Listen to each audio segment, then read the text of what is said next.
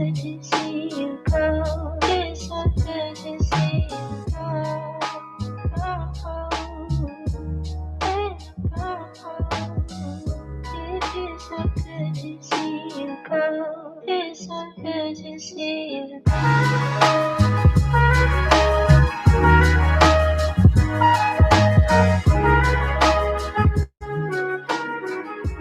It's so good to see you go.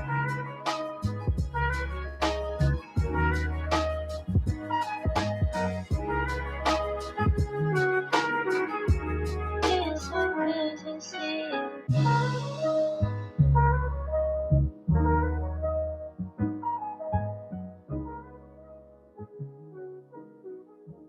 It's so good to see you.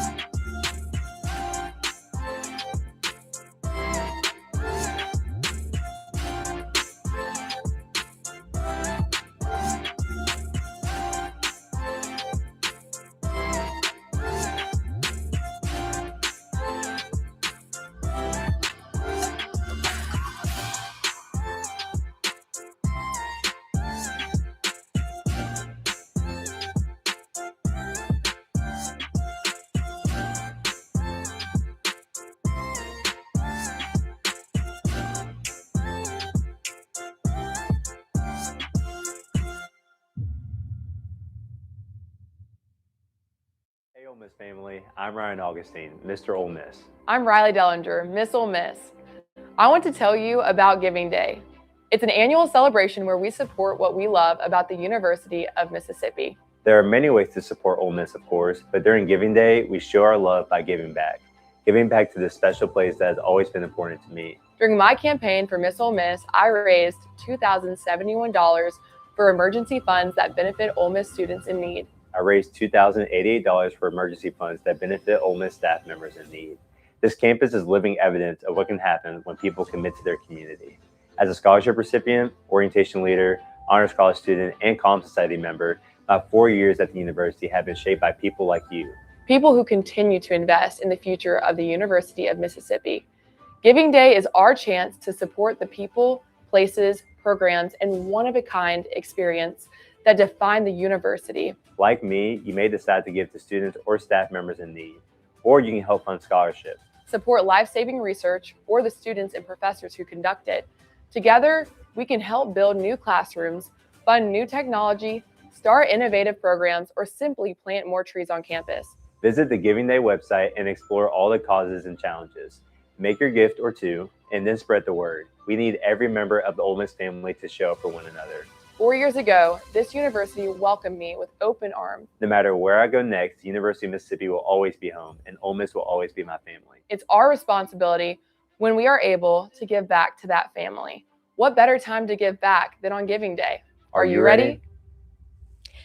Good morning, Rebs, and welcome to Giving Day 2026. We are so excited to be with you on such a beautiful Tuesday morning in April for this Giving Day 2026. But you don't know us. First, let's introduce ourselves. I'm Marvis Herring, and this is Emma Dickerson. We are your hosts this Giving Day. We got a little experience, Emma. Just a little bit, yeah. Behind the microphone. I'm surprised they let us have a microphone back. Again, together this time. We're together this time, okay, yes. So, we're going to do our best to make sure you know everything you need to know this Giving Day. And we would like to thank you for being with us on this Giving Day live stream. Maybe you want to share it. Yes, absolutely. Share that link with all your friends and family. We're so excited to be here. This is a big one. It's our 7th annual Ole Miss Giving Day, and we are ready to make it the best one yet. Oh, yeah. We got a lot in store for the next 1 day, 8 hours, and 48 minutes. The entire Ole Miss community is coming together. You'll see students, alumni, faculty, staff, and friends to support what makes this university oh so special. Exactly. And if you're not here on campus, that's fine, because we're going to be with you throughout it all. Our live stream kicks off today from 9 a.m. to 5 p.m.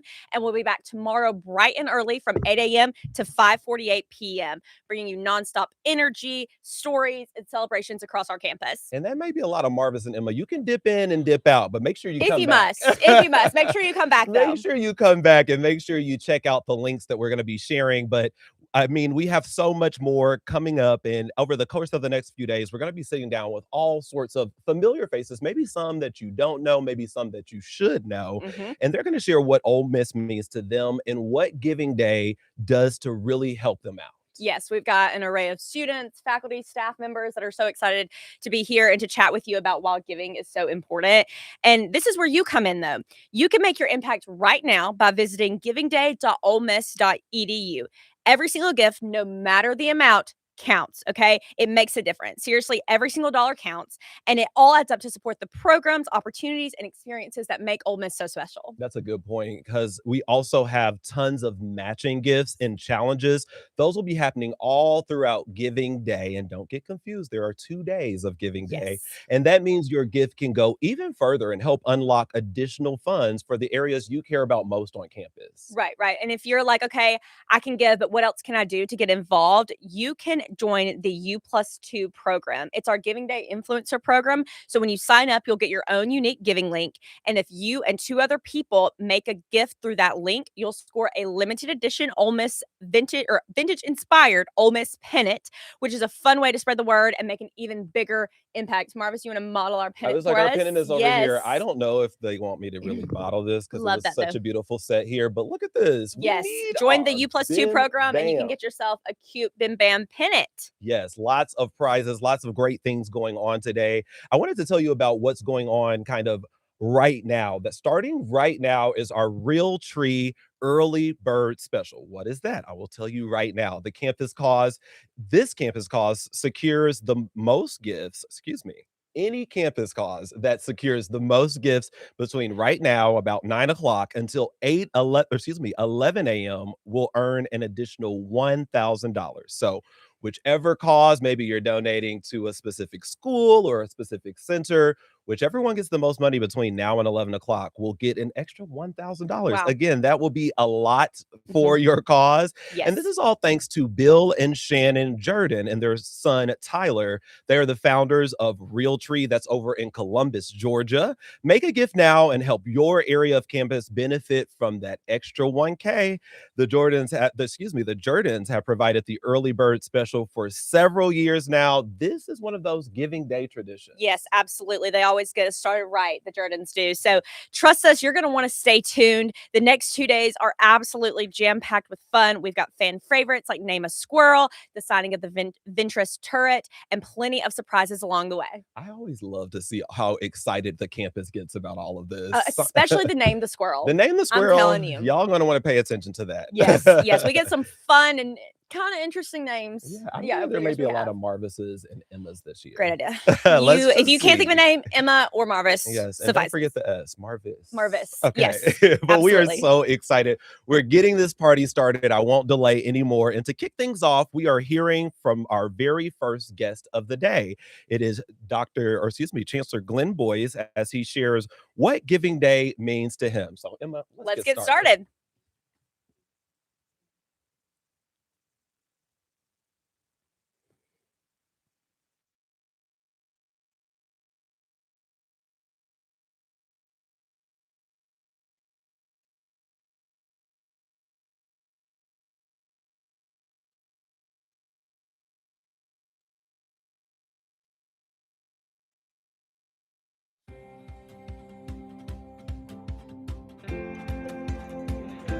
The Global Leadership Circle was founded in 2018 after talking to students about their dreams of traveling abroad.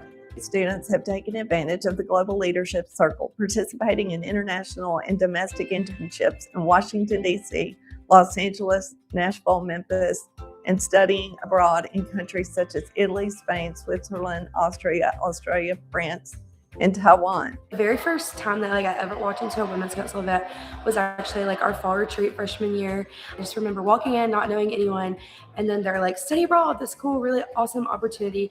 And I knew from that moment that it was something that I knew that I had to do. It was actually not until Reese actually came up to me and was like, Michaela, we need to go together. A year later, we went to Italy, and it was literally the coolest thing ever. I am so grateful for the GLC for giving me the opportunity to go explore Italy. I was able to take a class there. I was able to see the world. I had never been to Europe, so having the GLC to make that entirely possible meant so much to me. I would tell people that made this whole trip possible, I don't think thank you will ever be enough. Getting to go and getting to experience the things that we got to experience while we were abroad, there's no amount of gratitude that I can ever put into words. Thank you from the bottom of my heart. And I just hope that I can take everything that I learned while I was abroad and use it to make Ole Miss a better place for sure.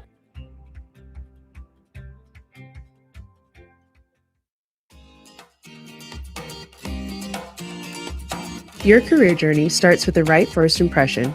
Introducing the Career Closet at Ole Miss, your source for professional attire. Need the perfect outfit for a career fair, networking event, or interview? The Career Closet provides free, high-quality professional clothing for all Ole Miss students. From suits to blouses, ties to jackets, we've got you covered. Simply visit the Career Closet by appointment, choose what fits your style and needs, and take it with you. Because at Ole Miss, we believe every rebel deserves a chance to succeed. You can support the Career Closet today by going to givingday.olemiss.edu.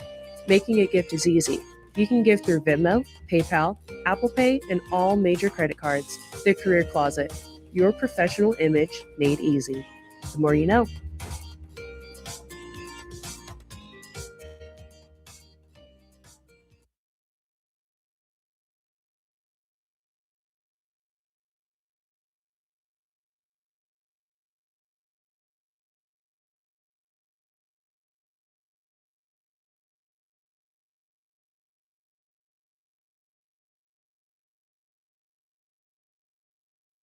Chancellor Boyce, thank you for joining us today as we kick off Giving Day. Over the past 7 years, Giving Day has become an important part of our university. To start, we'd love our viewers to get a chance to get to know you a little bit better. So you're a chancellor, you're a 2-time graduate of the University of Mississippi, your wife and 3 kids are all graduates of the University of Mississippi. What is it about Ole Miss that has meant so much to you and your family?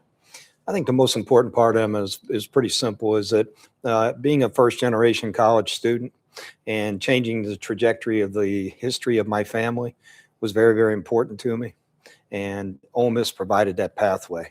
The journey I had here, meeting my wife here, and all 3 daughters having degrees from here, and the expectation that the grandchildren will be on their way at some point in time, it absolutely changed the history of my family. And it also gave my family the opportunity to go out and make a real significant difference in the world. And so there's no way I could pay that back. It's impossible to do. Right. Well, this time of year, students are celebrating their accomplishments. We have graduates getting ready to walk across the commencement stage. What do you enjoy most about being around our students in the spring? That's easy. That's easy. First off, the weather's beautiful and the campus is just blooming. Right. Can't beat it. Oh, you can't beat it. I mean, this is why we're the nation's most beautiful campuses right now, in this moment right here. And so what happens is that the students feel it. They come to life as well. The gloominess of winter's over with. And for the graduates in particular, they're all on the Lyceum front steps taking pictures every single day. And I love walking by them. And I ask 2 questions all the time. One that is always the same answer, but I asked the one that's most important. I said, what's next? Okay. And because I want to know where they're headed, I want to know what they're going to do. And I want to know who's got a solid plan and who's just going to wing it and see what happens. All right. And then the second question I have is, where would you like to go? Where would you like to live? What are your aspirations? I can answer that one for you. Every single one practically says, Chancellor, if I had my choice, I would never leave Oxford. I mean, I hear that 100 times during the spring from students taking pictures on those front steps. But it's just the excitement that you see and feel everywhere around campus. They call it the Velvet Ditch for a reason. You might get stuck here. That's right. So each Giving Day, our community shows up in a big way to support people, places, and programs that make this university so special. This outpouring of generosity is a hallmark of who we are as a university. Can you talk a little bit about that? Well, I think it's a hallmark of who Mississippi is. We're all about service. We're all about neighbors taking care of neighbors. I think Winter Storm Fern showed that as clearly and concisely as anything possibly could. And it translates to our students. It's really, service is translational. People forget that. Once you see it, observe it, and feel like you're a part of it, it's easy to begin the process of being a servant. And at this university, we serve to a magnitude. It is not a small part of our lives, and it's reflected in our donors. It's reflected in Giving Day every single year. So speaking of donors, each year we have incredible support from current students during Giving Day. They are consistently one of our largest group of donors. What is their investment in the university tell you about how we're building the next generation of leaders here at Ole Miss? Well, I think it's clear. It's clear that those students, and what I mentioned about being translational, those students have learned what's important here. Those students have learned about leadership here. And service and leadership walk hand in hand. If you're not willing to serve, you're not willing to be an effective leader. You never will be. You can still lead. You can still become the boss someplace. But whether you're inspirational or directive matters as a leader. And I can tell you that our students get it. They understand that by service and look, students don't have a whole lot of money. Right.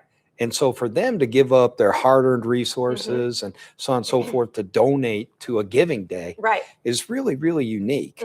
And I would put our students up against any students, any university, anywhere, as far as how many students are willing to give back financially and of their time to serve at this university. So it's pretty special to take a day like Giving Day, which really isn't directed exactly at them to give. Right. And they feel like, no, this is part of my responsibility here is to give back, not just accept the giving from others across our Ole Miss family. Right. They see the value in giving back to the university, which is huge. It's something they carry a lifetime, right? Yes. And it makes a difference. It matters. That's what matters when communities become strong. That's what matters when neighborhoods and neighbors have relationships that matter deeply, Mhm. is because you're willing to give to those type of efforts that keep your neighborhood strong, your community strong. But, to give back to your university at a young age pretty much means that you'll continue to do that throughout your life. Right, right. Well, last year on Giving Day, you launched an exciting initiative called the Let's Book It Fund. It provides Ole Miss Opportunity students with resources for textbooks and other necessary course materials. Now, a little bit about the Ole Miss Opportunity Fund. So it is a scholarship program. Ole Miss Opportunity is a scholarship program that provides eligible Mississippi residents with financial support to cover tuition, housing, allowances for meals. And the Let's Book It Fund takes this a step further by providing an even more comprehensive support system. Since Giving Day last year, we are thrilled to share that every single Ole Miss Opportunity student was provided $500 for course material. This program really gets to the heart of how we support our students and will continue to over the years. So can you talk about how important it is for us to identify areas of need for our students and to address them like we did with the Let's Book It Fund? I'll use Let's Book It as the classic example. Mhm.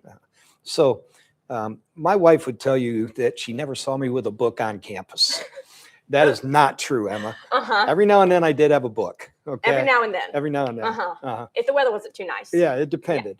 But I would go into the bookstore because, most people know my history to a degree. And, I had to pay my own education. Mhm. Okay. And I'm talking about every penny of my own education.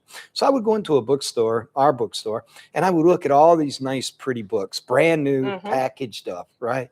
And I would think, wow, those really look nice. But I could never afford to buy those Mhm. books. And so I wasn't about to buy those books. So I went walking past those books every semester, and I went to the books that were used, Mhm. which they had an awful lot of back then. And I would grab a book that I thought was perhaps the most, I guess, the cheapest book I could Yep. find. Mhm. And I would look through it, make sure it had the pages. Yep. Okay. And if it had a lot of notes in it, that was just a plus. Right, But right. nonetheless, Did the work make sure for it had, make sure it had a lot of pages. And I would purchase those books. Mhm. Okay. But I didn't purchase all of them Mhm. because I just couldn't afford to Right. purchase all of them. So I tried to determine what ones I could do without, which ones I had to have. Mhm. Well, that's not the way that a college student should go through college. No. And it's not the way that a student needs to start any one semester. Right. Waiting until they have a certain amount of money, have worked till a month and can afford to buy this book or that book. Students, in order to be successful, need to start their semesters with all the supplies and resources necessary, whether it's through the technology and software or whether it's through actual hard copy books, Mhm. in order to best prepare themselves for what's coming at them. Mhm. And so when we do something like Let's Book It and help our students who can't afford books, making sure they start the semester strong, Mhm. there can be no greater incentive or program at this university than to give to that program. And that's why it matters. And that's just one program of many that matter here. Mhm. You know. So speaking of programs that matter, our university family certainly shows up anytime our students have a need. And we saw that firsthand this semester with Winter Storm Fern. So in a matter of days, donors rallied together for the Rebel Relief Disaster Fund to support thousands of students. What did that moment confirm to you about the connection that people have to this special place and for our students? Well, I mean, it was interesting because it was like you would expect. We tell everybody this terrible storm's coming. Mhm. If you can get out of here, get out of here. Right. Okay. And a lot of students took us up on it, and that was wonderful. However, a lot didn't. Mhm. Okay. And we understand that. And a lot couldn't have gotten out of here. Right. Okay. So they're with us. And the thing I worried about most, without question, was how were the students, especially out in the community, who lived out in the community, which most of our students do, how are they going to react to this storm? Because they've been under the guidance of their parents, grandparents, or whoever else their loved ones when they had gone through, natural catastrophes. Right. And how many times do we have an ice storm Right. in Mississippi? Of that caliber, right? Yes, exactly. And so it's like they're making their own decisions all of a sudden. Mhm. Did they get groceries? Did they get their car filled up? Do they realize they're going to lose power and their phone is going to go dead? Right. All these things that were going to happen, did they realize they weren't going to have heat? It was going to get really cold really Mhm. fast. All the things that they may not have thought about and didn't think about, many of them, okay, were going to come to bear. Mhm. And so I was like, what? I was most worried about them and what decisions they would make. Mhm. Would they try to get in their car and actually try to get out on these roads? The decisions that they were going to make could be incredibly costly. Right. And so I was really, really concerned about it. But I was proud of our students at the end of the day, because the students took and they did their job, and they actually really volunteered and helped in the process of cleaning up Oxford and cleaning up this campus. And so when donors came up and came in here with over $500,000, Wow. almost at the blink of an eye, Wow. to help these students who needed help at that point in time, and they did. You know, they needed resources, and they didn't anticipate having to spend so much more money. They've got a budget, and it's a very tight budget. Right. So helping over 2,000 students and coming up with that volume of money so quickly in order to put a fund out there to take care of them, it just talks to the heart of who we are as a university. It is the heart and soul of who we are as a university. Absolutely. Absolutely. I mean, you hear students that desperately needed money for rent or for groceries or Absolutely. to pay their utilities, and we're able to do that basically overnight because of this fund. People forget they couldn't go to their jobs. Right, exactly. And they couldn't go to their jobs, not for 1 week, but 2 weeks and even 3 weeks, because businesses didn't have power. Right. This went on for a while. And so for them, a 3-week gap with no paycheck coming in is meaningful. Yes, absolutely. Absolutely. So you focused on everyday student well-being during your time as chancellor. The Grove Wellbeing Initiative is one example of how you have elevated practical and meaningful wellness resources across campus. Can you tell us how the Grove Wellbeing Initiative is shaping the overall student experience and contributing to their long-term success? I just think if you look around our campus, I'm so proud of our students, because we have thousands and thousands of students. The students, they understand that it's not just about their mental well-being, but it's also about their emotional well-being and their physical well-being. This is a collective effort on their part in all aspects of their lives. So in turn, to see them walking around campus like they do, to see them walking from their apartments to the college rather than taking their cars or bikes and so on and so forth, which is, biking is great. That's how I got around this place. But the point is that they know that they need to get out and take care of themselves. It's reflected in the way they carry themselves, and it's reflected in the way their personality and the personality of this university is. Right. And so there can be very little more important, because we build leaders. That's who we are. That's what we're about. And if leaders aren't strong in those three categories, leadership will fail. Right. You know, so in turn, I'm very, very proud of that. And I'm proud of the effort we've made. Now, you could talk about, if you wanted to just specifically talk about, say, mental wellness for a second. Well, we have the emergency mental wellness first aid training going on. 1,400 people or more have been trained. I've been trained. My ASB's been trained. I mean, you name it. We've done it around here, okay? In recognition of the challenges that students face, especially in recognition of students in today's world. Right. Much different than my world, okay? And much different even as they came out of COVID and all that everybody's experienced. So we get that. We've added counselors. We've planted counselors in specific areas, a grad school in different places at the university. We want to make sure that everybody has the support. Right. And understand that the students, the most important thing is we want them to have the ability to know where to go, to get help. We don't want them ever wondering, I got this huge university here. I don't know where to go. How do I find help?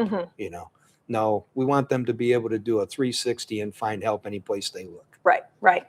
As we end our time together today, is there anything you would like to say to anyone making a gift today? Yeah, I really would. This is what I'd like to say to all of our donors and anybody who's making any gift. Number one, thank you. Above all else, we appreciate the resources, and we appreciate how hard you battle in life, you know, to have these kind of resources that you're willing to give freely to our students. But I think the other thing I wanted to say, and this is, I think, the broader message here, is that every donation, I don't care how small people may seem to think it is, has the potential to have a major impact. Has the potential. A lot of times you don't get the chance when you give your resources to really know what that impact was. You know, you just give it knowing out of your heart that we're going to do the best we can with it. And in some way you hope that it impacts one of these young people. I want you to know that it's going to. And I also want you to know that it'll never be the size of a donation. It'll always be the fact that every donation has a powerful, powerful opportunity to be impactful for a student. So thank you. Chancellor Boyce, thank you so much for joining us today, and we will be back soon with more Giving Day 2026.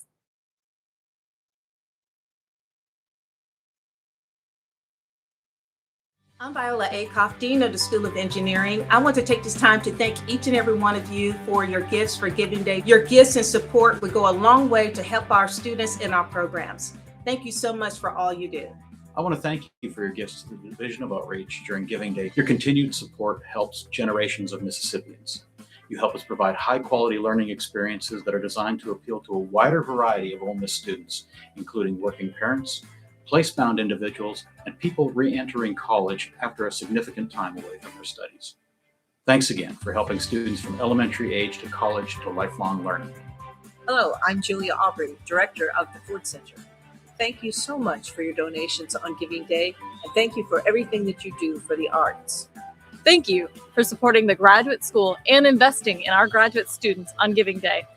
We appreciate your continued support now and in the future.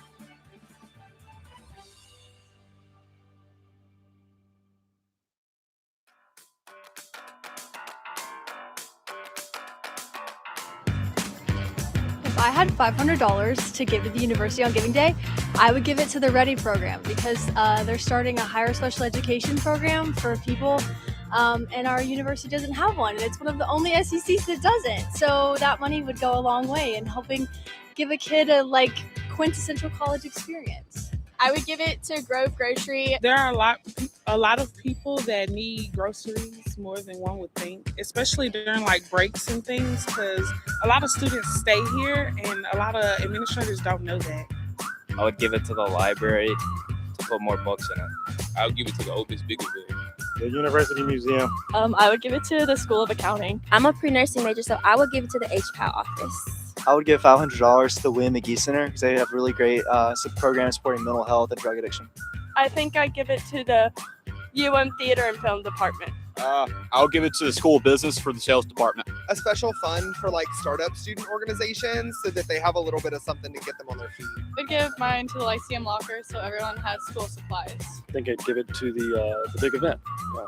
If I had $500 to give the university for Giving Day, I would give it to the university marching band. Go Rebs, hotty toddy. I would give $500 to American Sign Language Honor Society. If I had $500 to give to the university for Giving Day, I would give it to our landscaping crew as a thank you for all the work that they did over Winter Storm Fern. Thank you to everyone who supports Ole Miss. Happy Giving Day.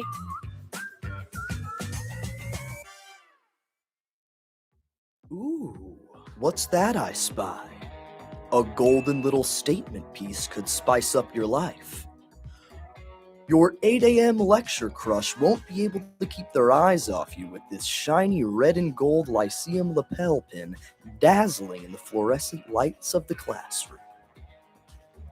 All it takes is a monthly recurring donation. Just select recurring at checkout and this fine piece of jewelry is all yours.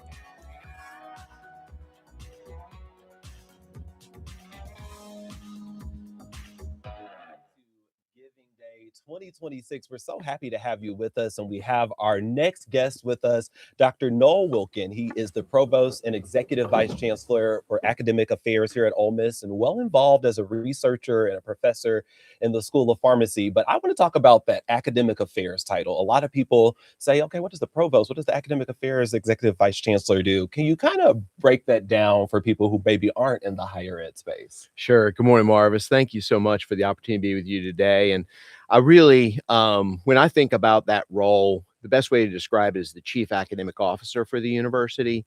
And I get the opportunity to work with deans and some center directors and the vice chancellor of student affairs and the vice chancellor of research to help ensure that we are moving the academic mission forward in the academic programs that we offer and also the opportunities we provide for students.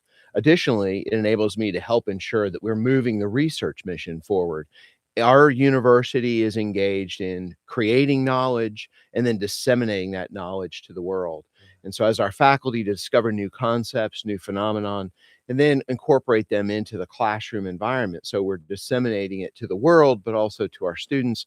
That enables us to ensure that we're fulfilling our academic mission. So my role is to ensure that they have the resources and the infrastructure and the things that they need to be successful in those endeavors. And it's so wonderful being here on the campus. I was newer to the higher ed space about 2 years ago, but just to see the research happening in the School of Journalism or the School of Education or the biology department, people think that it's just, baking soda and vinegar sometimes, or science things exploding, but we need research to improve communities and things here in Mississippi and beyond. So a big job there, and you get to see a lot, work with a lot.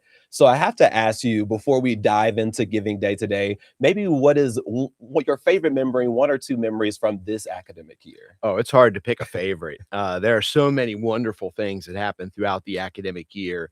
Let me just start with move-in. When you feel the excitement that happens on campus and people are coming to campus and starting their academic year, there's a vibrancy to our campus that you don't really feel at other times of the year. I guess the next one of my next favorite activities would be Mississippi Day. We have an academic open house every year where every unit on campus sets up an activity and a tent and engages our campus community in what they do for the university and for our state of Mississippi. Oh, yeah. And so it's a celebration of what the university is doing for the state.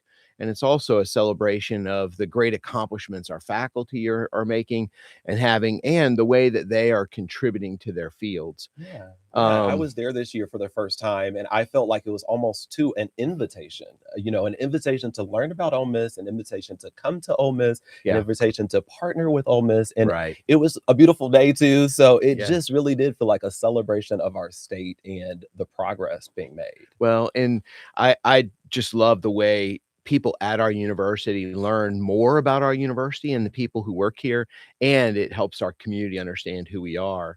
There's two other events I would be remiss if I didn't mention. Lay 'em on One me. is our awards week, where we do initiations to National Honor Societies, when we have our award ceremony, where we're celebrating achievement of our faculty and our students, and just to see what they have accomplished in their academic careers or while they've been with our institution is impressive. And then nothing compares to graduation, where the families are here, the community is here, the students are here.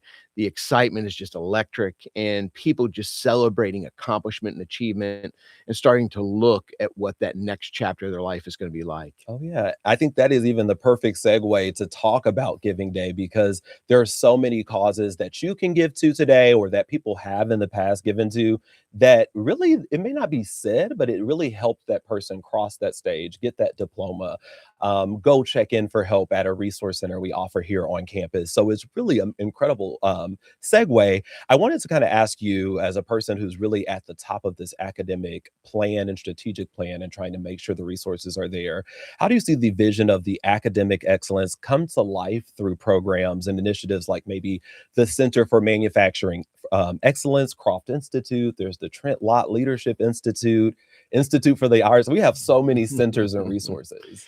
Well, that's right. And it really helps to ensure students have amazing opportunities. First, I think it's important to start with people really are invested and care about what they do. They're here because they know they're making a difference in the lives of students, and they're helping them to achieve their next level of success. And we could not do that alone. We couldn't do it without the support of donors and friends of the institution who are willing to make a contribution to help us advance those initiatives that truly benefit students. And so from that perspective, I look at those programs you mentioned as programs that have gone out and found how our university can help prepare students to enter fields that rely upon that knowledge and that expertise. So the Center for Manufacturing Excellence regularly engages from people from the manufacturing industry to understand what it is students need. And when they graduate with experience and abilities that allow them to plug right into the industry and make a difference. Oh, yeah. We have a lot of those. The Center for Manufacturing Excellence, the Center for Intelligence and Security Studies, our language flagship programs, our Lot Leadership Institute, our Croft Institute.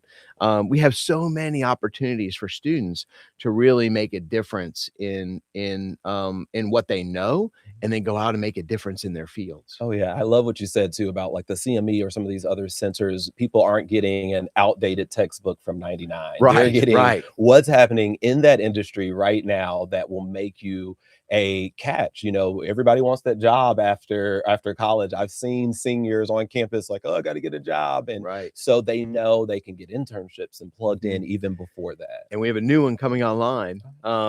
We are always looking to expand what we offer to our students, and we're excited about launching a Center for Investment Analytics, which will enable students to graduate and go right into the private equity field, investment banking field, and that is going to help students to make a difference in those areas as well, Oh, yeah. and really take advantage of the opportunities available to them.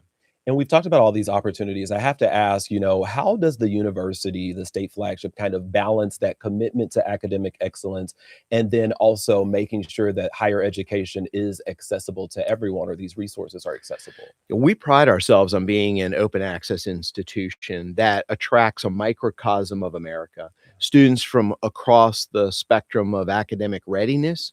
And we build programs and opportunities and hire faculty and staff who really care about helping students to reach that next level of success from wherever they are in their intellectual and their academic journey, and help them to get to that next level. And so that enables us to offer amazing opportunities to students that they won't get at any other institution. And it's not just about the programs, it's about the caring faculty who are truly invested in the success of students and give of themselves, their time, their energy, their talent, their ability to help students reach that next level. And I could give example after example of faculty who have truly made a difference in the lives of students because they care about being in the classroom or working with students in the lab. And that makes a huge difference when you really are care and passionate about your job. I think that's the wonderful thing that doesn't always get said, but also the faculty that Ole Miss attracts is just, incredible and unmatched. And I want to ask, when a student leaves Ole Miss, what does it mean to you for them to be truly ready for their future? And how maybe our Giving Day donors that are watching, how can they help to make that possible? It's interesting you asked that. We ask that question of ourselves a lot. Now, a lot of that happens in the football stadium where we ask people if they're ready. Yeah. Well, actually, are you Are you? ready? Exactly. And we are engaged in academic efforts to ensure that they are ready when they graduate from our institution to be successful in the fields in which they've studied. And that's not just about offering classes, them getting the education, and then going out into their fields. It's about the opportunities to engage with the community. It's about opportunities to build critical learning or critical thinking skills and ability to communicate and the general abilities that we expect our students to have. And those soft skills are so critically important. And what we hear from the advisory boards who come onto campus to engage with our faculty and our students is that they see that the students graduating from our institution are different than the ones that they're hiring from other places because they're able to come out into their field and into their company with a set of skills that enables them to hit the ground running on day one. And that makes a huge difference. I mean, it just really being ready and knowing kind of even, as you said, the soft skills, those unspoken rules of being at your first job, there's a difference when you can tell somebody was really ready for that or ready for that next step and has matured in college as well. We're really nurturing the whole student all the way through and sometimes through Right. grad and PhDs here at Ole Miss. Oh, yeah. You've been so calm and grounded, Dr. Wilkin. I can tell that's why you are at the top. You deal with all that. You said the deans and students and making sure everything is ready. I can tell why you can handle that job. I want to ask you, is there anything this Giving Day that I haven't asked about that you would want people watching, especially people who maybe are thinking, I'm only gonna have $5, $20, $100. I don't think it'll make a difference. Well, first, I'd say every little bit helps. I mean, we cannot do this alone, and every single dollar goes to improve the experiences we offer to students, the opportunities that they have, and the spaces and the places that they get to study in. And so donations, no matter how large or small, are going to make a difference in what we're able to achieve as an institution. And our donors in the past have been incredibly generous. They've helped us so much to accomplish things we would never been able to do on our own with the resources that come from tuition and state appropriations. I'll also say we pride ourselves in keeping our education affordable. And so we want to make sure that we are charging just what we need to charge as a nonprofit entity to ensure that we're offering the highest quality education and students are getting what they need. And that includes building support programs for those students who need just a little bit of attention to ensure they're able to have success as well. Oh yeah, I couldn't have said it better myself. And you talked about access earlier today. And so really you can get on our website right now, givingday.olemiss.edu. You can make that donation. The Real Tree Early Bird Special is still going on right now.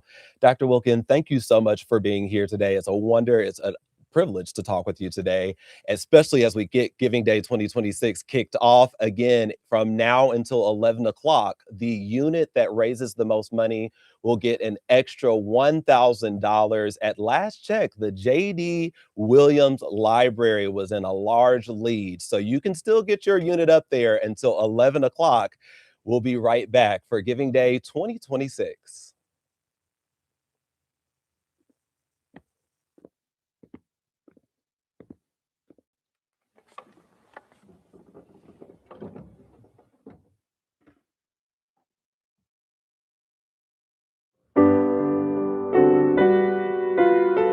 Way down south in Mississippi, there's a spot that ever calls. Where among the hills enfolded stand old alma mater's halls. Where the trees lift high their branches to the whispering southern breeze. There, Ole Miss is calling, calling to our hearts, fun memories. With united hearts we praise thee, all our loyalty is thine. And we hail thee, alma mater, may thy light forever shine. May it brighter grow and brighter, and with deep affection true. Our thoughts shall ever cluster round thee, dear old red and blue. May thy fame throughout the nations, through thy sons and daughters grow. May thy name forever waken in our hearts a tender glow. May thy counsel and thy spirit ever keep us one in this, that our own shall be thine honor. Now and ever, dear Ole Miss.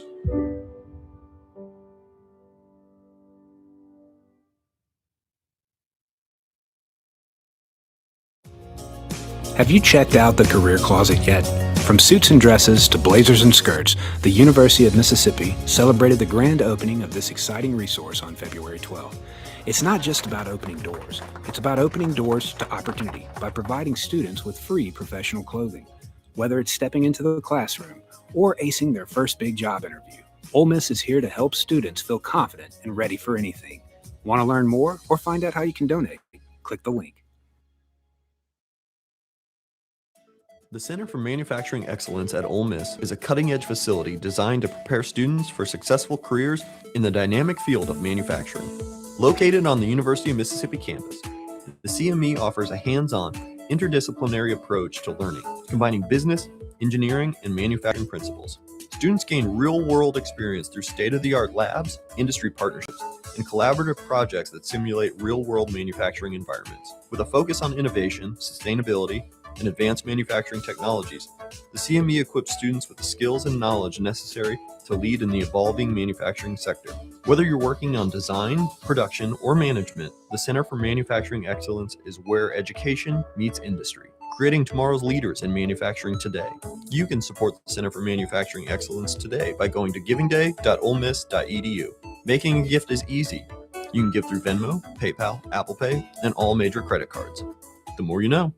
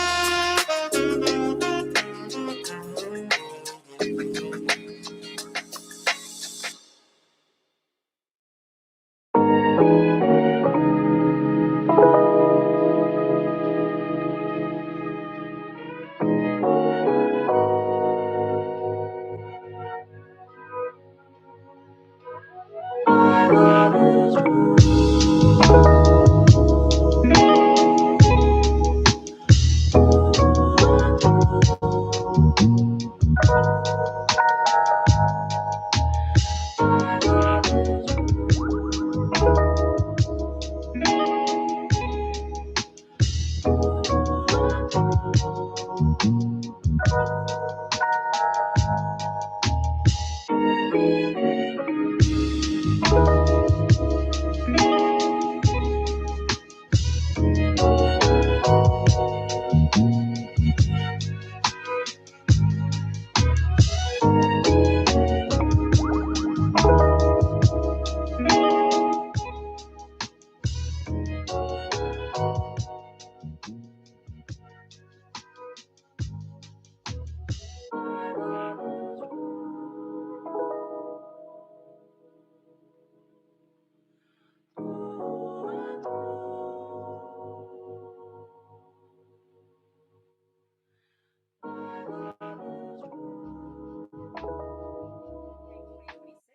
joined now by Elizabeth Batt and Angel Core.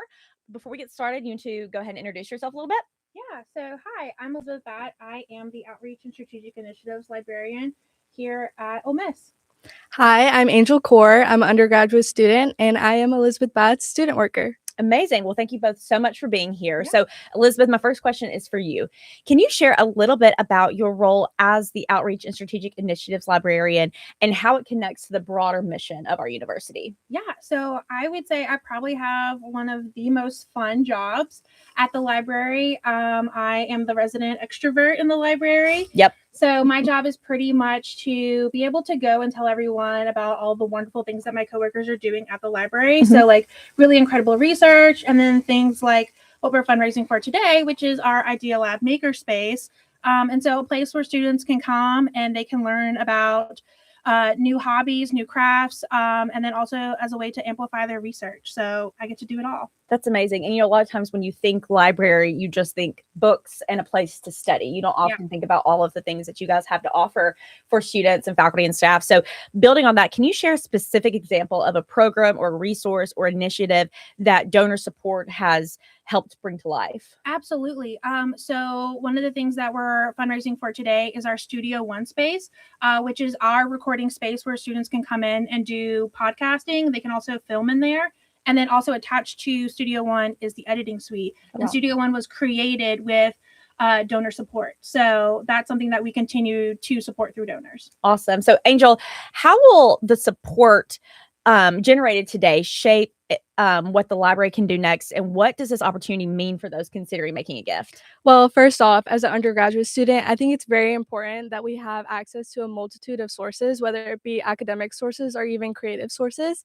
So in the Idea Lab, we have a button maker, which I've personally used during game days to help create my own buttons that I can wear and display on game days, along with the Idea Lab hosting several different workshops such as sewing and crochet corner and so many different workshops that students and faculty are welcome to come to. I think it's very important for us to have these resources. Absolutely. Absolutely. I'm going to have to check out the sewing class. I just learned how to sew on a button and I was really proud of it, but I think I could, expand my repertoire there a little bit. What sparked the Friendly Giving Day participation competition between J.D. Williams and the Law Library? Because I say friendly. I don't know how friendly. I promise it's friendly. Okay. I mean, we're doing everything we can to win. Of course. Sarah Frances Hardy is a local author and illustrator. Okay. She did the kids' book One Mississippi. And so she is one of the friends of the library, but she's also an alum for the law school.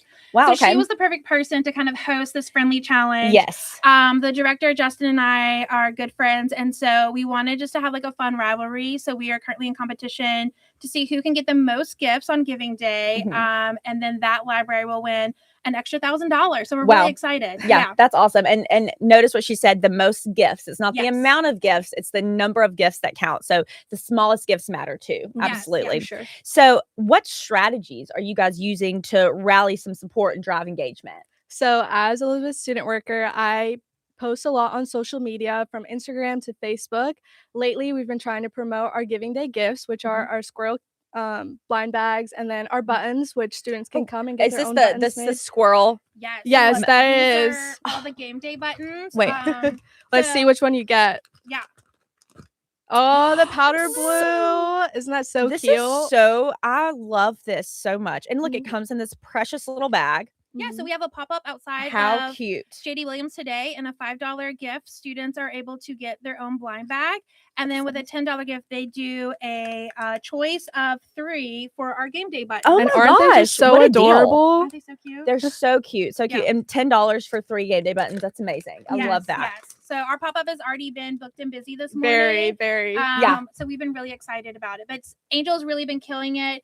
If you check out our Instagram or Facebook at UM Libraries, you'll see the content. It's A lot of amazing. my friends like stumble upon us on our feed and they send it to me, and they don't really know that much about the library. So Yeah. I'm so glad that I'm able to really show off what's at the library, and that way we can get more people coming, you know? Yes, yes. And this is a great opportunity to really amplify what all you guys have to offer. Like I said, I think when we hear library, we think, okay, let's go be quiet and sit and study and find a book and blah, blah, blah, blah, even, research, but it's so much more than We're that. so You much guys- more than books. Yes, Yeah. absolutely, absolutely. So as we wrap, what message would you want to share directly with donors who are considering making a gift today? So the idea that we really want them to think about is that, I was a first-gen student. I'm a first-gen faculty member. And so accessibility and affordability is so important to us as a mission for the library. And so all of the donor support that we receive today really helps go to continue making the makerspace and all of its programs and resources affordable for students. Most of the stuff that we've talked about today is actually free for students. When we host workshops, we're providing all of those materials for students. Research posters and 3D printing, we do those at cost. So we remain to be the cheapest option for students on campus, and through donor support, we're able to maintain that. Yes. And so correct me if I'm wrong, were these 3D printed? Yes, they so were. those were 3D printed in the Idea Mhm. Lab. And if you happen to stumble upon one of the rare ones, it actually comes with a credit. So you have a $5, a $10, or a $20 credit, which you can go get your own 3D print made. That is amazing. That is so, so cool. The 3D printing, that's incredible. I We love love it, that. yeah. It's so fun. That is so awesome. So thank you guys so much for joining Thank you us. for having I us. do want to chime in though and say that the Real Tree Early Bird Special is still going on. And right now the library is in the lead. Yay. But I think Applied Sciences is a close second. So we want to make sure that we keep those supporters and those donors rallied around to keep giving to the library. And thank you guys again for joining us. And we'll be back soon with more Giving Day 2026. The Ole Miss First Scholarship Program was created to help young people pursue their full potential while providing them with a community. With this program, as Chancellor Emeritus Robert Kayat said, we are telling the best and brightest students that we want them to make Ole Miss their first choice for a college home. Ole Miss First mission is to support our undergraduate scholars in their academic endeavors while encouraging them to grow as leaders and focus on service to others. OMF scholars are supported with regularly scheduled mentoring sessions, which allow us to develop meaningful relationships with each student. I think that Ole Miss First has really helped me get a community of people outside like my small group of classes and my sorority and my honors college. It's great to have so many communities to be a part of, and I've really enjoyed Ole Miss First in particular because I have been able to really get to know all the girls and the guys, and we've gotten so close. And the GAs are really great, and they're there for us. They help us anytime we need anything. They are always willing to talk and meet, either over the phone or in our weekly meetings. It was great. It's been really good. Monthly dinners with guest speakers inform the scholars on topics such as leadership and connect them with campus and community resources. When donors support Ole Miss First, they give students an opportunity to become part of a smaller community within the larger university community. As the University of Mississippi continues to grow, the Ole Miss First Scholarship Program offers guidance and mentorships, allowing the students to foster connections with their fellow OMF scholars. And that really goes back to Chancellor Kayat's original goal of emphasizing that Ole Miss can be a family and a first choice for a college home.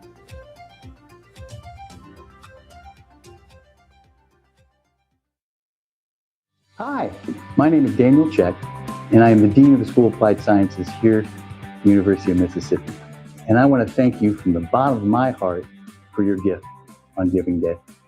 Your gift is helping our students walk across that stage and earn their degree, but also your gift is helping with their employability. So from the bottom of my heart to yours, thank you so much.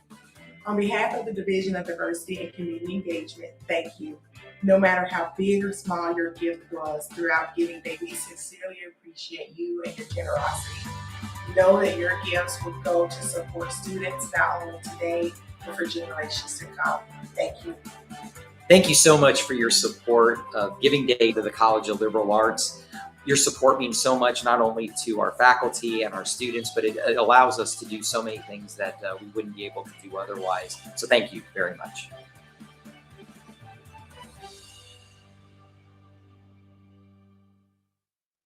Hotty toddy is our cheer, but what does it mean? It's hey, nice to meet you, or good to see you, old friend. We say it to celebrate, to congratulate, and yeah, to brag a little. Hotty toddy is your first day on campus. It's fall Saturdays under old oaks and spring Friday nights under showers of fireworks. It's opportunity, growth, knowledge. It's discovering who you're meant to be in a place that will always be home, no matter how far you go. Hotty toddy, y'all.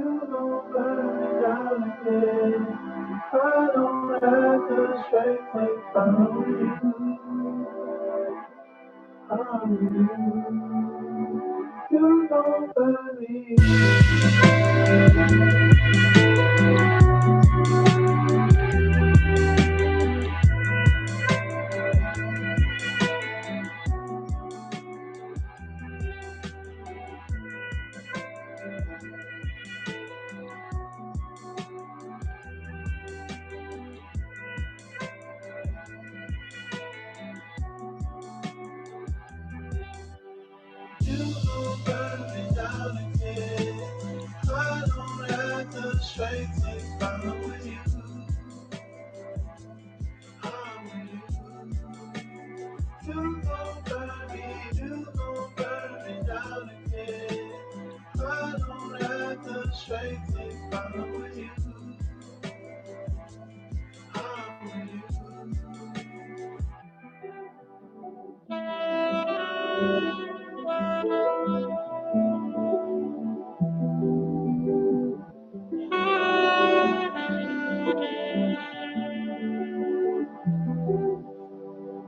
gon' burn me down again. I don't have the strength if I'm with you. I'm with you. You gon' burn me.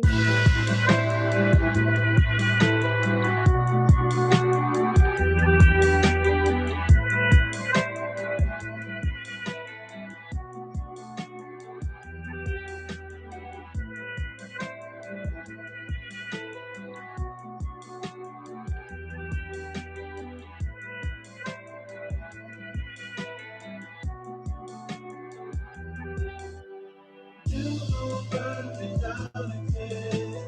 I don't have the strength if I'm with you. I'm with you. You gon' burn me.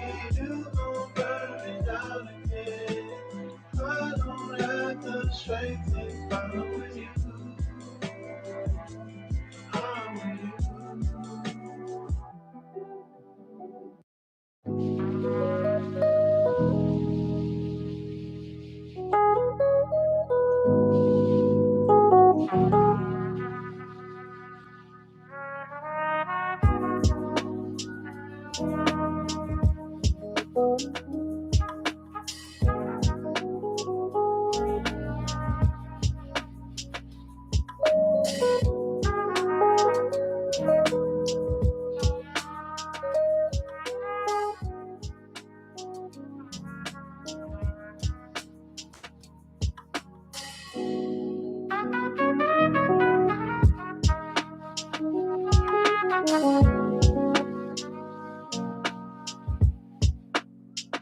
Welcome back. I am so happy to welcome our next guest, Joe Jackson, Professor Joe Jackson, Instructional Assistant Professor of Musical Theater Dance. I love the arts, so we spoke last year on Giving Day, and I am so excited to get to hear what's going on in the music theater dance department, things of the sort. But first, can you tell me a little bit about your position and what you love most about working with the students? Absolutely. So my position, it is the longest title, I think, here at the university. Yeah, so I get to teach dance pretty much all day, which is awesome. It's my love, my passion. Musical theater is something that I studied when I was an undergrad here back in the 90s. And yeah, and then went off, had a professional career. And so I'm bringing that experience back to our students and helping them understand, how to navigate not only, the expectations of being a college student, but then preparing them for, a career in the arts. As far as what I love about it, it's just, it's that exact thing, right? It's passing along my experience and my expertise and helping them learn and grow to find their path. Right. That's one of the things I talk a lot about is like, listen, you can't follow my exact path, but I'm going to help you find your path and make sure that you're ready. So when that door opens, you can confidently step in and tackle whatever is given to you. Yeah. And it just makes it that much more exciting. There's no, prerequisite, in the real performance life. You just go, okay, I do a music theater show, then I'm on Broadway the next time. Right. But letting them know that to create your own, I think just being in that creative space that you get to make your own path is exciting as well. Absolutely. And just kind of building on that, what are maybe some of the specific needs that maybe could benefit your programs that our donors are watching right now? Maybe that can help fulfill, maybe that's choreography opportunities or travel. I know there are wide ranges. Yeah. So one of the biggest needs that we have, because our program is, fortunately we are well funded when it comes to putting on our shows. And so we feel really sort of blessed to be able to have the means to be able to have, full realized sets, costumes, all of that, which is really a blessing. Absolutely. Incredible shows. Yes. Thank you. Yeah. So we're actually putting on The Drowsy Chaperone this coming weekend. We just finished tech, and I'll say the set is unbelievable. We have an amazing scenic designer, Ichien Lee, who's created another gorgeous set. The costumes by Carrie Hansen are fabulous. I mean, it's just all of that, all of the technical aspects that come together are really special. A way that we can, use some extra assistance financially, comes in the form of scholarships and comes in the form of student experiences, right? So like when we take students to New York for their senior showcase, we can talk about that later. Those are opportunities that really every little bit helps, right? And so any extra giving can go towards those student experiences and to help them get here. Oh yeah, I mean, beautiful shows that go on here, and I love that you're just saying, this is where your money could help. This is where it would go. We have it to provide this, but a lot of times, even my friends who are artists, my brother is a professional dancer. Sometimes they don't want to ask for help. Maybe they need new ballet shoes or new shoe pads or jazz shoes, or that's part of the textbooks and the things that you need for class to be successful. But I want to kind of go back to that New York opportunity because these opportunities that donors or even some alumni or maybe even parents that they give their money for, they really shaped the actual kind of education almost of their experience. Can you tell me a little bit about, for example, New York? How would this trip help some of the students going on it? Absolutely. So every year we graduate our BFA cohort, right? So BFA is Bachelor of Fine Arts, and we have 3 different Bachelor of Fine Arts in the theater and film department. We have one in film production, one in design and theater production, and then our third one that I am in charge of is the acting for stage and screen. And so what we do is every year, their senior year, students prepare a showcase, and it's basically like a cabaret. They do songs and scenes and anything that we can help highlight their sort of unique abilities. And then we take them to New York. They go to New York and they spend a weekend preparing for the showcase in New York, but then they present the showcase in front of casting directors and agents in New York. These are people that are seeing some of the top talent in New York that are on Broadway. These are people that are casting Broadway shows, that are casting movies and TV and film, everything that's happening in New York and actually around the country. So giving them that opportunity to put them in front of these casting directors and agents is really huge. And it's not a cheap trip, right? As you can imagine. And so being able to help them get to New York, to be able to have this opportunity is a real significant part of their educational process while they're here. I would call it a blessing. It is a blessing. It is a blessing. And it's kind of like a capstone, right? Because it happens right at the end of their senior year. So as these students are literally in New York next weekend, and then a week from that or a week and a half from that, they're graduating, And so many of them are going to choose to go straight to New York. Some may choose to do a different path, whether it's Atlanta, Chicago, LA, but we're giving them that experience, like I said, to be ready for when that door opens, they can step confidently through it. It sounds like I need to enroll into the program so I can get in front of a casting director and Come on I can over. shine. John. Come on over. I don't We know. got you. But I do think back even to working on one of our series for Journey to Commencement and really seeing Maxwell Glasser last year and him telling me, oh yeah, I already have a job booked up. And that's huge, especially in the arts, to really already know what you're going to be doing, to be performing during summers before you're even graduating. A lot of great things happening over there. And I kind of want to switch gears to talk about the community musical over at the Gertrude C. Ford Center. It's a big tradition. It's become a huge tradition in our area, and it brings the campus together with the Oxford community. This year's show, State Fair, continues that legacy. And I did not know this until recently. I knew you starred in past productions, but you are moving to the director's role. I am. So you have a kind of a new perspective this year as the director of the show.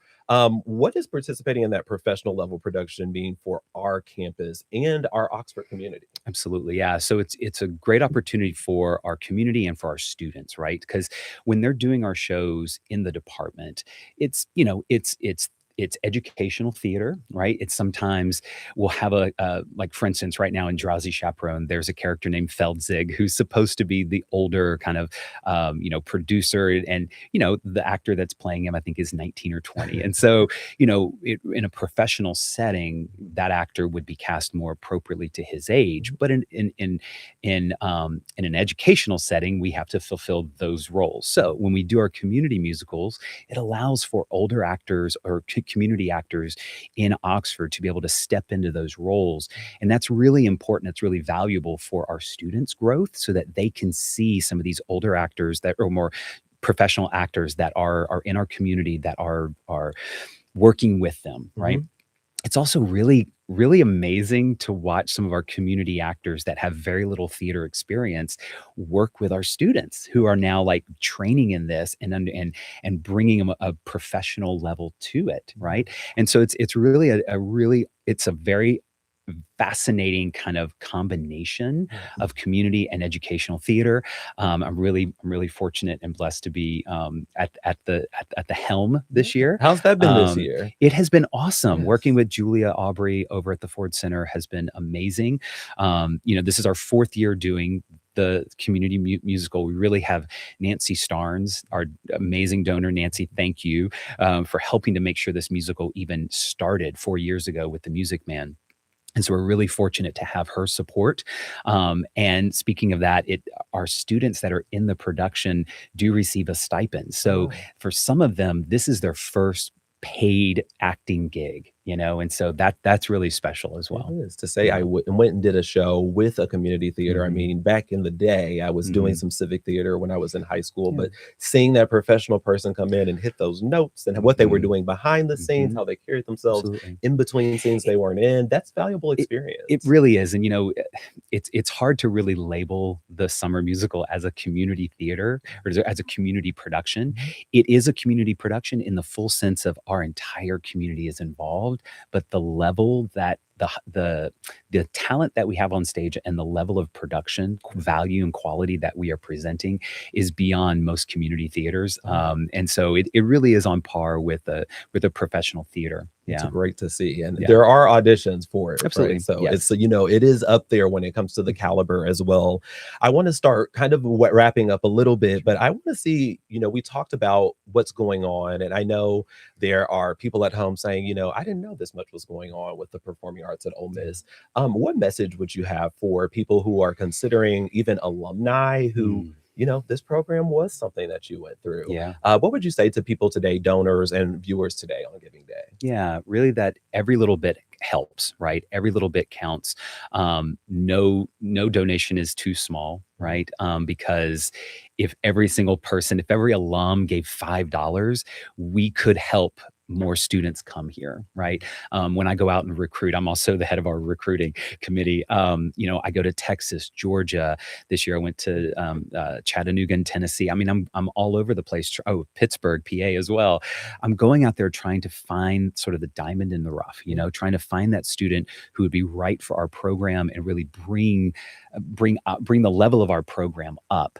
But the challenge is some of these out-of-state students are looking at, a higher cost of attendance, right? And so every little bit helps. And to be able to give those students a little extra scholarship is really important and can make the difference between them choosing our university and choosing somewhere else. And I just have one random question. As I look at Mississippi, when I came down here in Oxford, the Grove is just such beauty. We have, the history of William Faulkner. There's, the birth of music and blues. Do you feel like just kind of the atmosphere in Mississippi lends itself to fostering that performance, that creativity that artists need? I mean, sometimes people are like, I can only go to Juilliard, but I think about this space and, Square Books, even the authors and people that are in this area. It's just some beauty that I feel like can help foster Absolutely. This is a really special place. It is kind of this collaboration of arts in general, like you were saying, from visual arts to performing arts, music and everything else. It's funny that you say that because one of our new professors, Andrew Flash, he's our music director for our shows. He's also getting a degree in music while he's here. He made a comment that, he and his wife just moved here from Utah. Oh, wow. Because he was at a university in Utah. And he said just the other night, he was like, we're really quite blown away at how much arts are in Oxford and around North Mississippi. You can drive to Memphis and see, Broadway tours that are coming through. We're getting great shows coming through the Ford Center. We just had Mrs. Doubtfire this past Sunday, so and as well as all of the performances that, the School of Music is putting on, and then things like Double Decker Festival and all of that. It's really a special place to be. And so, yes, there's no shortage of arts in Oxford. I love to see it. And Joe, I love speaking with you. It's another great interview for Giving Day today. I want to thank you for being here, Joe. And I want to thank you for watching you today. I want to also remind that right now, the Early Bird Real Tree Special is still going on. That means until 11 o'clock, the unit with the most donations will get a bonus $1,000. That was thanks to the Jordan family. And so we will have a check-in on who's in the lead coming up. Joe, again, thank you so much for being here. Stick with us this Giving Day. We have much more coming up after this short break. You plus 2. Who? You plus 2.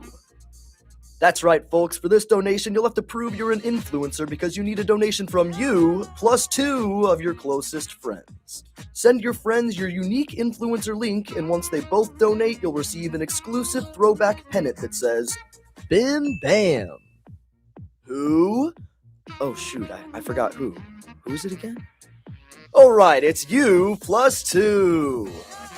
If your combined donations amount to at least $250, we'll also throw in this versatile silicone cup. Take it to class. Take it to the Grove. This cup is virtually indestructible, so there is no stress involved. For the pennant and cup, what do? Just remember, you plus 2.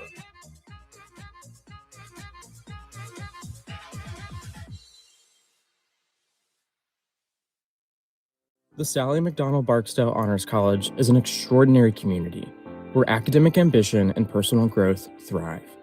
There are many reasons why, but one is because of dedicated faculty members like Honors 101 and 102 professor Dr. Robert Brown, who is retiring at the end of the academic year. I've got an old friend, John Winkle, who's a sort of legendary professor here in the Honors College, and he used to refer to these classes as transformative for students, and I would argue they also are transformative for faculty as well. My life has been changed, absolutely for the better, teaching in the Honors College, and I know that when I walk away, what I'm going to miss most are my students in honors classes and the students that I'm not going to get a chance to meet because I'm not here anymore. On Giving Day, we're asking that you consider a gift to the Honors College in honor or in memory of professors like Dr. Brown, the ones who made a difference in your life in some small way or in a transformational one. My hope, right, as I think about ending up my time in the Honors College, right, I know that it's given me a lot more than I ever would have anticipated. I can't imagine thinking the things that have happened to me would have happened. I hope my students feel the same way, right? I hope that they think they got much more out of this experience than they ever thought they would. And so for me, as I think about what I can do, being able to get back to the Honors College is something I want to do because of so much it's given me. Join us during Giving Day 2026 and thanking a professor by giving back to the place that gave you so much.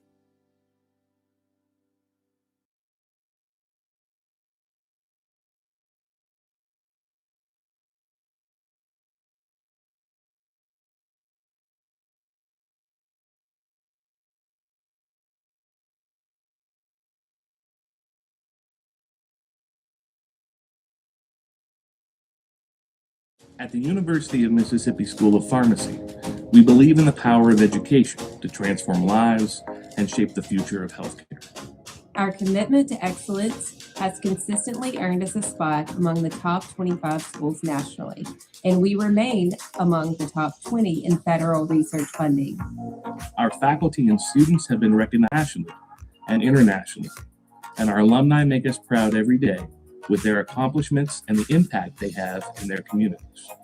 Our school's accomplishments are a testament to the dedication of the entire School of Pharmacy community, including the support of individuals who share our passion for advancing pharmacy education. Please consider giving a gift today that will serve as an investment in not only our school, but also the health and well-being of communities across the nation in the years to come. We are spicing it up this Giving Day, or maybe sweetening it up. We are in the kitchen this Giving Day for something special for you, and I have a special guest as we continue to celebrate and show parts of campus to you all throughout Giving Day. We are joined by Chef Jeffrey today. Can you introduce yourself? Tell everybody who's joining us for this Giving Day about who you are and maybe a little bit about what we're cooking today. So my name is Jeffrey Pittman. I tell everybody you're more than welcome to call me Dr. Pittman or Chef Pittman. It really You don't earned the matter. PhD. It's a doctor for me. So I'm an instructional assistant professor for the Department of Nutrition and Hospitality Management, where I primarily teach all of the culinary science courses as well as a lot of the restaurant management courses. So as a treat today, we're actually going to be preparing I say New Orleans favorite, really, even though you see this in a lot of restaurants nowadays. It's an old-fashioned favorite called Banana Foster.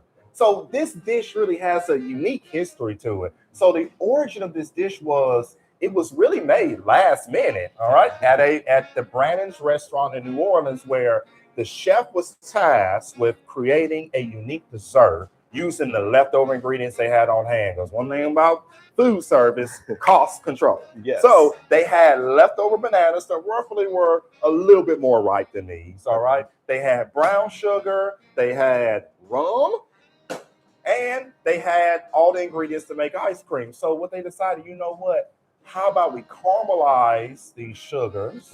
We go ahead and use this rum as a flambe, the flame to kind of help further intensify the caramelization and give it a unique flavor, because all the alcohol is going to be cooked on out. Yes. And we go ahead and saute those bananas in that sugar syrup, and we top it on top of some homemade ice cream with some chopped walnuts. And we can do all of that here in the kitchen. Like for me, that's a week-long task. I'm not much of a chef, so I can help, but I'm going to try to be hands-off while you do what you do. Hey, no problem. I love it. All right, let's get to work. What's maybe kind of the first steps of going through this? So the first steps I always like to do is you go through your recipe, because oftentimes if you're just going ahead and willy-nilly, all right, so I need 1 cup of sugar. All right, 1 cup of sugar. I need cinnamon. I need this. I need this. I need this. This is what it looks like in my apartment kitchen. You're going to be tired out. So we have this saying in culinary that we call mise en place. Everything in its place. So gather up all the ingredients together, which is what I have right here. Everything that I need is mise en place. So first step is pretty much the butter. Here's where a lot of my students, when I'm teaching them the basics, they get confused. My recipe says a cup of butter, but this is a block. It's not in sticks.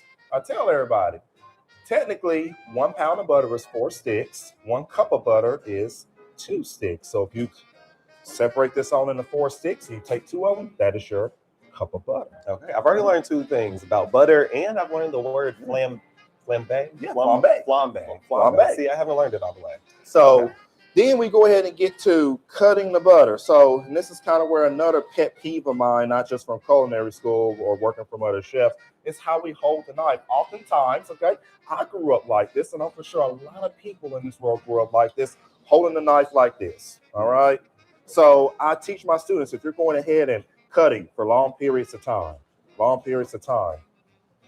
you're going to start to see a blister form. Okay. So that's not the correct way to cut the knife. So normally how to go ahead and I should hold a knife is 2 different ways, all right? You can either go ahead and use the claw method while holding the knife like this, or you can use the claw method while holding it by the handle, and you're always cut away from yourself. So like I'm gonna use the old-fashioned method, all right? See, none of my fingers are on the blade, and I'm going ahead and like that, pushing away from myself. Okay. Pushing away from myself. So now I have my cup of butter, my 2 sticks of butter that I need. Yes. All right. Next thing I need is I need to go ahead and measure my dry ingredients. All right. Another thing that a lot of people really just like to do willy-nilly, they just like to put it on in here and then they look at that. Okay, that's a cup. What's wrong with that? That's way more than a cup. So when you actually look at it, especially if it calls for packed brown sugar, all right, you need to pack it in. And then get a knife and scrape off the rest. Look at all of that excess brown sugar. Yes. And I tell them all, especially in baking and savory cooking, you know, you can add a little bit of this, subtract a little bit. It's just not going to hurt you. But when it comes to baking, we're not going to be doing any baking. Be precise. But you have to be precise. The ratios are exact. So that's why I always go in and say, know how to measure right, especially knowing that this is dry measuring cup versus this is liquid. So another pet peeve. So same situation whenever we're measuring out spices, all right? Making sure that everything is leveled on off. Okay. So we have our spices right there. Let me move out the way. Now, here's where we come to cutting fruit, all right? Oftentimes, how we go ahead and cut, okay? We go ahead and just we peel this banana. I'm gonna go ahead and peel it right here. And we go ahead and just start cutting willy-nilly. But we need a flat space, all right? Okay. So what I always love to do, I love to just get this banana and cut it. So that way I have flat space. Okay. So that way it sticks. So I was gonna say, what's the flat space? But you answered that right away. Got it. Flat space. It's the same when I teach them how to cut an onion. Okay. And then just go ahead and pretty much just make your size cuts and using the claw method. Because if I go in and do it like this, that blade is going to be hitting my nail. So using the claw method, cut away from myself. Perfect. You make it look a little bit too easy, but I'm learning some things. I don't have to just cook, a little boxed cake. Now I know I can separate it a little bit better. So a little special treat for Giving Day. Maybe a lot of Banana Fosters going out. At the end of April and May. So the Banana Fosters, it's actually one of my favorite desserts. When I was working in Louisiana as the executive sous chef of the Golden Nugget, this was actually one of the most common desserts that I had to help prepare. So we actually had our own pastry dessert kitchen that I had to go ahead and help oversee. And we did a lot of prep like this. So that's why, again, I can do it fast. What I tell my students, if you know you're not nice and slow, slow and steady still wins the race. Wins the race. I'm not training them to be chefs, but I'm training them how to prepare basic food. And talking about really your students, I mean, you're in the Department of Nutrition and Hospitality Management.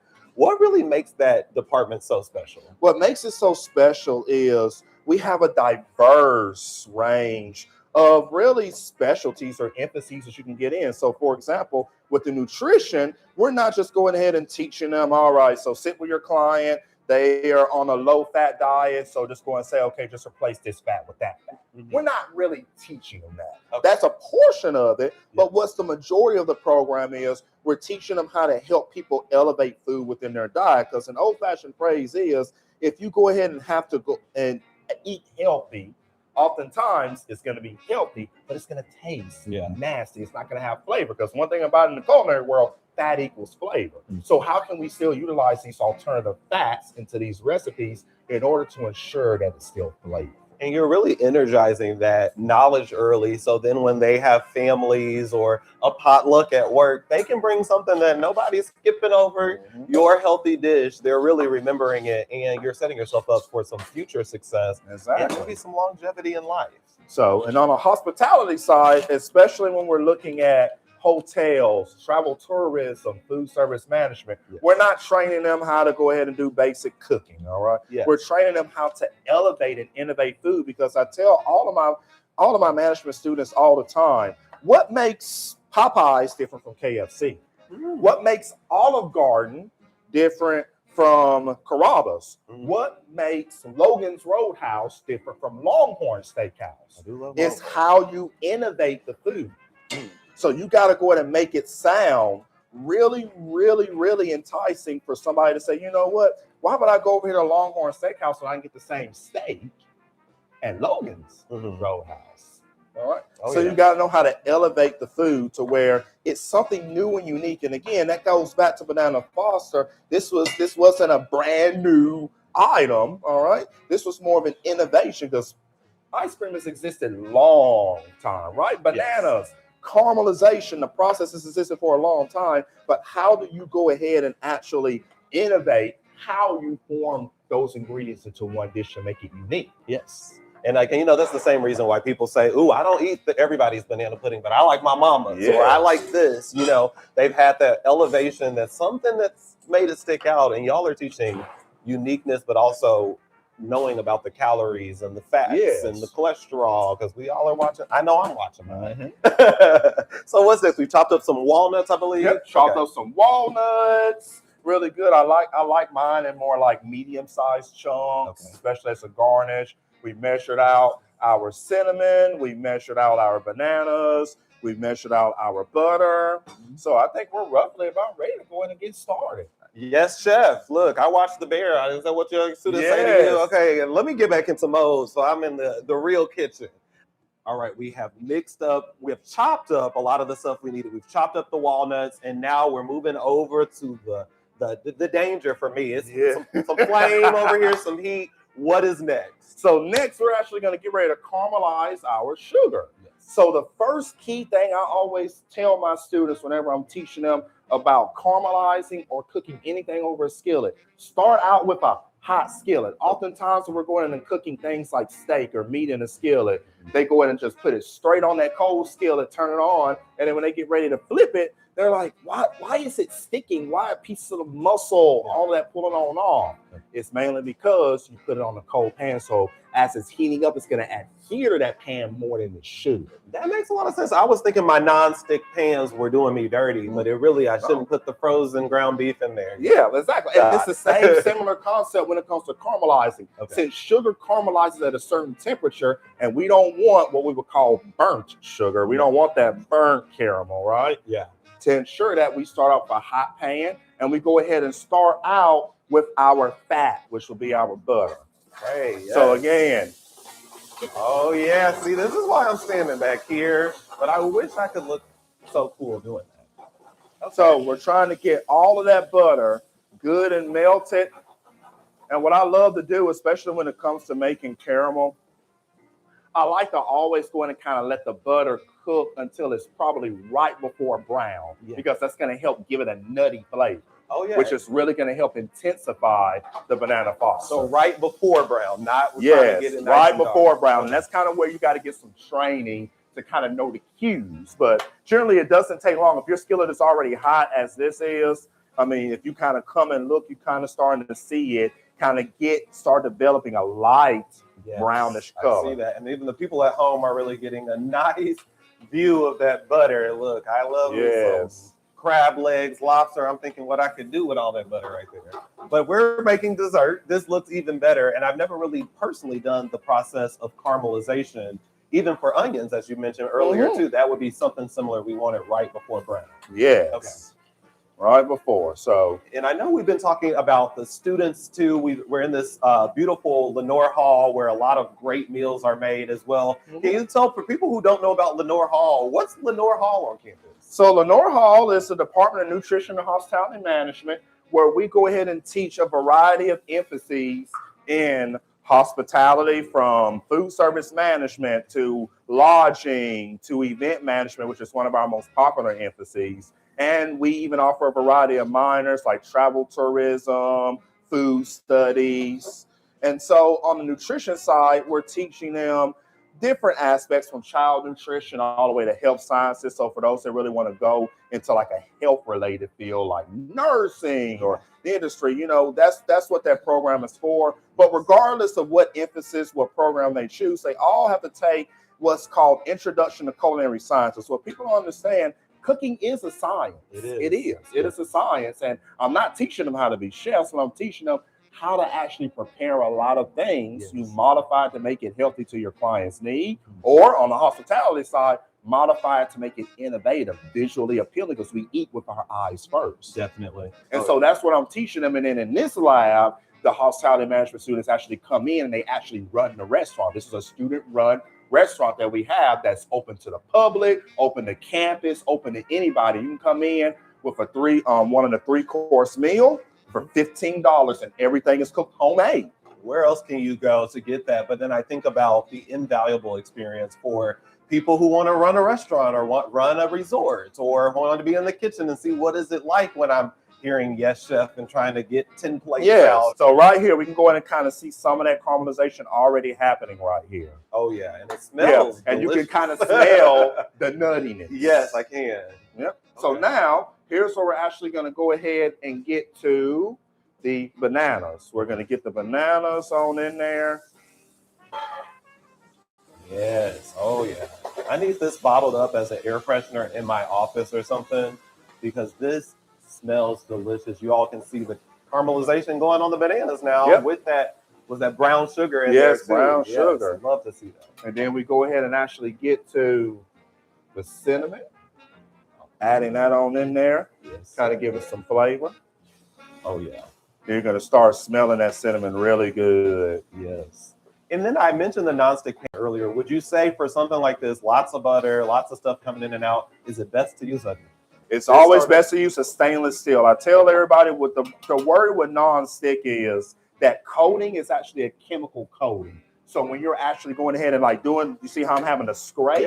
When you're scraping, you have to worry about some of that chemical coating getting into the food. So that's why, and I will say in all professional kitchens, we use stainless steel pans. Yes, Dr. Pittman giving us the details that we really need. And I wondered about that. I've heard some people who never, my granny, she does not do nonstick anything. So that makes a lot of sense. So now we're going to go ahead and get to the fun part, the flambe. So all of this is just rum. So rum, again, is helping add some flavor, and you're not going to be able to get drunk on off of it because whenever you're flambeing with any type of alcohol, it's not hardly any alcohol that can actually be left in there to get you drunk. Okay. So here we go.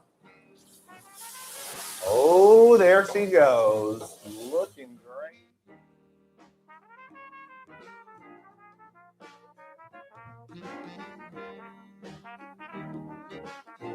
That is absolutely fantastic. So it's not just the name that I like. I like it's not the just a actual name. seeing of the fire go And up. so we go ahead and see that it's really thickening on up real good. Perfect. And so now we're actually going to get ready to start scooping up the ice cream and plating. Yes, we are ready for the next phase. All right. All right, Dr. Pittman, we are in the home stretch. I kind of do still like not having to do it, but seeing and feeling like I can do it. But I think I can do this. What are the final steps of a perfect banana foster? Now, the final steps is making sure that you have first the perfect size plate, or in this terms, bowl. Yes. So this is some homemade ice cream, actual true homemade ice cream. Growing on up, we tend to think that ice cream doing from the science project we did probably in public school, right? Yeah. You go ahead and get some cream, you get some sugar, vanilla, put it in the Ziploc bag, put it over some ice, and do that. Yeah. All right. That's not technically true ice cream. All right. That's kind of like what I like to call a Betty Crocker version of it. Yes. All right. So true ice cream is just nothing but an egg-based custard. So it's the same ingredients, except now we have eggs.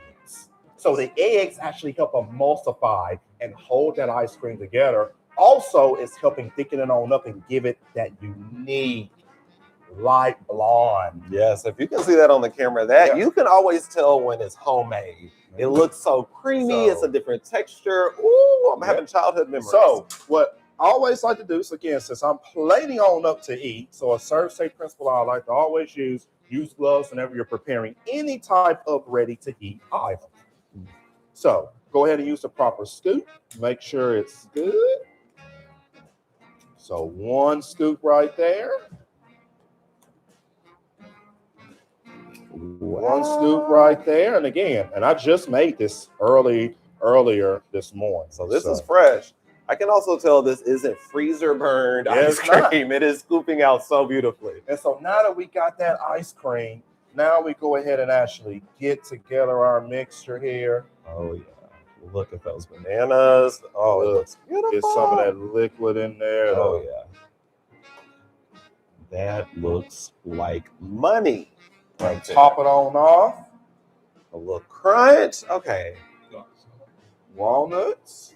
The way and there is your banana foster. It's a very simple recipe, and it's really, again, an innovative dish, because you would think, okay, at first it's just ice cream scoops in a bowl, but now when you try everything together, the richness of the ice cream compared with that boldness and kind of slight nutty flavor of the caramelized sugar on top of the crunchiness from those walnuts. So a variety of textures, a variety of flavors that come together into a unique, innovative dish. And we finished the dish, but I want to ask my most important question. And that's just that I know there's been this project upcoming, and I'm gonna give a little shout out to it here on Giving Day, but the Innovation Kitchen. Can you kind of tell, you've been innovating around here. I just kind of been standing here, but seeing you work is almost like you mentioned, it is a science, culinary arts, it is an art. Tell me a little bit about what the Innovation Kitchen will look like and how that will maybe energize what you all are already doing here on campus. So the whole purpose of the Innovation Kitchen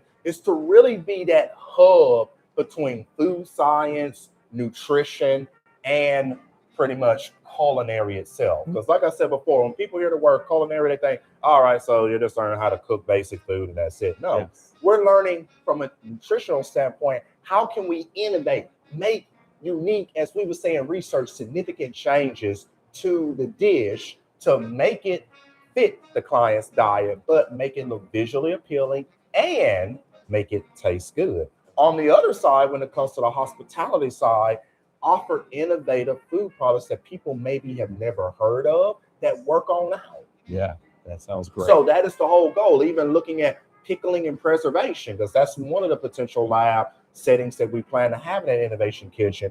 How can you actually utilize acids such as vinegar to actually pickle something and not just give it a standard, like for example, dill pickles, not give it a standard dill taste, but add some other spices, some other herbs in there to elevate it. So if you do have those pickles on a burger, you're not just tasting the burger and dill. You're tasting a variety of flavors that are really coming from those pickle products. It's a whole experience when you really, as you mentioned, innovation kitchen. One of the things that you really can donate to this Giving Day.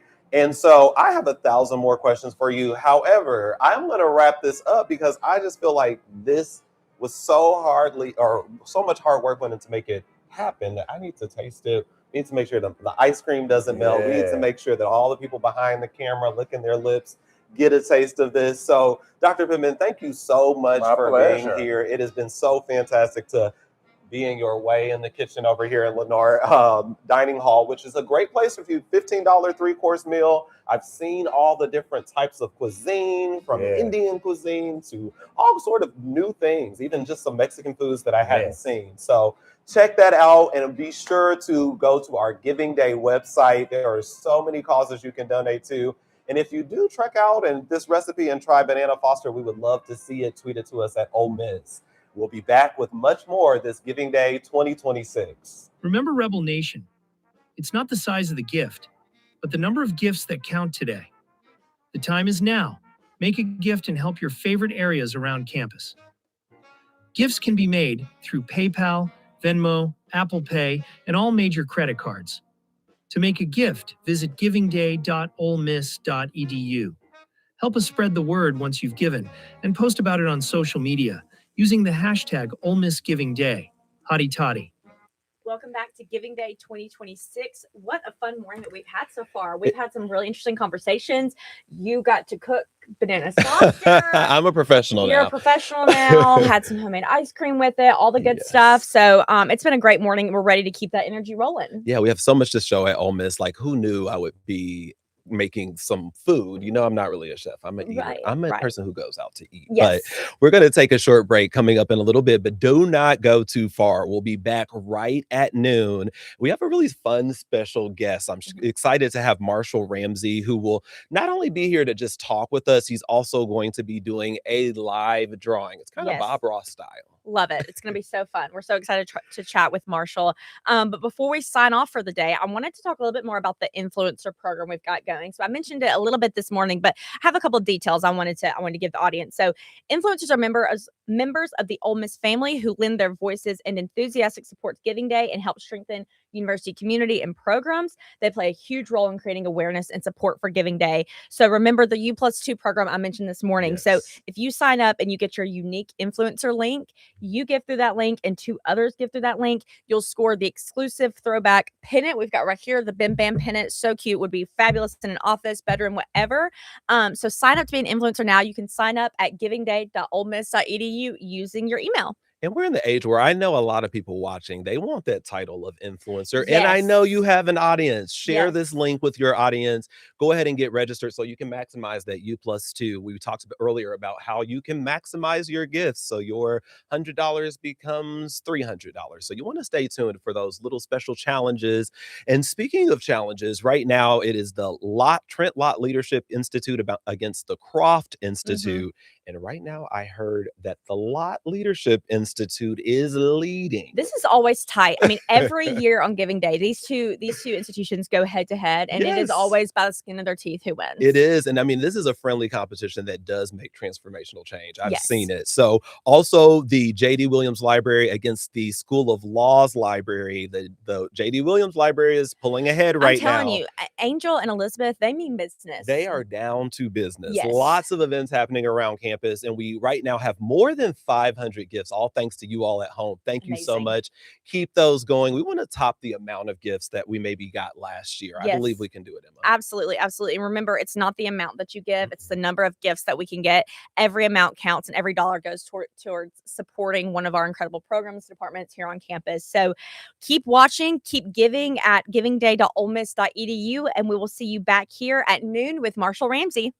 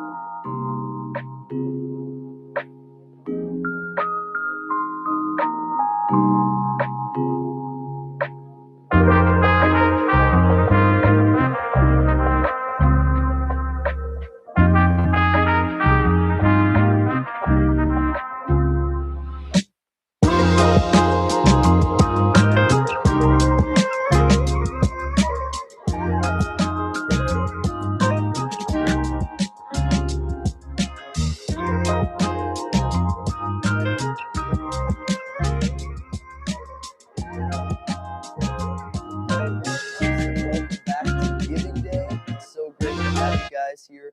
Today, we're going to talk a little bit more in depth about how the donations can actually impact the colleges and schools within the university. And today we are joined with Dean Cohen from the College of Liberal Arts. Thank you for joining us today. Sure, great to be here. All right, well, we're just going to jump into the first question. Okay. Would you like to describe the core mission of your school and how that mission has kind of evolved over the years? Okay, yeah, good place to start. So probably best place to begin is to talk about the college itself. So the college is the largest academic unit on campus. We've got 18 departments, and I think what a lot of people maybe don't realize is that at some of our sister SEC schools, the college is broken into 2 or 3 parts. So we're the fine and performing arts, we're the humanities, we're the social sciences, and we're the natural sciences and mathematics. So when you say what's our core or the core mission of the college, part of it is to be the core of education across campus. So we deliver almost all the gen ed. So every single student at the university takes courses with our faculty. And I think unlike what you see in many of our schools where, you know, we've got great programs in accountancy and everybody in that school, right, is studying to be an accountant and in Right pharmacy. here. Well, there Right you go. here. My son Yep. too. Yeah. So, but in the college, the goals are a little bit different, right? So if you were to press me and say, what are the 3 things that are the core mission of the college? It's that we want to educate students broadly and deeply. We want to have our faculty and our students generate knowledge that matters and create impactful work. So they're creative work. So again, we've got the fine and performing arts and the humanities, and we want to serve the people of Mississippi and the communities that are beyond Mississippi. So we don't only prepare students for that first job, we prepare them for like a lifetime of things we hear our chancellor saying all the time of leadership, of problem solving, and of civic engagement. I think if you ask what's evolved over time. I mean, liberal arts education's been around a long, long time, but I think it's how we intentionally connect the goals of the college. So we're much more integrated maybe than we used to be in terms of student success, the research and scholarship that our faculty do, and the public impact. So we do our best to align academic problems with what we're hearing students say they're wanting, and what employers are saying they want to see from our students. And we're expanding how students can complete their degree. So since I've been dean, we've created 11 online minors. So, you know, if you were to go home in the summer and you needed to take a class, and your options in the past used to be, well, is there a community college or another university nearby? Now you can take a class with us. And also, I know from talking to my kids, sometimes having that online class allows you to, you know, have a little more flexibility in your schedule to do all the things you all are fitting into your schedules now that didn't used to be the case. Yes, definitely. I definitely know a lot of people that are taking online classes, and it's nice that they get to, you know, they can be home, it's flexible, stuff like that.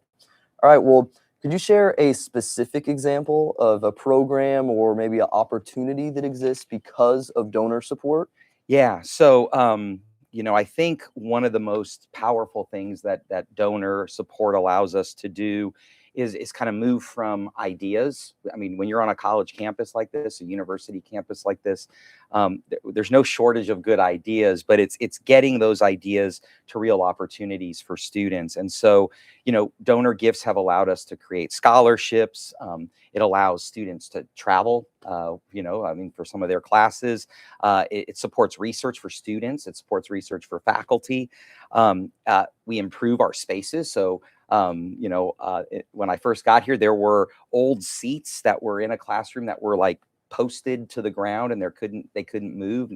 We've kind of worked to improve those spaces, and you know, strengthen programs that wouldn't be possible on state funding alone. So a good recent example. So we've had a minor in environmental studies for many years, and there was desire from the faculty and interest from students to create a major. And I can think of a recent gift where an individual was very generous, gave us enough money to endow a professorship, and we needed, you know, 1 or 2 more faculty to make that program a major. And so we've now got an environmental studies major. It's almost a year old, and we're going to graduate our first student this May. So without that support, we'd still be looking at a minor for that program. The donor support can actually create new majors. Well, yeah. So there was already the basis for it, but it allowed us to get the personnel that we needed to really deliver a top-notch program. Very interesting.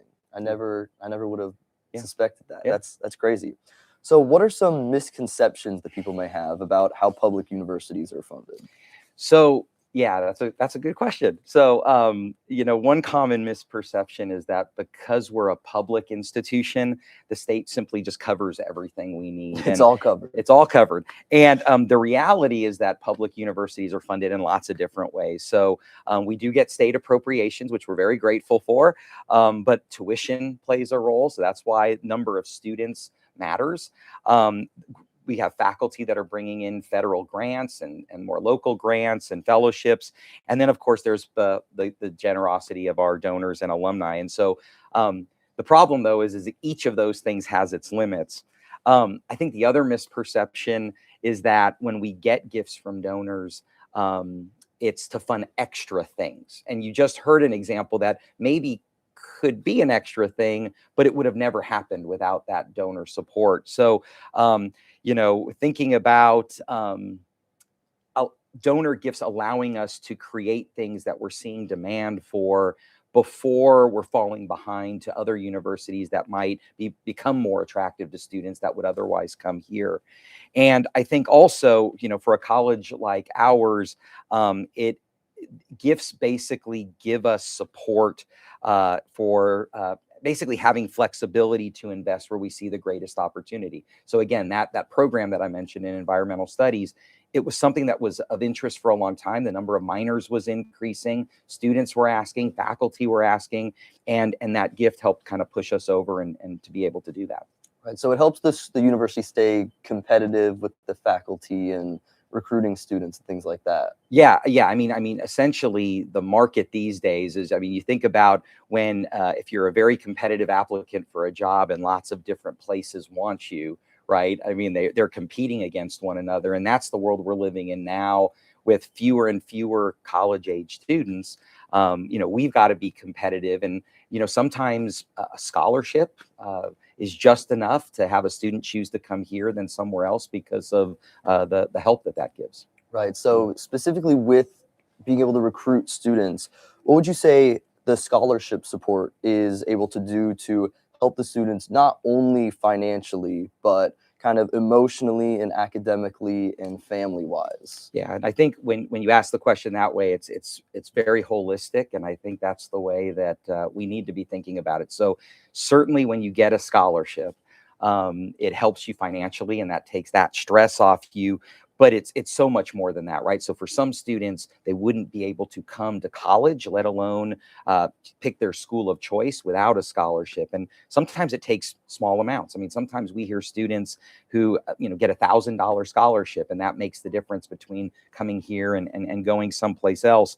But I think it also changes how students experience college, right? So if you need additional financial support and you're spending all your time at a job outside of class, you get to come to college, you get to go to class, you get to go to work, and you get to come to class and you go to work, and that's all there is. But if you have that financial support, you can really engage in the college experience more. So, I mean, hopefully you're doing lots of things outside the classroom, right? So you can join clubs, you can travel, for study abroad, things like that. You can be in student government. You can do community engaged learning and get out in the community and kind of put what you're learning in the classroom to practice. But if all you can do is go to class and work, you miss out on all those opportunities. And you'll still get your degree, but it's a very different experience. The last thing I'll say about scholarships is, and I'm a first generation college student, so this resonates with me deeply, is that when you get a scholarship and there's a name attached to it oftentimes, and you get that scholarship, somebody is putting their money, their investment in you as a student.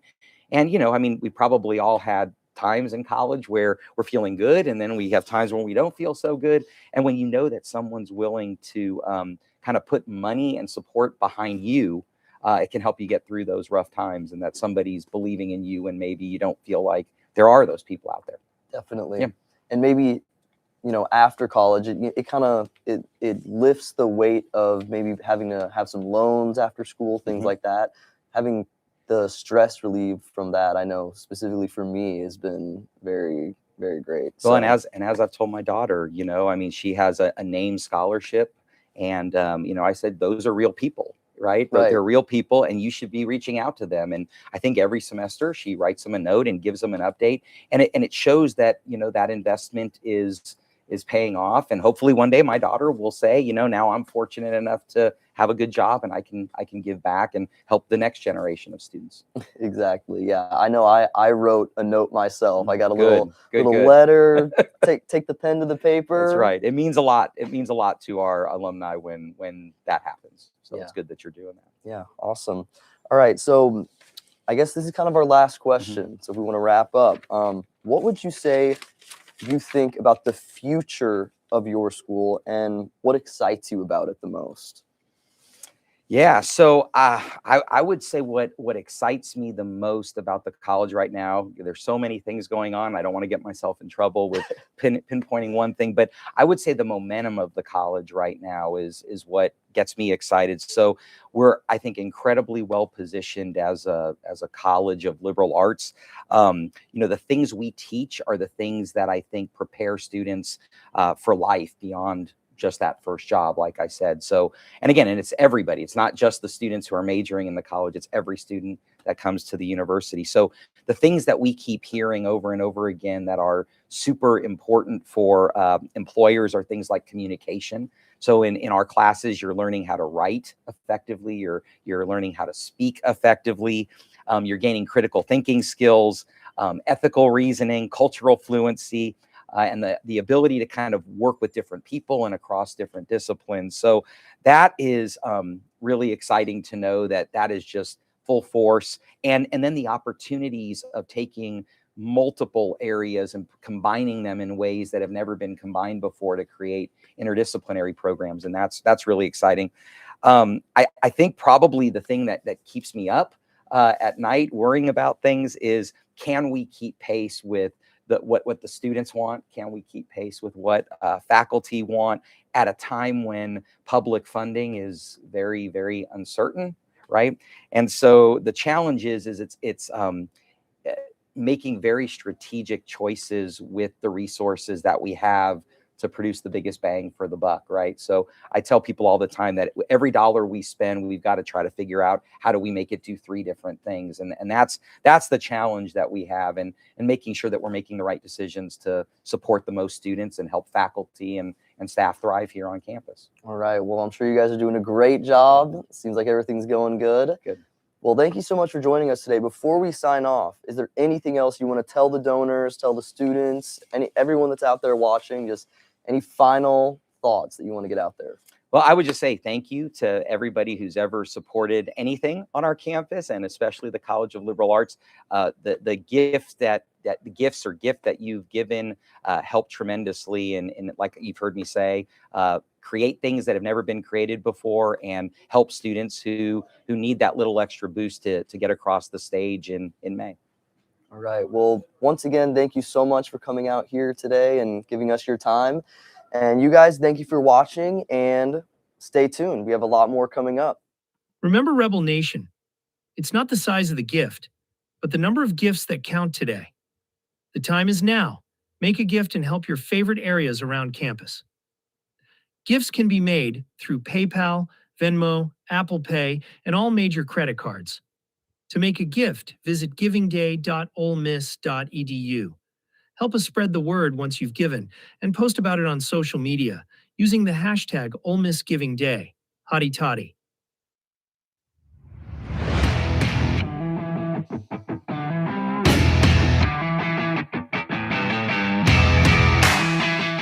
As soon as I stepped foot on campus, I knew Ole Miss was the place for me. But as soon as I walked in the doors of the CME, I knew this is where I wanted to be the next 4 years. Manufacturing, a lot of it is based on continuous improvement. And I feel like while we learn how to continuously improve processes, continuously improve businesses, we also learn to continuously improve ourselves. And I really love that about the CME, and I feel like I'm learning to grow and adapt.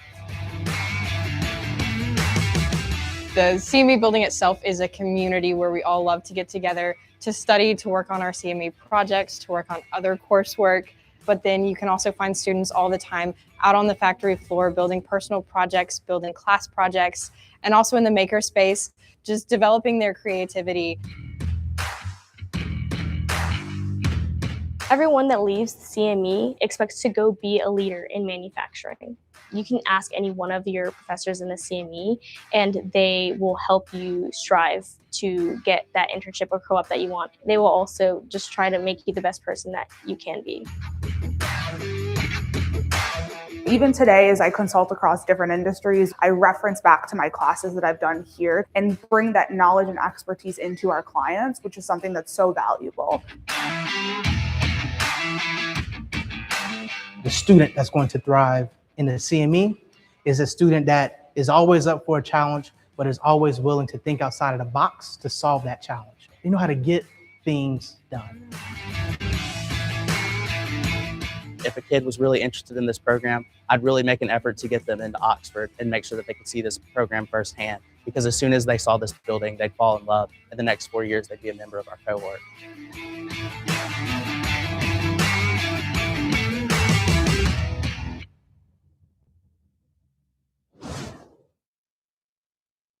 Thank you for your gifts in support of our Giving Day for the University Libraries.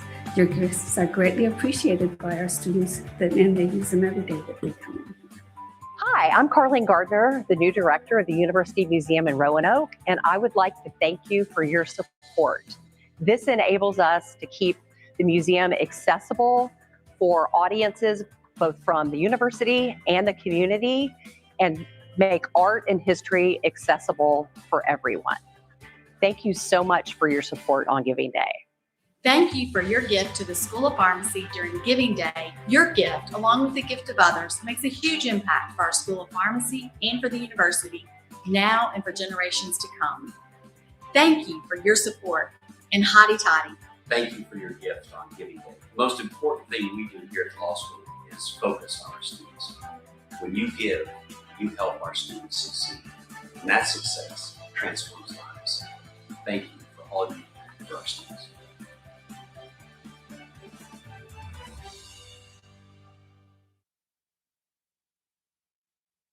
Welcome back to Giving Day 2026. I'm now joined by Sydney Hedberg, excuse me. Sydney, would you like to go ahead and introduce yourself and tell us what led you to Ole Miss? Sure. Sydney Hedberg. I graduated in 2015. Got to think about that for a second. What led me to Ole Miss was one of my dad's very close friends, Steve Davenport, compelled me to come down and visit. I really had never thought about going to Ole Miss. And as soon as I got to Oxford, fell in love with it, toured the business school. Steve had set up everything for us. And I mean, the campus was just so beautiful. It was actually one of my first college visits. And my little sister followed me there after. We made great friends in the community of people that were, full-time in Oxford. And I love it. I go back all the time. I'm on the risk management and insurance board. And I feel so grateful for everything that Oxford and Ole Miss gave to me. That's wonderful. I followed my big sister to Ole Miss as well, so I understand the desire to do that. Yes, big sisters rock. Yes, exactly.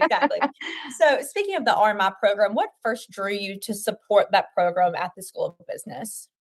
So it's funny when I think about giving back to a program. I think sometimes like charitable donations are thought of as being very selfless. And I think at some point this was actually kind of selfish, which I tried to come up with a response that just wasn't as trite as you might receive. But, I'm not talking about the recognition element like we're doing right now, because I think that's just to raise more money. But it's really an accomplishment that you're able to give away money. And I feel that in a lot of aspects of my life. I feel grateful.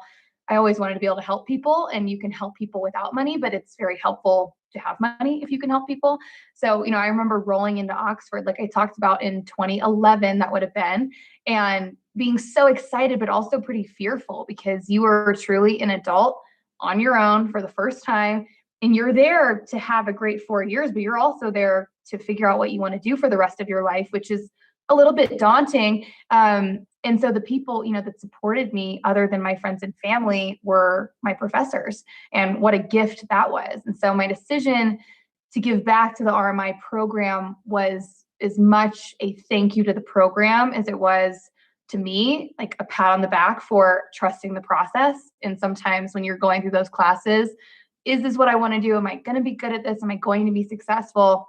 When you come out on the other side of that, thanks to that school, you end up being on the right side of it and seeing that it all worked out. So right. Seeing the fruits of your labor a little bit. Exactly. A great way to put it. So you kind of touched on this a bit, but what role would you say that Ole Miss has played in shaping your career or your life as a whole? I think life skills more than anything. When people, to not go to college, to go to college, it's a big financial commitment. There are many things that go into it, but I always thought of college as it's about what you learn, obviously, but it's a lot of learning how to be an adult with maybe not having to just be thrown into the deep end and get a job right away. I think, when you go to classes that maybe have nothing to do with your major, quote unquote, there are more learning lessons in that than you can possibly imagine in a very tangible way. I mean, Ole Miss created my career. I received my first internship after doing a really bad job of my first interview to get an internship, did not get that internship. The next year went back, kind of had my head screwed on right at that point, and then did get that internship. And I was working at that company for 10 years. And I just recently moved last year. So, I mean, that all started at Ole Miss Ballroom and took me to Houston, Texas, took me to New York City, various cities across the world. So that is truly, I mean, that was a career fair, was where that all started, and me having a resume in my hand and a cover letter. And so it's wild really to think about that, but that's what I compel students to take all of those so seriously and be, grateful, and, go to every single thing that the school promotes, because it can pay off and be 10 years down the road, you're still, doing that thanks to the Ole Miss Business School or journalism school, whatever it may be. Yeah, exactly. And so aside from these obvious, like you said, the tangible things, like it built your career, you were able to get an internship because of your connections to the School of Business. Why do you think that it's important for RMI students? Why do you think programs like RMI are so important for preparing students for the real world? Like, what do you see in your day-to-day that you recognize that you learned actual, tactical skills while you were an undergrad to be able to help you with that? Well, the theoretical, what you learn in a book is very tangible. And that's something that I feel people sometimes think goes by the wayside. Is that more than 50% of what is in the workforce? Probably not, but you have to have a baseline for understanding what you're doing in your role. More than anything, it was the, I think, like deductive reasoning skills. You have to understand how to be able to go out and think for yourself. But I think about the RMI program. In the last semester, I believe it was, you could either do an internship or do a class, and having a real world experience, the RMI program really promoted students going out in the summer and getting these internships. That's why they have 2 career fairs, one in the fall, one in the spring.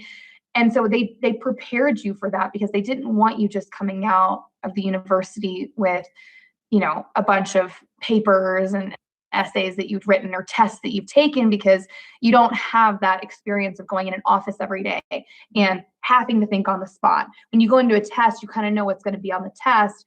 When you go into a day at work, I mean, a myriad of things could fly at me. And that's part of the learning, is being able to handle that, knowing what you're doing, first of all, to handle that. But it's just more a life skill, and coming up with kind of common sense of how to be able to operate in an environment that sometimes is stressful in business. Right. What would you say to students that are currently studying in the RMI program?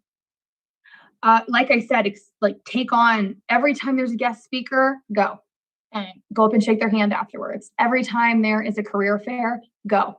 If you already have an internship, just go and talk. Bring your resume. Continue to put yourself out there. Interview as much as you possibly can. Like I said, I remember going to the, I guess it was the career center there, and having my first interview, and I had not prepared, and it didn't go well because of that. And so instead, I went back and did this multiple times afterwards to prepare myself for the next time. And it really helped. And go to class, respect your professors. It all sounds so silly, but like, those are the things that make up the people that I really admire in the workforce, are people who are respectful of each other, supportive of each other. And you have to shoot every single shot you can in all aspects of life, but particularly when you're young, take on every opportunity, say yes, and just don't be afraid. That'd be my biggest thing too. I spent a lot of my time very afraid, and I think that just, it kind of ruins your joy a little bit. And then you're going to look back and be like, it all worked out. And that's the great part about getting older, is you realize things work out. You have more life experience. Right. And like you said, I mean, your first interview, you didn't get the internship. I had a similar experience, interviewed for the internship that led to the job that I'm currently in. Didn't get it the first time around, went back the second time around. And had you sat in that fear, you might not have taken that second opportunity to interview. So absolutely. Perseverance is genius in disguise. Like, you get turned away at one door, you got to keep knocking on more. Like, that's the difference between, I think, people who make it in this world and don't. I mean, you have success stories of people that the biggest thing is they didn't quit. They kept going. They were not deterred by someone telling them no. You break down the door next time you go, instead of knocking on it. Exactly. What excites you most when you think about the future of the School of Business? Yeah, I think it's the people that are going to be coming out of the school. And I would say that, I think success is sometimes looked at in a vacuum of success means that you have been successful, which means you have made money. And it's always been synonymous with that. And I don't think that's right. I think that that's a component, but if you're really successful, but you're miserable, and I don't know, lining up if you've got stacks of cash behind you. I don't think that's a great way to live. And I just feel like the kids that come out of there, every time I go back to the school, when I'm sitting there in class, speaking to a class, I, notice the people that are on their phone. I notice the people that are super engaged, and I'm very excited to see the people who are putting themselves out in front of me, in front of future employers, giving back to the school, wanting to participate. I've had so many people reach out to me and say, hey, you're on the advisory board. How can I get on an advisory board? And I think that's great. So people who want to be involved, want to help students. So that's what I look forward to of these kids coming out they're going to be making our industry so much better. It might be curing cancer, but more than anything, just being good people and being good stewards of the university. Yeah, exactly. Which is what we can hope for from all of our graduates. So thank you so much for joining us. And thank you for all you're doing for the School of Business and for the RMI program. We really appreciate you. And yeah, thanks again for joining us, and we hope to see you soon. Thanks, Emma. Thanks. See ya. Remember, Rebel Nation, it's not the size of the gift, but the number of gifts that count today. The time is now. Make a gift and help your favorite areas around campus. Gifts can be made through PayPal, Venmo, Apple Pay, and all major credit cards. To make a gift, visit givingday.olemiss.edu. Help us spread the word once you've given, and post about it on social media using the hashtag #OleMissGivingDay. Hotty toddy. Hello, and welcome back to another episode of Walking with Champions. I'm Alex Langhart, Director of University Health Services, and I'm joined today by Dr. Prima Balachandran. Dr. Balachandran, thank you so much for joining me today. Good morning. Thank you for having me today. Great. Tell me a little bit about what you do here at the university. I'm a principal scientist at the National Center for Natural Products Research right here at the School of Pharmacy. I work on my research focus is more on developing and discovering new drugs from the natural products, in more particular plant products. From a decade-long research, this is overall human health. We work on every single disease. And the last from a decade research, our research group has developed a new drug called anti-cancer formulation. And with my PhD, after several years of my PhD, I got graduated with MBA last year from Ole Miss. Combining this biomedical experience along with this MBA knowledge, I'm developing a new course, biomedical entrepreneurship. This is more for the students who would like to develop a product all the way from the bench all the way to the blockbuster hit. I'm so excited about teaching this course this fall. Well, you've definitely stayed busy, and congratulations on earning your degree recently, thank you too. so much. So tell me a little bit about what you love most about working here. Oh, it's a beautiful campus as you can see around, and it's a great work environment. When I joined 20 years ago, I never thought I would stay this long in the same campus. So I feel we in the pharmacy, we call ourselves a family, starting with P, a pharmacy. This is so true for the Ole Miss. We are here one single family, help each other, and join hands together, help grow and succeed. Both not only professionally but also personally. I think that's the strength of Ole Miss. I enjoy working for it. Yeah, I agree. So for those unfamiliar with Ole Miss, how would you describe the university to them? Yeah, the Ole Miss has a high reputation. The name carries its pride.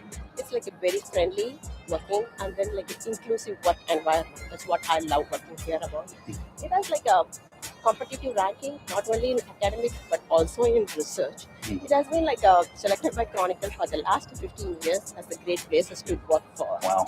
So this I feel really pride, taking pride in working for Ole Miss. Yeah. So what do you enjoy most about getting involved in the community, and how do you do that? I love this question because we affectionately call LOE, which is Lafayette, Oxford, and the University community. When I joined here as a single woman, this community embraced me. I got married. I have 2 children. One of them just got graduated from Oxford High as a valedictorian. And he is with the highest GPA in school history. And he's coming to Ole Miss. That's what I'm so excited about it. I'm so glad that he chose Ole Miss. And this is a community which welcomes everyone. Not only for the people who come here, but also they can live here.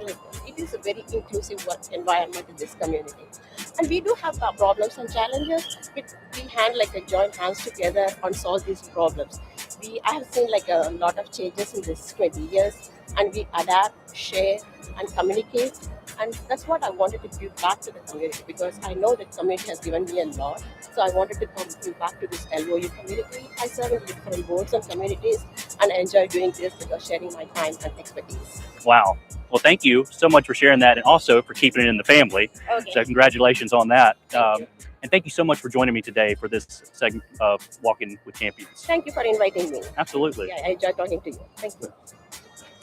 Well, that's going to do it for this episode of Walking with Champions. Please make sure to check out our Ole Miss YouTube page where you can like, subscribe, and comment to stay up to date on all of our content. See you next time. Hotty toddy.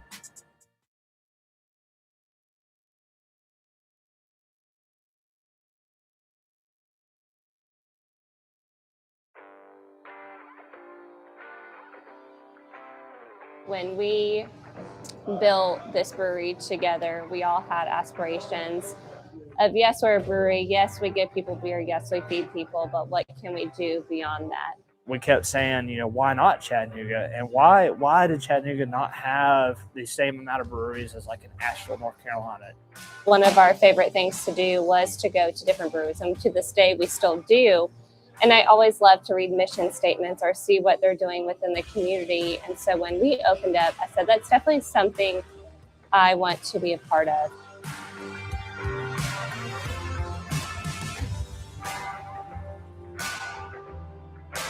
So I chose Ole Miss, and really it came down to visiting and be able to see it in person and just the beauty of it, the atmosphere. And I mean, let's be honest, you go down to one sporting event, no matter what sporting event again, it's just absolutely captivating. It was the only place, like Jake said, that people made you feel welcome. We do a lot of the times when we'll go into restaurants here in Chattanooga, when we're in the airport, we do yell hotty toddy, and that always leads into a conversation of when were you there, how long were you there, what was your degree in, and then naturally, were you in Greek life? So the beer world for me really started when my brother left the University of Mississippi and enrolled into Charlotte School of Law, and I would go up and visit him. Essentially, I brought back a lot of the knowledge and the kits and the components to brew beer when I'd go and visit them and bring it back. And later on, that hobby kind of just kept picking up and going. And when I left Ole Miss and entered the oil and gas field, I worked a rotation where I was on the job site for roughly 21 days at a time, and I was home for 21 days at a time. And during that time off, it was just the right amount of time to be bored enough to continue that hobby. We'd come back, land from being offshore, and would brew a beer while enjoying a beer that I had previously brewed. One of my favorite desserts is a s'mores. And we're like, okay, let's do a s'mores beer for our wedding. Well, Jake woke up one night in the oil rig, 2 a.m, calls me. He said, moon pies are local to Chattanooga. Moon pies are essentially s'mores. So let's brew a moon pie beer. Everybody raved over this beer, said, y'all need to open up a brewery. We said, no way, we're poor, broke college kids, not gonna happen. From that night, somebody told us this building came up for bid. And this is an old trolley factory foundry. And so we submitted hand drawings, thinking no way we're gonna win, of what we thought the concept of this building could be, because it was just a blank canvas. We got a phone call about 2 weeks later. We didn't even have a house in Chattanooga. Said, hey, you won the bid. And that is when it all started. We moved to Chattanooga. I finished with my master's, and then the build out for this happened. So when we started Naked River, I tried to shy away from doing food, but ultimately at the end of the day, you've got to have something that keeps people here. And if I was going to do something, it was going to be something else that I was passionate about. And we teamed up with a couple other people that had kind of similar passions, and we launched the barbecue brand of the business. And it's not easy. We cook roughly 250 pounds of brisket, 300 pounds of pulled pork, 200 pounds of turkey, 200 pounds of chicken, and a whole bunch of other things on that smoker every single week. It has been an absolute honor to be able to start this company and get to where we are. And what makes us keep fighting forward and keep trying to expand and grow this company is the love and support that we've got from our community. We get every single time people coming in, and so appreciative of what we're trying to do and our ultimate goal of becoming, the best brew pub in the Southeast, become the ultimate community brew pub. The amount of donations and activity that we've given back to the environment, and really just the fun that we have as a team here together is really shining through. I mean, from day one, we set upon a mission before we even made a profit at the brewery that we were going to give back a large portion to certain funds. And I think when we first started out, we worked with a land conservation group here that basically bought up land to make sure that kept from development. I think year one, we gave over $10,000 back to them.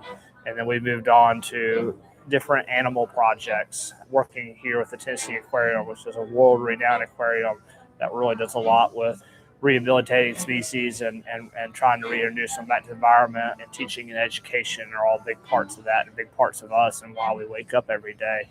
And we're almost up to another 20 grand just the aquarium alone. Every year we introduce a new beer, and what we do, we pick a territory on the Tennessee River. Starting with our gorge, we did the Gorge Land Trust, and on the side of the gorge can is a part of a Tennessee River of where we gave back to that community. Then we did one after that, and it's called the Sturgeon General. And that's when we started giving back to more of the water system. So we done land, so far water. And we helped reintroduce sturgeon into the Tennessee River. For our third year, we stuck with the Tennessee Aquarium, and the year 2020 was the year of the turtles.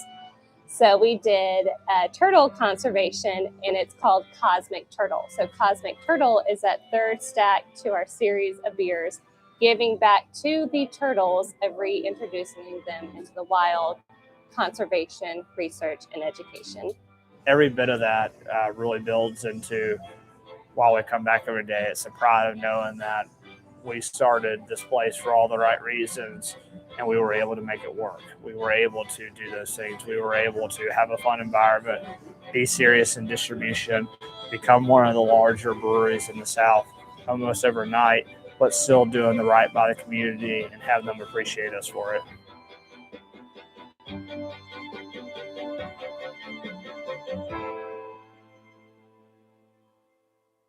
Welcome back to Giving Day 2026. I'm now joined by three very special individuals who are here to talk about the Rebel Relief Fund. I'm going to allow you guys to each introduce yourself, your role at the university, and the role you played with the Rebel Relief Fund. Okay.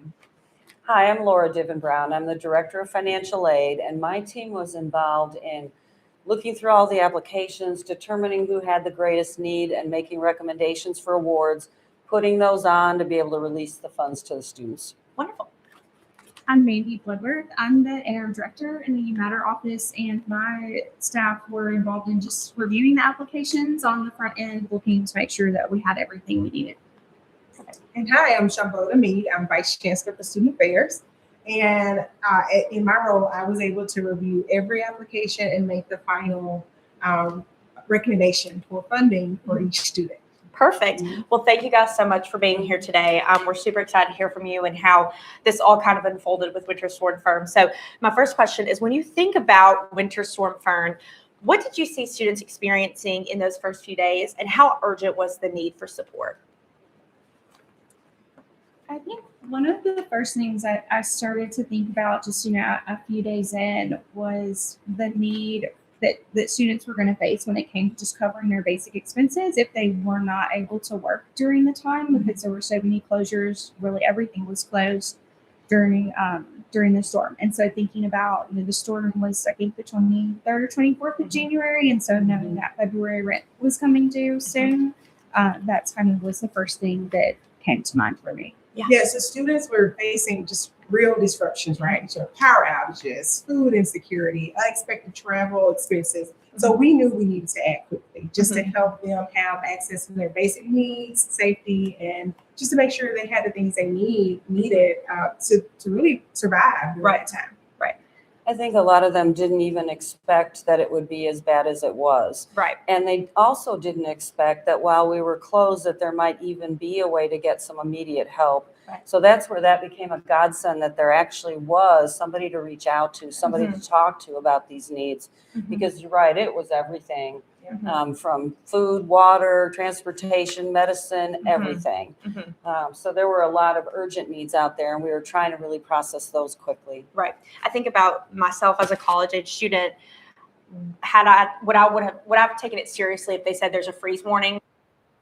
Grab a couple, maybe some food to get me the next few days. I don't want to drive, but it's hard to explain something like this to a student who has never experienced a freeze or whatever it is, like the seriousness of it. So it's wonderful that we're able to have those resources to still respond, even though this was like a once in a lifetime type of event. So can one of you share a moment, but all of you, a moment or a story that captures how Rebel Relief made a difference for a student?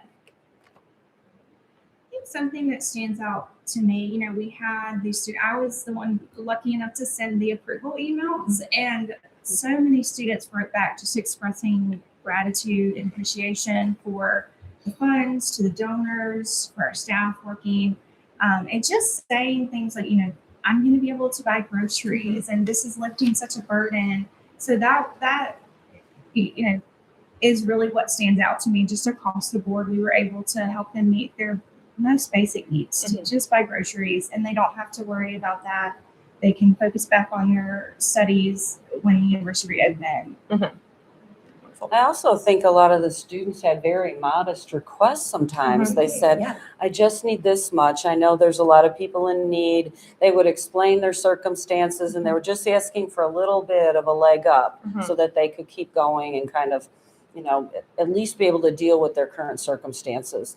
That was wonderful to see that they were almost thinking about everybody else too. So, yeah.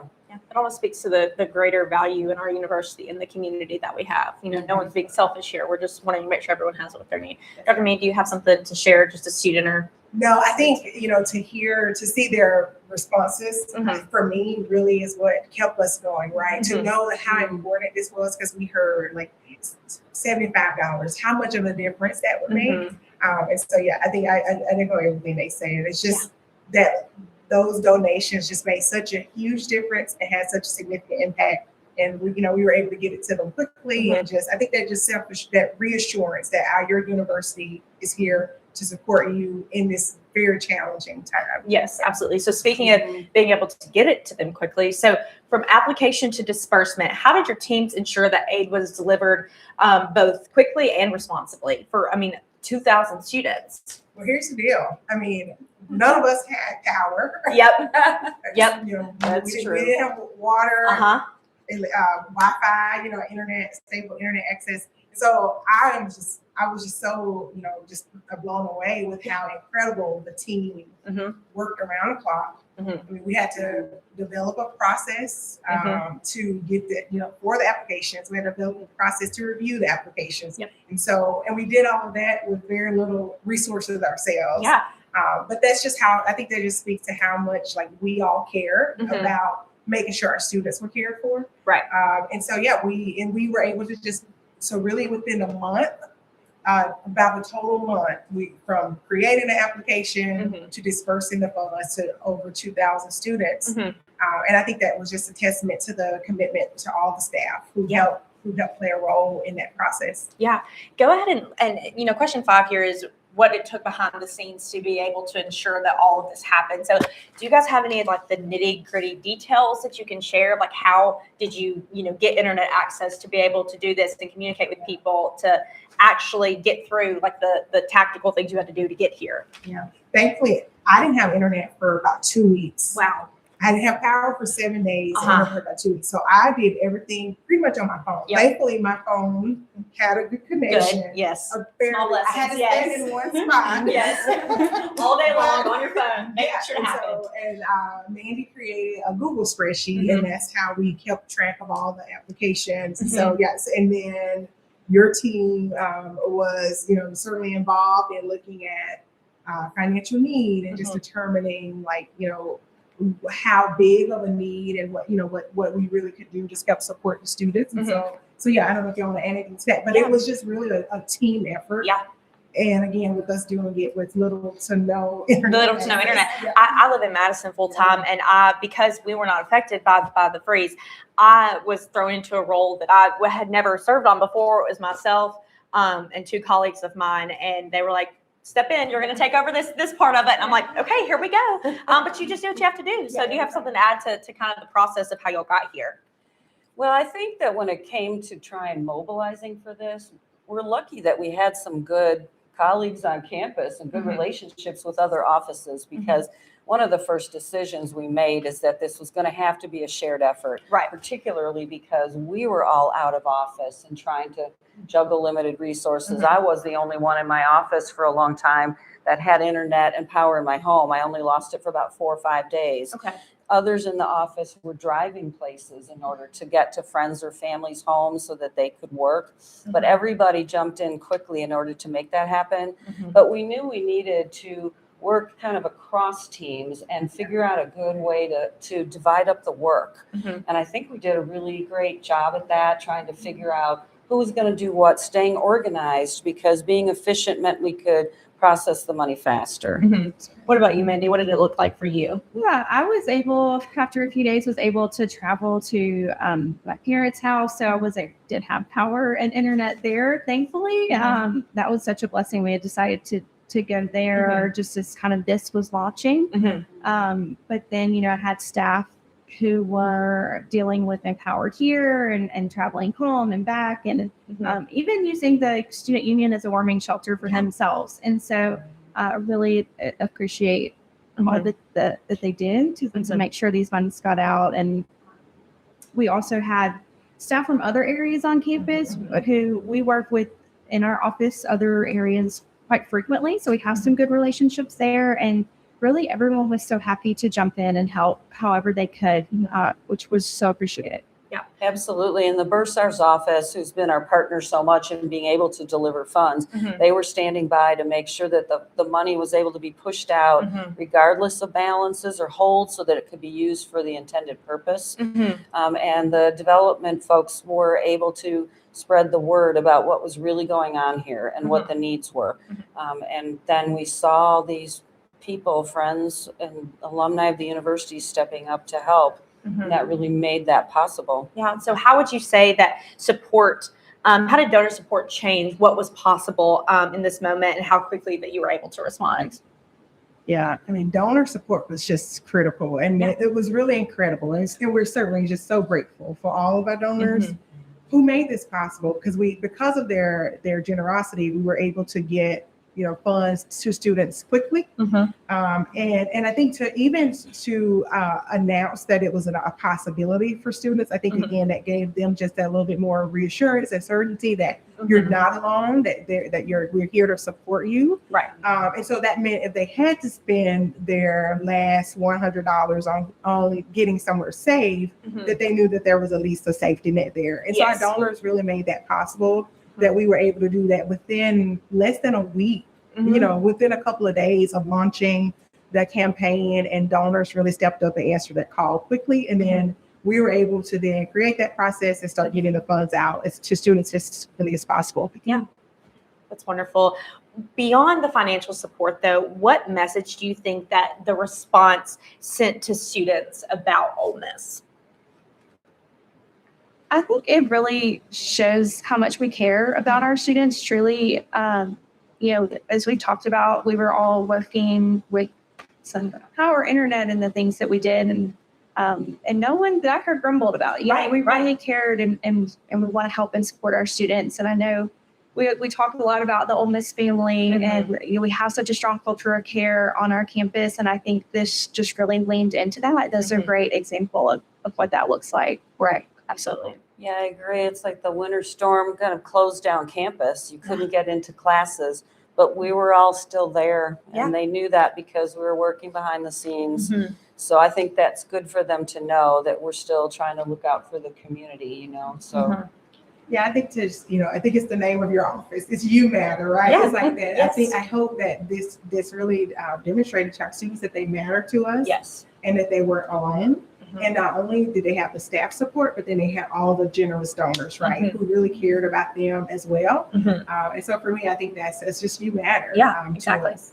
Well, and a lot of times when you ask a person or an alumni, why did you choose Ole Miss? Why did you go to Ole Miss? So many times the answer is the community, and this is that in action. This is the community in action. And, you know, us being faculty staff members, we saw a lot of what was happening behind the scenes. And I don't know about you guys, I'm sure, but it made me appreciate so much more the community that we, even as the faculty staff here on campus, have, and how much value we put in our students' experience and making sure that they're taken care of at all times. So what have you guys learned from this response that will shape how we support students in future moments of crisis? I think one thing for me that just stood out was how well we banded together and worked together. And knowing, you know, when a crisis happens, it can, you know, as we learn about it on an individual level, I think we kind of jump to, you know, what do I do? How do I help? And so knowing that there are people we can turn to who are probably already thinking, planning, that we can work together to meet, you know, any need that comes our way. Absolutely. Yeah, we almost developed a model to follow, you know, like that in a future event, we could do something similar. And, you know, we just did the best we could with everything we had, with all the people we had. I mean, it's true that the phones were sometimes the only way you could communicate. And Mandy and I talked a lot on the phone. We would call each other and try and set some things up. And it was nice, like we were able to quickly plan and try and get some things in place. So that was an advantage, I think. Everybody made themselves available. Absolutely. Yeah, so many people were just like, how can I help? What can I do? Right. So not only just in these offices, but beyond. And so I think really it's the partnerships, the relationships, and the trust that we already had. And those connections is what helped us mobilize very quickly, stand up this process. And so, and I think, again, all goes back to just that culture of care and community. And this was an action, right? Like it was our chance to really, and we've learned some great lessons, I think, that we'll be able to continue to improve. And if there are future, you know, situations like this, then we'll cross our fingers for not another freeze, okay? We live in Mississippi for a reason. We don't want this to happen again for a lot of reasons, okay? Yes. Well, I want to thank you guys not only for joining us today, but also everything that you guys did behind the scenes. You deserve your flowers as well, because a lot of this would not have been possible without you three and the staff and the people that work with you. So we appreciate it. And thank you so much for tuning in. And we'll be back soon with more Giving Day 2026. Remember, Rebel Nation, it's not the size of the gift, but the number of gifts that count today. The time is now. Make a gift and help your favorite areas around campus.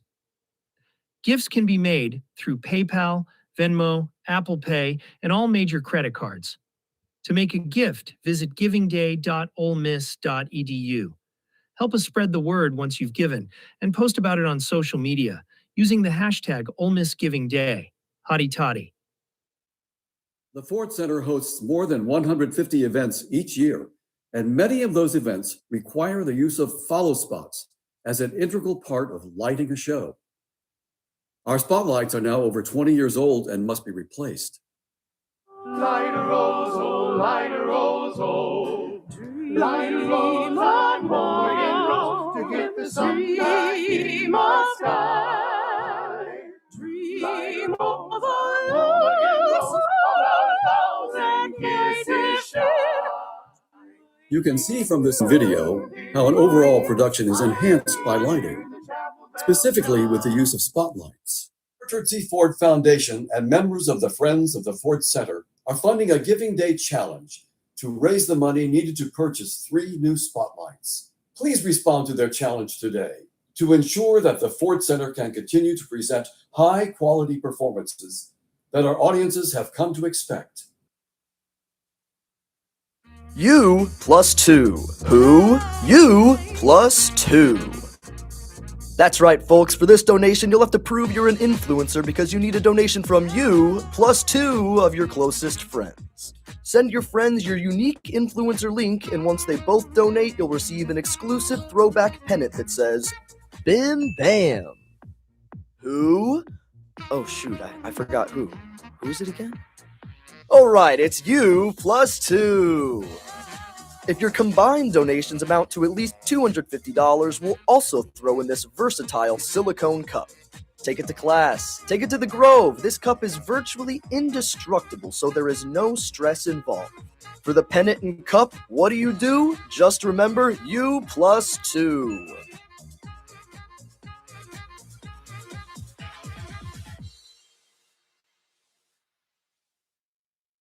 Hotty toddy is our cheer, but what does it mean?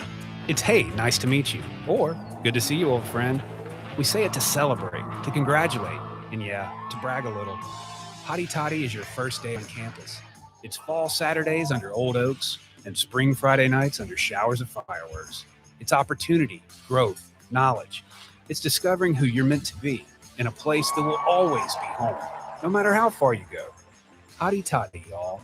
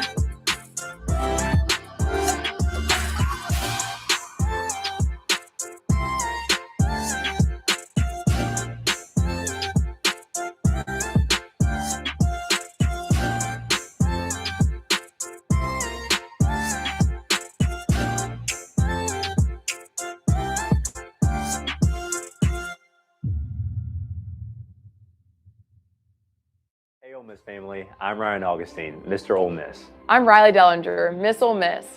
I want to tell you about Giving Day. It's an annual celebration where we support what we love about the University of Mississippi. There are many ways to support Ole Miss, of course, but during Giving Day, we show our love by giving back. Giving back to this special place that has always been important to me. During my campaign for Miss Ole Miss, I raised $2,071 for emergency funds that benefit Ole Miss students in need. I raised $2,088 for emergency funds that benefit Ole Miss staff members in need. This campus is living evidence of what can happen when people commit to their community. As a scholarship recipient, orientation leader, honors college student, and Comm Society member, my 4 years at the university have been shaped by people like you. People who continue to invest in the future of the University of Mississippi. Giving Day is our chance to support the people, places, programs, and one-of-a-kind experience that define the university. Like me, you may decide to give to students or staff members in need, or you can help fund scholarships. Support life-saving research or the students and professors who conduct it. Together, we can help build new classrooms, fund new technology, start innovative programs, or simply plant more trees on campus.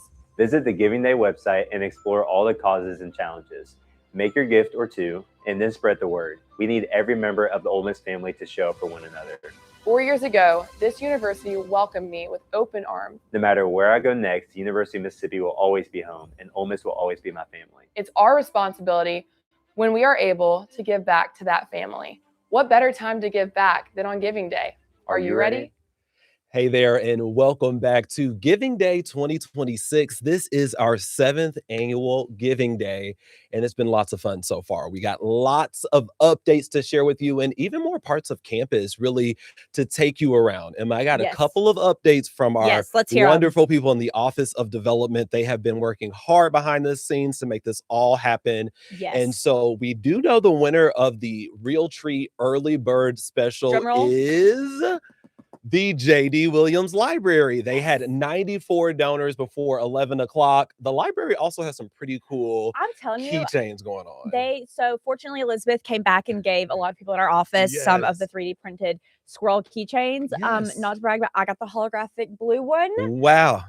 So I felt really special getting to open that. They always have some good trinkets. They really all kinds do. of things happening all over campus. So you may want to stop by the library. They also have some surveys there, and then there's some rare ones. So some people may be finding, and you might get a 3D print credit. So you can go, if there's something that you want to 3D print, if you ever want to try it out, you might open a squirrel and have a credit to do that. That is so cool. I have one more update, Emma, and I wanted to say which school right now has the most donors, and that is the School of Education. So I'm sure Dean Rock is over there doing a little dance. I mean, they're always fighting hard on Giving Day. I'm if telling you you. watch Giving Day, I told you Emma and I have been around for a couple years with Giving Day. You really see the friendly competitive nature, but you really see some of those departments really dig in. So you still have plenty of time today and tomorrow, one day, 8 hours and 48 minutes for our 1848 founding. So Emma, what you got? Absolutely. So I have two challenges, or one challenge, a special opportunity for our May 2026 graduates that I wanted to mention. So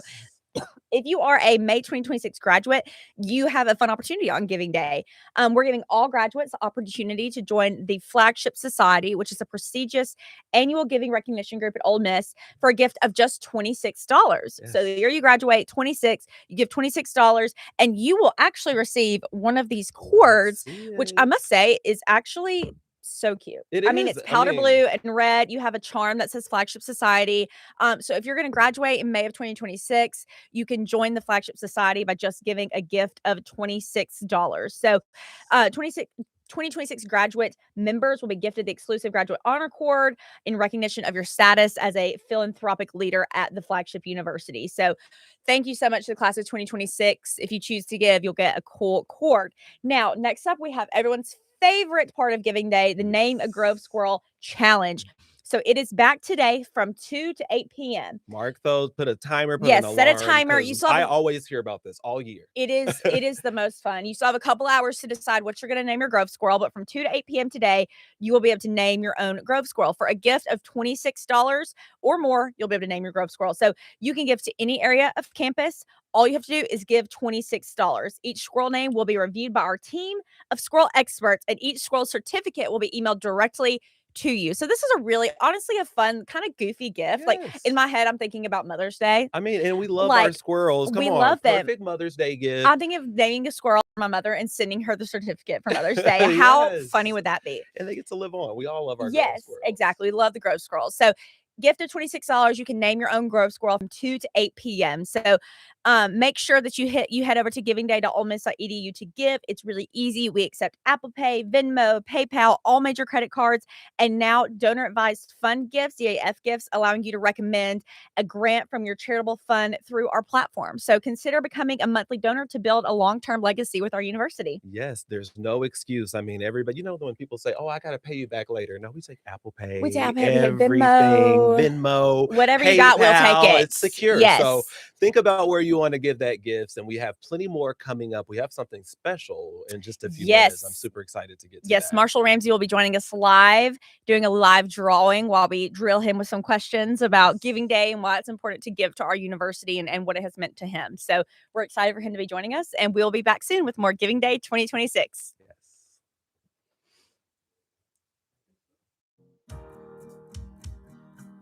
Did you know that in the Ole Miss Grove there are tens of dozens of squirrels that roam around completely nameless? How would you feel if you didn't have a name? However, all of that can change for our furry little friends because a donation of $50 or more will allow you to give any name you'd like to one of these cute little scavengers. Names such as Trash Can Cane's Box Combo Thief, Sir Pufftail III, Glenn Goyce. There's no limit to your imagination. Fill out your name when submitting your gift to receive a personalized squirrel name certificate.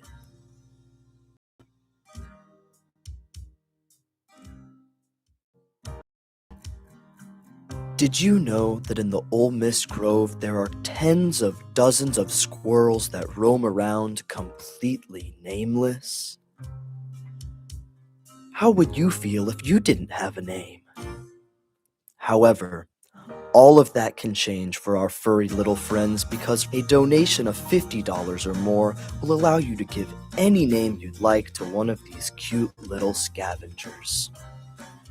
Names such as Trash Can Cane's Box Combo Thief, Sir Pufftail III, Glenn Goyce. There's no limit to your imagination.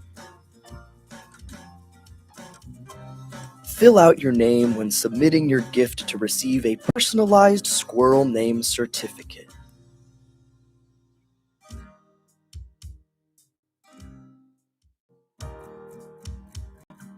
Did you know that in the Ole Miss Grove there are tens of dozens of squirrels that roam around completely nameless? How would you feel if you didn't have a name? However, all of that can change for our furry little friends because a donation of $50 or more will allow you to give any name you'd like to one of these cute little scavengers.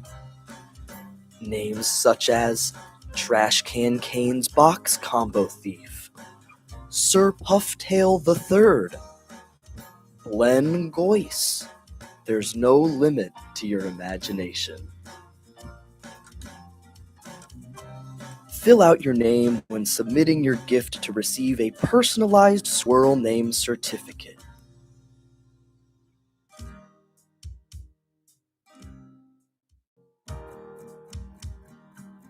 Did you know that in the Ole Miss Grove there are tens of dozens of squirrels that roam around completely nameless? How would you feel if you didn't have a name?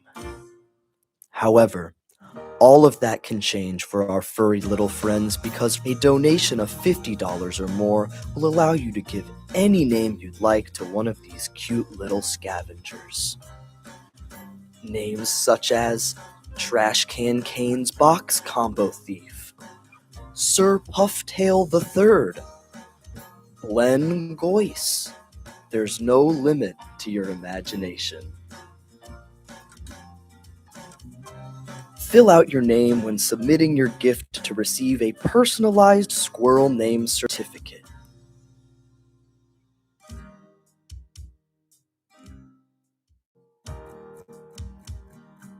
Did you know that at Ole Miss Grove there are tens of dozens of squirrels that roam around complete?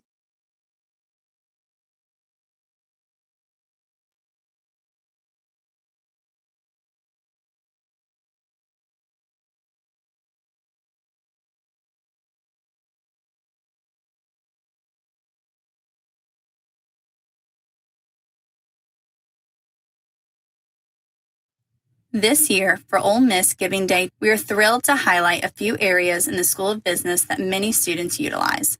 As Ole Miss continues to shatter enrollment records, there's an ongoing need of support for student services, along with career preparation services and faculty and staff support. The Ole Miss School of Business is reaching new heights and approaching 5,000 students.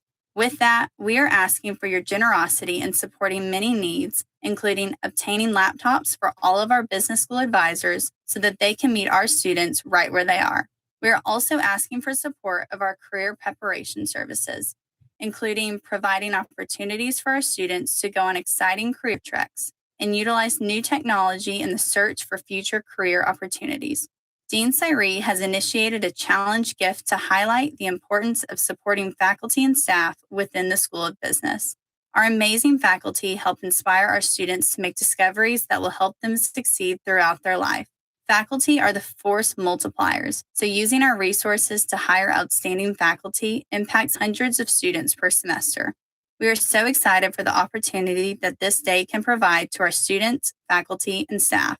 As a student myself, I greatly appreciate the kindness of our alumni and friends and can't thank you enough for your support. Hotty toddy. This year,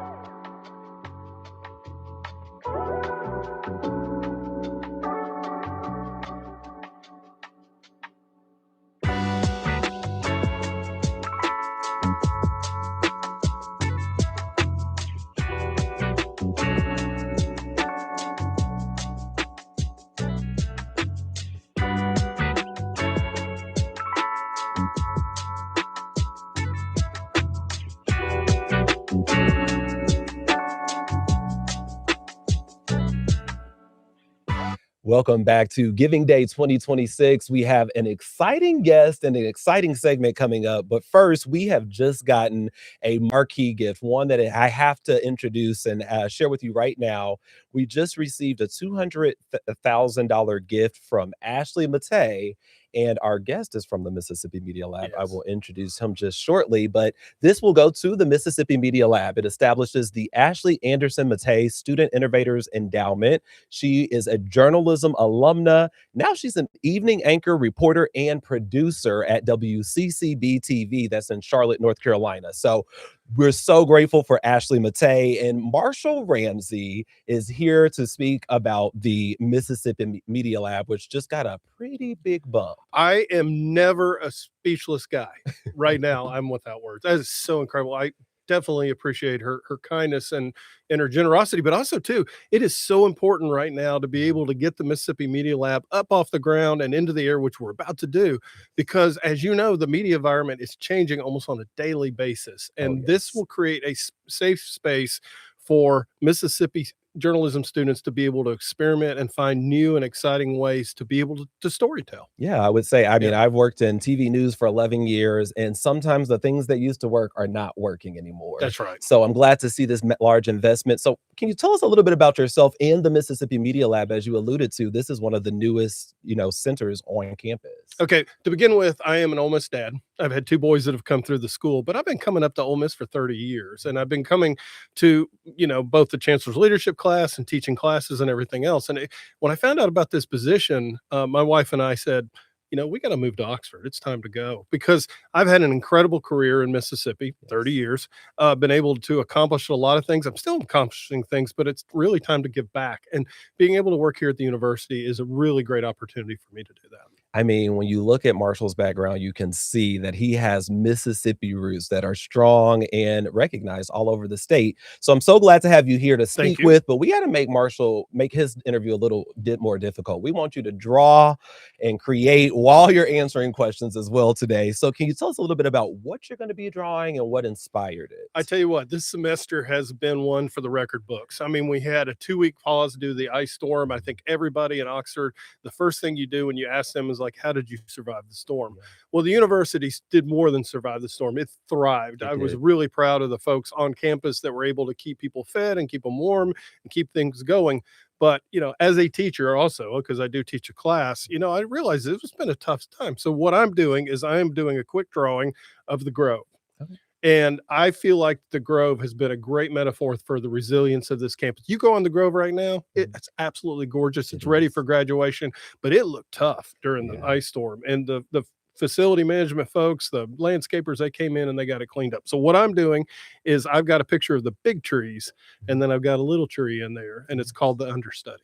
I love that. And really, just like the Grove, we can bounce back. I know when I was out there, I had no power for a couple days. I was busting out the snow pants. But look, I bounced back. I got my suit on today, and we're back in action. Yeah, that's right. That's right. So obviously, you have built a huge career in editorial cartooning, political cartooning. How did you get started, and when did you realize this is more than just a hobby? I can make this into a profession. I'd be really honest with you. It's how my mom kept me quiet in church.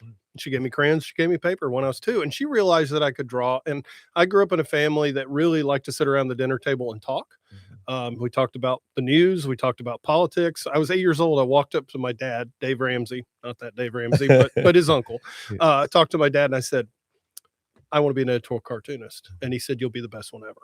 Yeah. I mean, that's huge, that inspiration, that freedom to explore that creativity. My brother is a professional dancer, and a lot of people came up to my parents That's like, pretty impressive. are you letting him go to school to study that? And even when I went for journalism, and my parents have always encouraged talent and passion, and your passion comes through in that. That's right. Bringing that into your work with students, how would the Mississippi Media Lab help them find their unique voice in that path in journalism and media? Well, the cool thing is right now it's Dennis Moore and Dennis has been working with Student Media Center, and he was with USA Today. He founded Mississippi Today back in the day. Dennis has got a lot of experience, and I also have a lot of experience on being able to fall on my face and get back up. And I figure that we're going to, like I said before, we're going to create a space where they can experiment and they can try things. Like I said, the media business is changing almost by the second. And we want to make sure that our graduates not only have the skills to be able to handle the workforce of today, but also the skills to be able to handle when things don't go exactly the way they want them to do.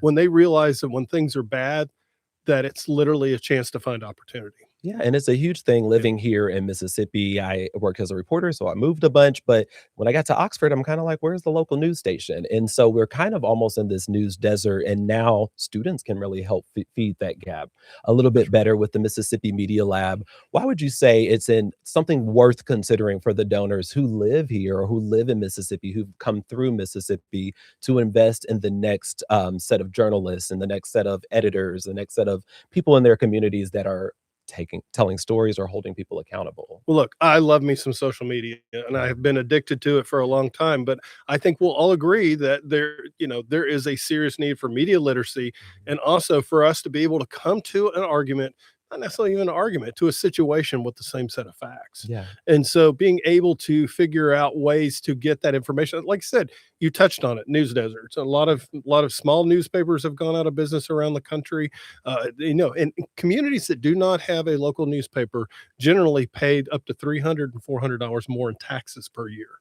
So it's also hit your pocketbook if you Yeah. don't have good information. So That makes a big difference when you can tell people exactly how it benefits them or how it Exactly. affects them. Sometimes you don't realize it until it hits home. The Mississippi Media Lab is something from the School of Journalism and New Media that has really started to take life, especially with the hiring of Marshall Ramsey. Can you tell us a little bit about what you envision the Mississippi Media Lab doing for the campus or for the state? I tell you, well, first of all, it's going to help North Mississippi because we're going to help fight those news deserts. So we're going to really focus in on local communities, on what their leadership's like and how that's affected them. So that'll be one area. But also too, I mean, obviously, if we can create a new generation of storytellers that can go out and not only stay in Mississippi, but around the country that can tell our stories in an honest and open way, I think that's obviously going to be a huge win. Oh yeah. I mean, that's huge. And as you talked about, even with the Grove and its resilience, we need some funds and whatever part of campus to really continue to support students who are very resilient, but they need the resources or scholarships or traveling opportunities, maybe to go to another newsroom and, That's right. shadow things like that. I tell you what, when I was in college, I worked for the student newspaper and did the reps, right? I did 5 cartoons a week for 5 years. I'm not going to explain why it was 5 years, but I graduated with honor, so it was okay. But that said, that contact I had with the local cartoonists and so forth, and we've got Grace Ann Courtney here, for instance, is an award-winning illustrator for the Daily Mississippian. She's going to start doing some cartoons. I'm really excited about that. So I get the chance to be able to help her a little bit too. So I'm really enjoying my role here, being able to talk about obviously what we're doing, getting this thing built. Right now I feel like I'm looking at a newborn in a crib thinking this is what this young child can be when it grows up, and that's kind of where we're at right now. But the potential is amazing. And with the generosity that you just told me about, that I'm Yes. completely stunned about. I mean, the future is nothing but bright. A marquee gift, and you can still donate to the Mississippi Media Lab. It is, like he said, that newborn that's taking shape. If you want to get in on, you can't decide which part of campus you want to donate to. You maybe want to get in on something new and be, cutting edge. The Mississippi Media Lab here at the University of Mississippi may be something people want to consider. I know a lot of people like to be first. They like to be first. And I got to give a quick shout out to my boss too. I mean, Dean Hickerson, God bless her. She just brought me in and she said, here's a blank slate, go have some fun with it. And, but she understands the need for us to pivot and for us to change and for us to grow. And I just love working in that kind of environment. I work with incredible people in Farley Hall. And she understands the changing landscape, as you mentioned. I mean, That's right. her research area in deepfakes, helping journalists verify, is this photo of Marvis, in the chancellor's office So dancing you may on the not be desk? really Marvis that I'm talking to. Am I a deepfake here for sure? And so this is where I am right now. here's a little progress of the Grove. If you can see that, I mean, it's a bunch of black lines at this point, but it'll all come together. it's going to come together. I'm seeing the trees looking great. I'm taking some notes because I am a stick figure guy and it doesn't go much further than You that. want to know the hard truth? I can't draw really good stick figures. Now, I can do a lot of other things well, but stick figures. Stick not so figures is good. about as far as I go. And really, a lot of people are watching today. They're excited to see what is happening in the School of Journalism and New Media. I know even recently they had the Jordan Center for Journalism, Innovation, and Advocacy that rolled out, and their symposium coming up as well. Super excited about that. There's just so much happening in the School of Journalism and New Media. A lot of people, though, they don't know all the opportunities of editorial cartoonist or even editor or behind the scenes. They think I have to get in, I have to write, or I have to be a news anchor. There's a lot of different things there. I guess for people maybe looking for more creative, maybe graphic design, things of the sort, how can they get their hands on something like an illustration or get in that path education wise? Well, of course, that's why the Mississippi Media Lab exists, because it does create that space. But you think about it, like right now, I'm getting my IMC Masters because I'm not just the president, I'm also a member. That's that joke. But I'm working on getting my IMC Masters and doing that right now. And like I said, you've got IMC there. There's a lot of sports journalism that's going on there too. A lot of sports that's becoming a big part of it. There's fashion. So there's a lot of different interesting little nooks and crannies that are in the School of Journalism and New Media. It really is a fun place to work. And what I like about it, once again, going back to that whole atmosphere of, throwing things against the wall and see what sticks. Yeah. That's just, I love that entrepreneurial spirit. Oh yeah, because you really in journalism. I mean, I know you have to learn a little social media, you got to learn a little, networking, you got to learn to write, you have to learn, a lot of different areas. I don't think that anyone, even if you're in a business major, anyone's looking for a one-dimensional graduate. And I feel like the graduates here at the Ole Miss definitely graduate with several skills. But I wanted to ask you, you're here, you're teaching a class, you're also working with students, you're helping roll out this new program. Is there anything that has been most exciting or even surprising as you kind of make this next chapter in your very achieved journey? Well, I tell you, I've got 3 boys. So, 2 of them graduated from here. So I'm kind of used to the younger generation, as they say. God, I sound like 600 years old when I say that. I understand the energy and the spirit and everything else. My class, I love them. They're amazing. They're so incredible. I've got Evan Farrell, for instance, who's a sports photographer in my class. He can take photographs. I'm sitting there teaching them how to take a good picture, and I just look at him. It's like, oh, you can go home and take a nap. But I mean, I see a level of desire and grit and just energy that kind of reminds me of when I was their age, but it's a lot better. I mean, they're very sophisticated, and because they've been dealing with phones and social media and everything else since pretty much out of the womb. Exactly. So, but it's, I mean, for people that, they come at, you might see negative things about students somewhere. I don't know. But when you're on campus here and you're working with them day in and day out, you cannot help but go home every night and put your head on the pillow and be inspired. I mean, you are It's telling incredible. nothing but the truth. I am teaching my first college course this semester. Shout out to my students because they have just shown me a hunger, an understanding of what they're paying for. They want to get their money's worth of That's right. education, but also just really an enriching environment for people to also expand and become the adult that they want to be. So, Oh, I'm still working on that. I mean, working on it. You can become, you're always I'm a becoming. cartoonist. I do want to ask this Giving Day, is there any special message you want to share with people who either have given or are considering giving to the Mississippi Media Lab? Thank you. I mean, we're in a time of incredible change, and your gift is making us be able to not only develop journalists that can change along with those times, but to also be able to do the work to help make our country better. And for every dollar that you donate, you get us a little bit closer to that goal. And I just want to say thank you for helping make that possible. Okay, Marshall, I'm going to let you continue working for a little bit longer. We are going to maybe not finish right now, but he has guaranteed that we can show y'all as we kind of make our way through that as well, because I know a lot of people at home are going to be locked in wanting to, or at work, wherever you're watching from, wanting to see Marshall's latest drawing. I mean, if you've seen the past ones that he's done, they are definitely iconic, I would say.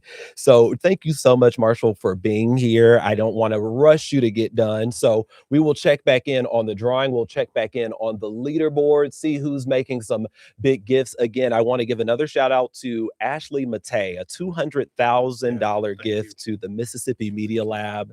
And that is going to make some huge difference in the lives of our students and our communities. So stick with us this Giving Day. We have many more special guests coming up as we take you throughout the campus to show how your gifts can change students' lives. And we'll check back in on Marshall's drawing in just a bit. Thank you. Thank you. Hi, my name is Daniel Check, and I am the Dean of the School of Applied Sciences here at the University of Mississippi. And I want to thank you from the bottom of my heart for your gift on Giving Day. Your gift is helping our students walk across that stage and earn their degree, but also your gift is helping with their employability. So from the bottom of my heart to yours, thank you so much. On behalf of the Division of Diversity and Community Engagement, thank you. No matter how big or small your gift was throughout Giving Day, we sincerely appreciate you and your generosity.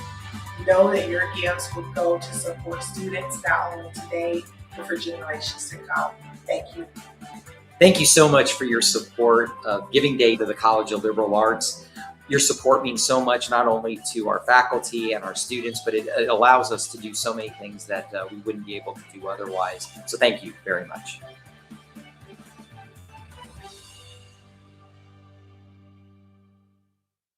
The Sally McDonald Barksdale Honors College is an extraordinary community where academic ambition and personal growth thrive. There are many reasons why.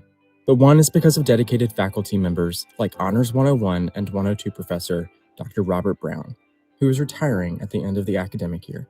I've got an old friend, John Winkle, who's a sort of legendary professor here in the Honors College, and he used to refer to these classes as transformative for students. And I would argue they also are transformative for faculty as well.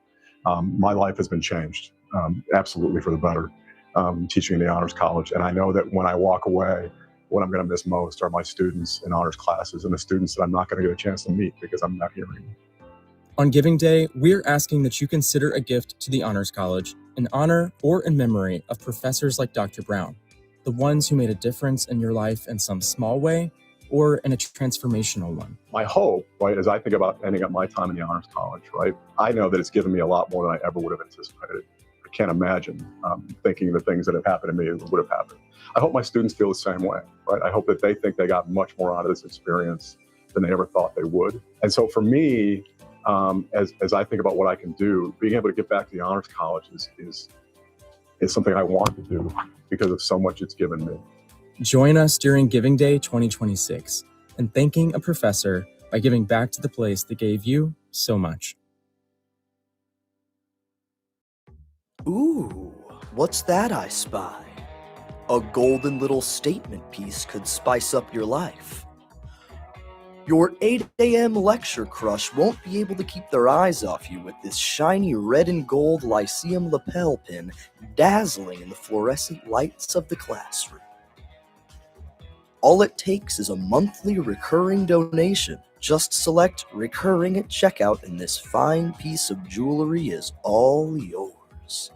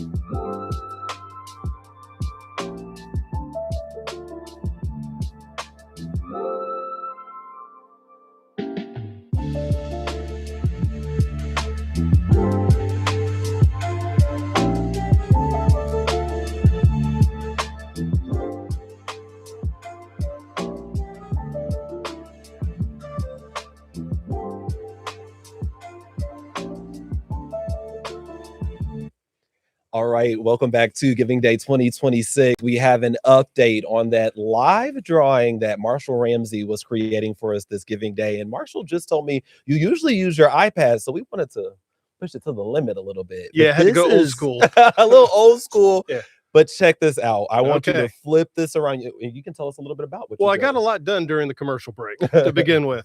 One of the things I've noticed around the Grove is that they have replaced the trees that fell with new trees. And I always thought, someday they'll be on the big stage too, but it'll be Exactly. great. But this was the drawing that we ended up doing, and it's called the understudy. Yes. And the understudy basically is featuring one of the new little trees amongst the giants. And it looks so great. Seeing the squirrels on there, the little pops of the grass. I told you I can't draw. I don't have the creativity when it comes to design, but this is just you can tell this is a gift that you have, a craft that you've perfected over the years. And it speaks to anybody who knows Ole Miss, the Grove, the Walk of Champions, that area, the trees. I mean, as you mentioned, the ice storm, I believe we lost about 700 trees, but we have 14,000 on campus. That's right. But if you were here, it was quite a sight to see. So I love seeing this understudy. Next time you see maybe a tree like this in the Grove or even somewhere around Mississippi hard hit by that, remember, it will bounce back. It'll be large and glorious soon. Marshall, we are so grateful to have you here. And I got to get you commissioned to get my portrait. Oh, I'll make you beautiful. I'll make you handsome. Don't worry. I know. I was like, make sure you blow the muscles in there and everything. Just ask all the jawline. politicians how beautiful I made them. Well, we really appreciate you helping us out, y'all. Marshall even stayed behind to show us this right before he goes and teaches today. So thank you, Marshall. We really are excited. You can still donate to the Mississippi Media Lab. Please. And we will be right back for this Giving Day with another special interview. Stick with us.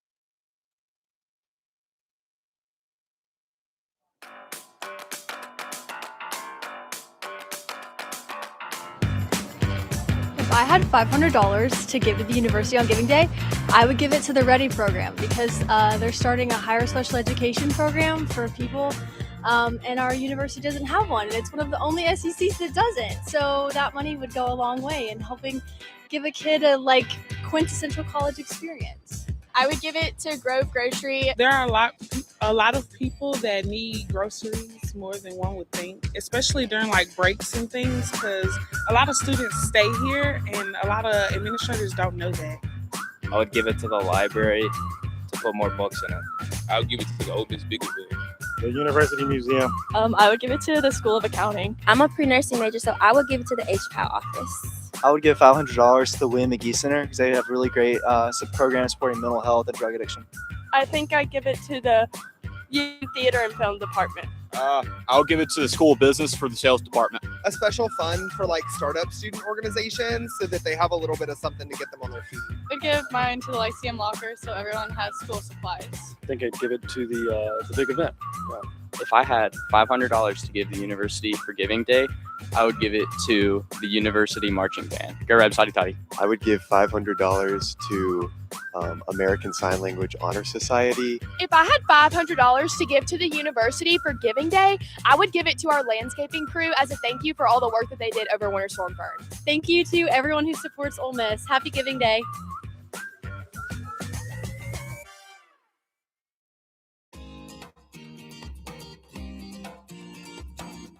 Did you know that over 30% of Ole Miss students experience food insecurity? Thanks to the Grove Grocery, no student has to worry about where their next meal will come from. Last year alone, they provided over 10,000 pounds of food to students on the Oxford campus. You can support the Grove Grocery Food Bank today by going to givingday.olemiss.edu. Making a gift is easy. You can give through Venmo, PayPal, Apple Pay, and all major credit cards. Together, we can make a difference, one meal at a time. The more you know.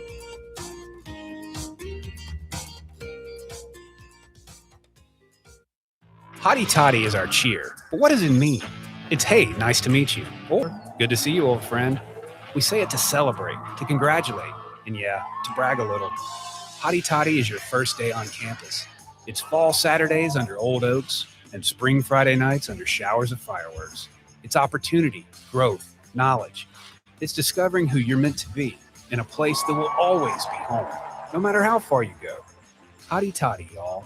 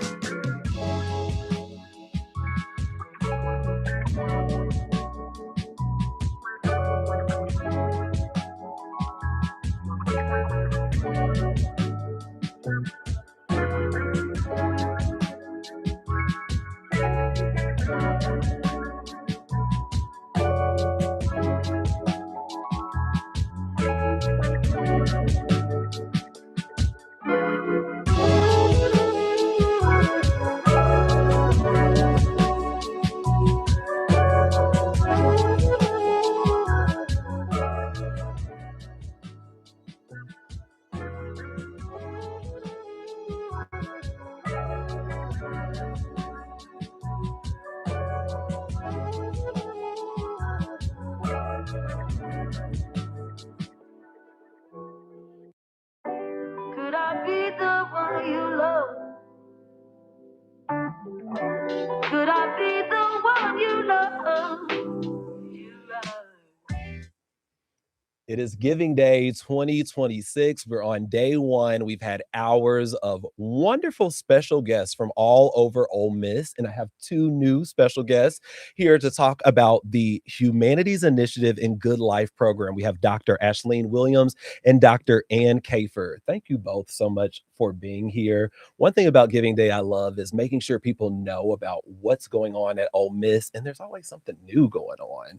So can you first, just both of you, kind of tell us a little bit about who you are and maybe just talk about your roles and a little bit about these initiatives and programs? So I'm Annie. I'm our Associate Dean of Research and Graduate Education in our College of Liberal Arts, and that's where our Humanities Initiative that we're going to talk about. And I'm Ashleen Williams. I'm a faculty member. I work in the Office of the Provost, and I have the great fortune of working as the faculty lead with the Good Life program, which often operates in partnership with the Humanities Initiative through the College of Liberal Arts. Okay, so I have to ask, there's a lot of momentum behind this, but can you tell us a little bit about the Humanities Initiative? What is the vision behind it? What is the mission of it?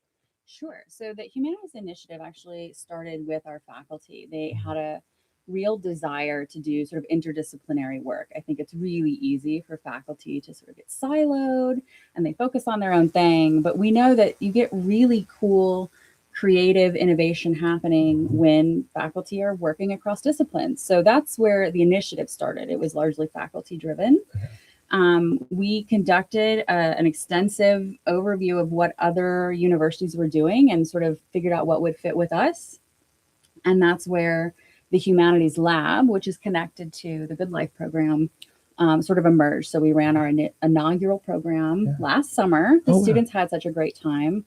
But the goal really is to bring that interdisciplinary sort of approach to students, let them work across disciplines, let them explore the humanities in a different way, because the humanities are essential to thinking differently about who we are as humans. Like, they ask all those important questions and they let you be creative about how you make meaning in your life. And so we wanted students to have that in a really well-rounded way. Yeah, it's something you don't always see. Even when I came to Ole Miss, I worked in TV news before that, and then I came here and there was a, journalism professor working with a computer science professor, or a sociology professor working with this professor, and it was solving problems of every day, like, something that I'm dealing with, mental health wise or on the job. And so I love how the innovation and collaboration can lead to problem solved that, some people are already dealing with right now. You talked about how it kind of breaks down silos as well, and that work extends on into the Good Life program that you all had mentioned. Can you share a little bit about what this program, the Good Life program, actually is? Absolutely. So the Good Life program is actually funded through a grant by the Teagle Foundation, and it is a chance to work with rural high schools in our case, or schools that perhaps may not have these opportunities otherwise. And we bring them to campus for advanced humanities coursework. They do several weeks in the summer, and then we follow that up with year-round engagement around civic engagement, as well as academic and college access preparation. So the Good Life program, in short, asks students, what is a good life? How do we think about that? How do we connect it with the past?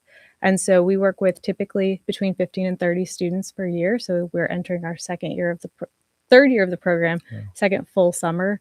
And so that program, as we think about it broadly speaking, is speaking exactly to the issues that Annie mentioned. And I mean, the civic engagement there, when you ask that question, I'm like, what is a good life? If your answer is, a lot of money, you haven't really thought about that question.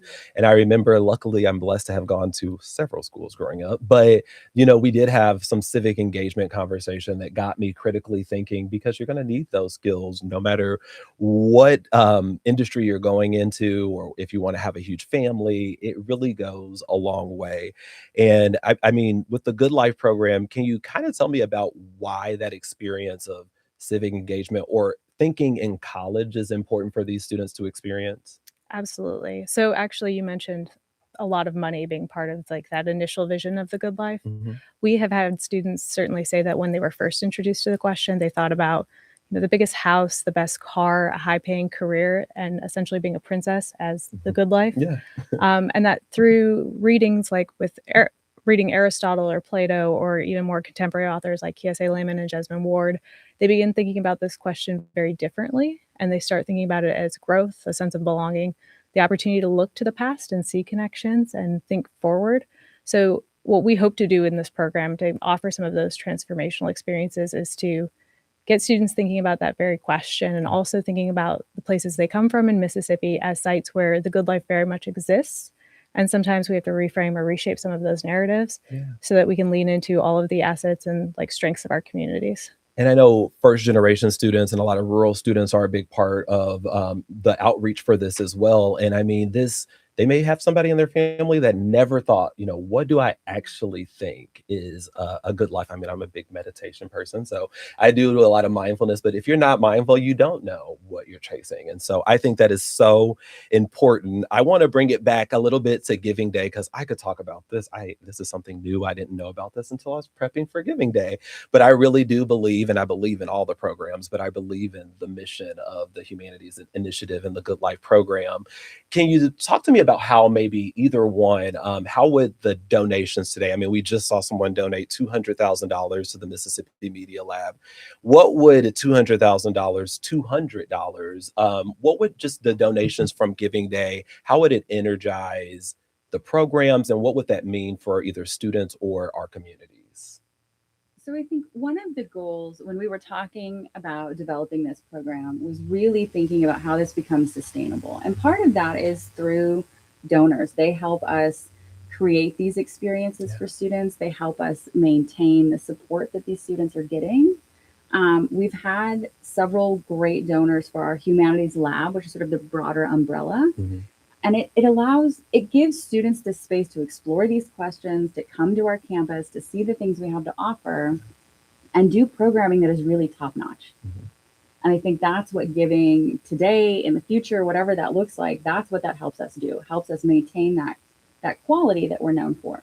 And I think that's a big part of it. We all have seen the business that's going to come in and change everything, and then a couple weeks later is the shuttered building, or the program that's going to get everybody to lose weight in 2 seconds and then it's closed. So wanting to have a sustainable program before starting is a big deal. And you home who watching or at work really can help with that. But also just, the sustainability is for the community. I mean, I think that that's how it kind of all rolls out. And we've seen programs grow. As you mentioned, Humanities Lab right now, it's doing good. I mean, probably could always take some donations, but y'all are in that next phase. You talked about on your third year with the Good Life program. It's like, we don't want to just stay at this. We want to go to the next level, help more people. Or one thing I thought about when y'all were talking about this was even how donations can help pierce through the noise. There is so much noise out there right now that maybe a student sees the Good Life program because that marketing was better, or they had more funds, or maybe they get to go on an experience. I think of just the small things. It may be $1 in someone's pocket, $10, but they don't think about the end result. And I think there's a lot of opportunity here to really get in early and be one of the first people to really kind of help breathe more life into this program. And sometimes maybe people at home will see that benefit as well. And to that note, I often talk about the power of small gifts. My fourth grade teacher, who was also and still remains my pen pal, and I will not give how many years because I don't need to do that on a live stream. But we continue to be in contact. And when I told her about the Good Life program, one of the things that she did was donate some money to help with the book buying program for the students. So one of the things that we like to do is take the students to Square Books during their first week on campus so that they can explore the bookstores, find something that they want to be reading over the course of the summer, and really just engage with that element of Oxford. Yeah. I mean, and like you even mentioned, I did not graduate from Ole Miss, but I have always wanted to give to my school or to my church. And I'm not giving the biggest amount. I definitely am not, but I know it is appreciated. And when it's combined with somebody else's $5 and $100 and $100,000, it does make the change. I do want to make sure that everyone at home, I kind of just realized that maybe is assuming everybody knows. Can you kind of give us a rundown of what are the humanities? So we have several humanities units in the college, and I will not say that that's exhaustive. Yeah, or a general but idea, generally, yes. English, modern languages, the classics, philosophy, history. Yes, so many people, whether you realize it or not, you know the humanities. So I just wanted to make sure that we clarified that. And you all have talked about so much exciting things. I want to make sure, is there anything that I missed that you all would want to add? I want people to sort of see this program and see the quality of these programs and really associate that with the University of Mississippi. I think it's so important that the work speak for itself, and that work is only possible in large part when we have folks who are invested and willing to support. Yes. Well, I appreciate you both. Did you Can I have jump anything in? you want to Yeah, add absolutely. in? Yes, please do. I think that one thing I would add, in addition to like thanking folks for their support on campus as well as off campus, is that any donor or any person who has thought about like that one book or poem or teacher who really inspired and transformed their life, that is exactly what we are attempting to do with students in our communities. And so when we think about our students who are primarily from towns like Charleston or Coffeyville, Marks, Mississippi, Quitman County, broadly speaking, Sardis or Como, like we get to bring them to campus so that they not only have those experiences in their high schools, but they get to have that in real time at the University of Mississippi. And we hope that those small moments stick with them, like I'm sure they have for many of the people watching. And I know it can make a change. I mean, I was at Mississippi Day this weekend, and there were, maybe grade schoolers saying, I want to go to University of Mississippi. And, they may change here and there, but thinking about college, thinking about critical thinking and what is a good life. A lot of these are good, and I don't think there's an age too early to start thinking about it. I really appreciate speaking with both of you ladies. I could talk to you all day. I thought this was I'm getting a wrap sign. So let me wrap things up, but let me remind you that you can donate to the Humanities Initiative and the Good Life program right now on givingday.olemiss.edu. I am so sure that Dr. Williams and Dr. Kafer would be very pleased with anything you can do. And we're trying to get the number of donors up this year. So tell a friend. There's a lot of initiatives, the ways to maximize the most you can get out of those gifts that you're making. So check out givingday.olemiss.edu and keep it locked here with us for Giving Day this 2026. Thank you both for being here. Thank you. Stick around. We'll be right back.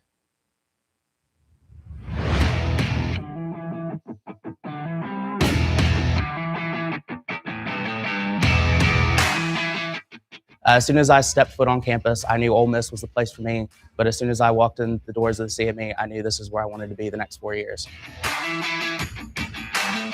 Manufacturing, a lot of it is based on continuous improvement. And I feel like while we learn how to continuously improve processes, continuously improve businesses, we also learn to continuously improve ourselves. And I really love that about the CME, and I feel like I'm learning to grow and adapt. The CME building itself is a community where we all love to get together to study, to work on our CME projects, to work on other coursework. But then you can also find students all the time out on the factory floor building personal projects, building class projects, and also in the maker space, just developing their creativity. Everyone that leaves the CME expects to go be a leader in manufacturing. You can ask any one of your professors in the CME, and they will help you strive to get that internship or co-op that you want. They will also just try to make you the best person that you can be. Even today, as I consult across different industries, I reference back to my classes that I've done here and bring that knowledge and expertise into our clients, which is something that's so valuable. The student that's going to thrive in the CME is a student that is always up for a challenge, but is always willing to think outside of the box to solve that challenge. They know how to get things done. If a kid was really interested in this program, I'd really make an effort to get them into Oxford and make sure that they could see this program firsthand. Because as soon as they saw this building, they'd fall in love. In the next 4 years, they'd be a member of our cohort.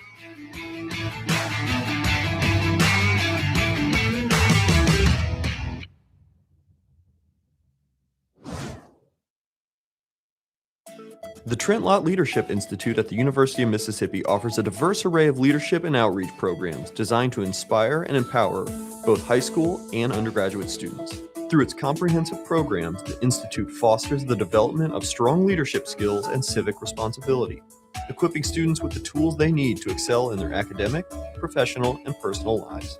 The Institute continues its commitment to leadership education by partnering with the Department of Public Policy Leadership at Ole Miss, providing students with the unique opportunities for mentorship, community engagement, and hands-on learning. With a focus on shaping the next generation of leaders, the Trent Lott Leadership Institute serves as a catalyst for positive change, encouraging students to take on leadership roles, both locally and globally. You can support the Trent Lott Leadership Institute today by going to givingday.olemiss.edu. Making a gift is easy.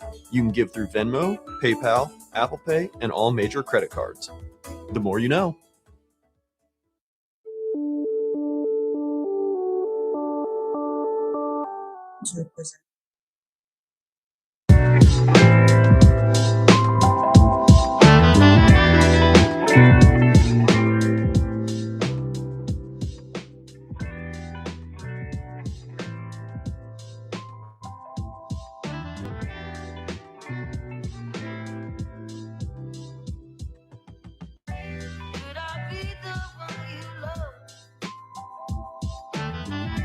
Could I be the one you love?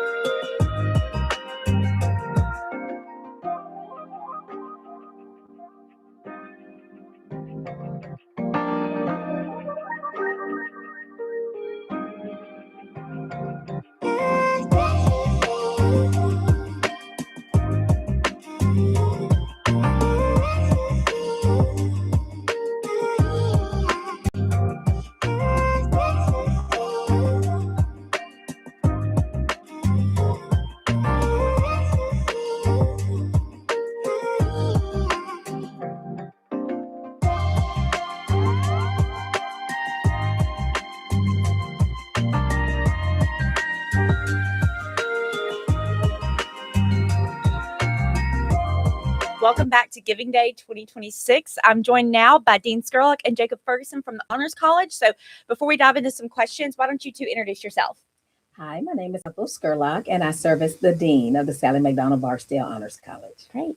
And hi, I'm Jacob Ferguson. I am the Associate Director of Development for the Sally McDonald Barksdale Honors College, and I am an Honors College graduate of 2019. And Dr. Skurlock was my professor several times when I was a full student. Circle here. Full circle, Full absolutely. circle. I love it. Well, thank you guys both so much for joining us today and being a part of Giving Day. So to start, can you share what makes the Sally McDonald Barksdale Honors College such a distinctive academic experience here at Ole Miss?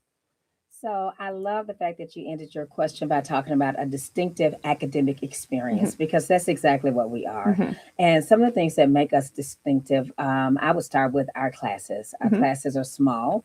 They're 15 students or less. Many of them are 7 or 8 students. And so you have the opportunity to engage deeply with ideas, the opportunity to engage in critical discourse. We also work really hard to try to build a sense of community with our students. And our students have access to the building, they have access to free printing, but more than anything, it's that academic experience that's experiential in nature and deep, and so many other things. And I think Jacob could probably say even more because he was a student. He experienced it. Yes, absolutely. Yeah, well, everything Dean Skurlock said, the thing that I would add to that to go further is I think that the people make it a lot of what it is. And yes, it is an intense academic experience, and there are so many experiential opportunities within that, but the people also make the place. And I think the people in the Honors College are incredibly special. I think our professors are some of the best on campus, and our students have access to them in small classroom environments. And so they get to have really deep relationships. They forge deep relationships with their professors, with the people who work in the building, like Dean Skurlock and the other administrators, and with their classmates. And so they're going through a similar experience, and they're being challenged in a really great way. And they're making and forging deep relationships with one another and with mentors throughout that. Right. And, something interesting about the Honors College is that it allows students from early on in their academic career to experience that small class size, that academic collaborative kind of classroom experience, which is something that a lot of times you don't get until you get up into your kind of higher level classes. You don't really have that small, we're going to chat about this subject and go from there. So it's incredible that Honors College students kind of get that from the beginning as well. So at the heart of the Honors College experience is students engaging, like you said, with these big ideas through research and collaboration. So how does that approach shape the way that our honors students learn and grow? Oh, that's a great question. So I think it helps them think more independently. It is a place where people know that we're going to come to the table with a diversity of opinions. So almost all of our classes are centered around a table. They're not lectures. We're going to come with all of these different ideas, all these different ways of thinking. And it really equips people to excel when they get to graduate school, professional school, when they're working in their professions. We want people who are in the real world working out issues in a way that values different ways of thinking. People who are confident about what they bring, but also confident enough with that they're not threatened by people who are different. And so I think that's one of the best things that we do. We teach people to dialogue across their differences, how to make difficult decisions intellectually, and how to follow those things through, and how do you research to make sure that I'm doing the best thing, not just according to what I think, but based on what research or data kind of bears out as the right thing to do. So we're just trying to equip people to excel in life, not just in the classroom, not just academically, but I think it equips people to excel as leaders in life, and also to know that I have an obligation to serve. To whom much is given, much is required. So we require our students to do service, and we have a community of care, a culture of compassion and concern. And I think those students who can lead with compassion and concern are going to outdistance those who cannot. Right, exactly. And like you said, what you're teaching them extends far beyond the classroom. It extends to their internships and work with communities and organizations. So can you talk a little bit about how they're serving their communities through these various opportunities with research and experimental learning and internships too? Absolutely. So every student in the Honors College has to do 10 hours of community service each semester. They can choose to do those hours either back in their hometown They can do those hours with a new opportunity that they've discovered, or they can go through one of our banks that we have at the university that will tell them about local opportunities and things that they can do. So that's a mandatory part of what they do. But many of them pick up some of these calls as a part of their capstone experience, as part of their academic work. And so their academic work or their project may be that I do something that makes a difference in the community. We've had students write books aimed at teaching particular issues to younger students. We've had students lead the development of tutoring programs. We've had students develop programs for students with special needs.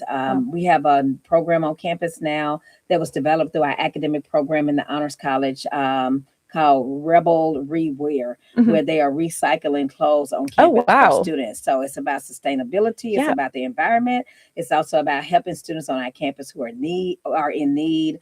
Our food pantry on campus, Honors College led the way for that. So much of the work makes a difference in the daily experiences of students in Oxford, but also globally. So I just love to see the difference they continue to make. And Jacob, you may have some things to say about those experiences too. Yes, absolutely. We're going to go to you every time. Okay. Well, I guess what I would add to that is sort of zooming out a little bit. One of my favorite things to share about the Honors College, or my favorite ways to characterize the Honors College, is that it is a place that will never underestimate its students. That's what we make. That's the promise that we make to the students that we have and to students who are coming into the Honors Colleges. We will never underestimate you. And so the Honors College, like Dean Scarlock said, asks a lot of its students, and we present them with experiences and opportunities that they may not otherwise have access to. But we set that expectation and that culture, and then they learn it, and then they come back with ideas of their own and things that we didn't know about or we would never have thought about. And so that's some of the service opportunities, and dovetailing those into their capstone projects. Those are the things that they're inspired to go pursue something because of the expectation that the Honors College sets. And so I think it's a great thing that, we just don't underestimate them, and then they don't underestimate themselves or one another, or the impact that they can make with their communities or in their communities or with the work that they're doing. Right. And also just on a macro level, what a great way to encourage college day students to get involved and plugged into their communities, especially if it's someone who's maybe from out of state or out of town and they come to Ole Miss and they choose a community project here in Oxford. Like, what a great way to get plugged into the community beyond just what you're doing with the university. So that's great. One of the most compelling aspects of the Honors College is it's offering a top tier liberal arts style education at a public university price. So how does private support help make that level of access and innovation possible?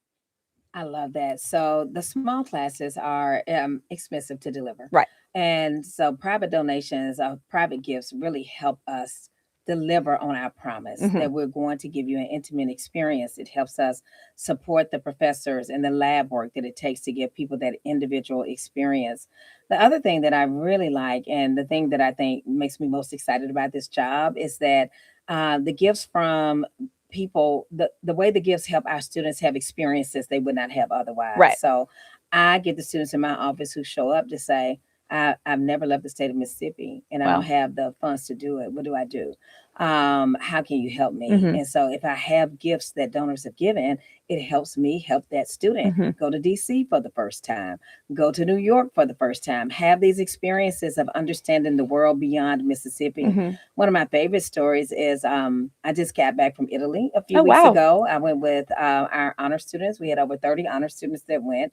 And about half of those students were only able to go because of gifts from donors. Wow. One of them in particular had never been on a plane before. I ran into him today. I said, I'm not going to use your name. He said, use my name. Goodness. So his name is Shane Carson. Shane Carson had never been on a plane before.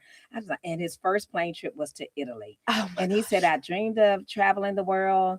I was scared to travel the world. This trip made it able. He was funded by a gift from a donor. Wow. And then when I saw him today, he said, I want to live somewhere else now. I want to do work that changes the world. Wow. And so it's because somebody gave that gift. Right. That not only was he able to have this experience, now he sees himself truly as a global citizen. And capable of doing that. We call them global citizens. Yes. It's a very different thing for me to say you're that than for you to feel that you're that. That's incredible. And those gifts help our students know who they are and to live up to who they are, and to not just live up to what we think they can be, but to blow our minds and be Yes. even more than what we ever thought they could be. Exactly. I bet that's the best part of your job is having these is. students come in their first day freshman year and then seeing what they turn into in It their is. time here at Ole Miss. That's incredible. So let's bring it back to today a little bit. What are your top funding priorities, and how can support on Giving Day directly expand those opportunities for students and strengthen the honors experience? I love that. So I'm going to start with Jacob because he does Go that ahead. job 24/7, and Let's I want to go. honor that. Absolutely. Well, that's a lot of what we've already been talking about is our students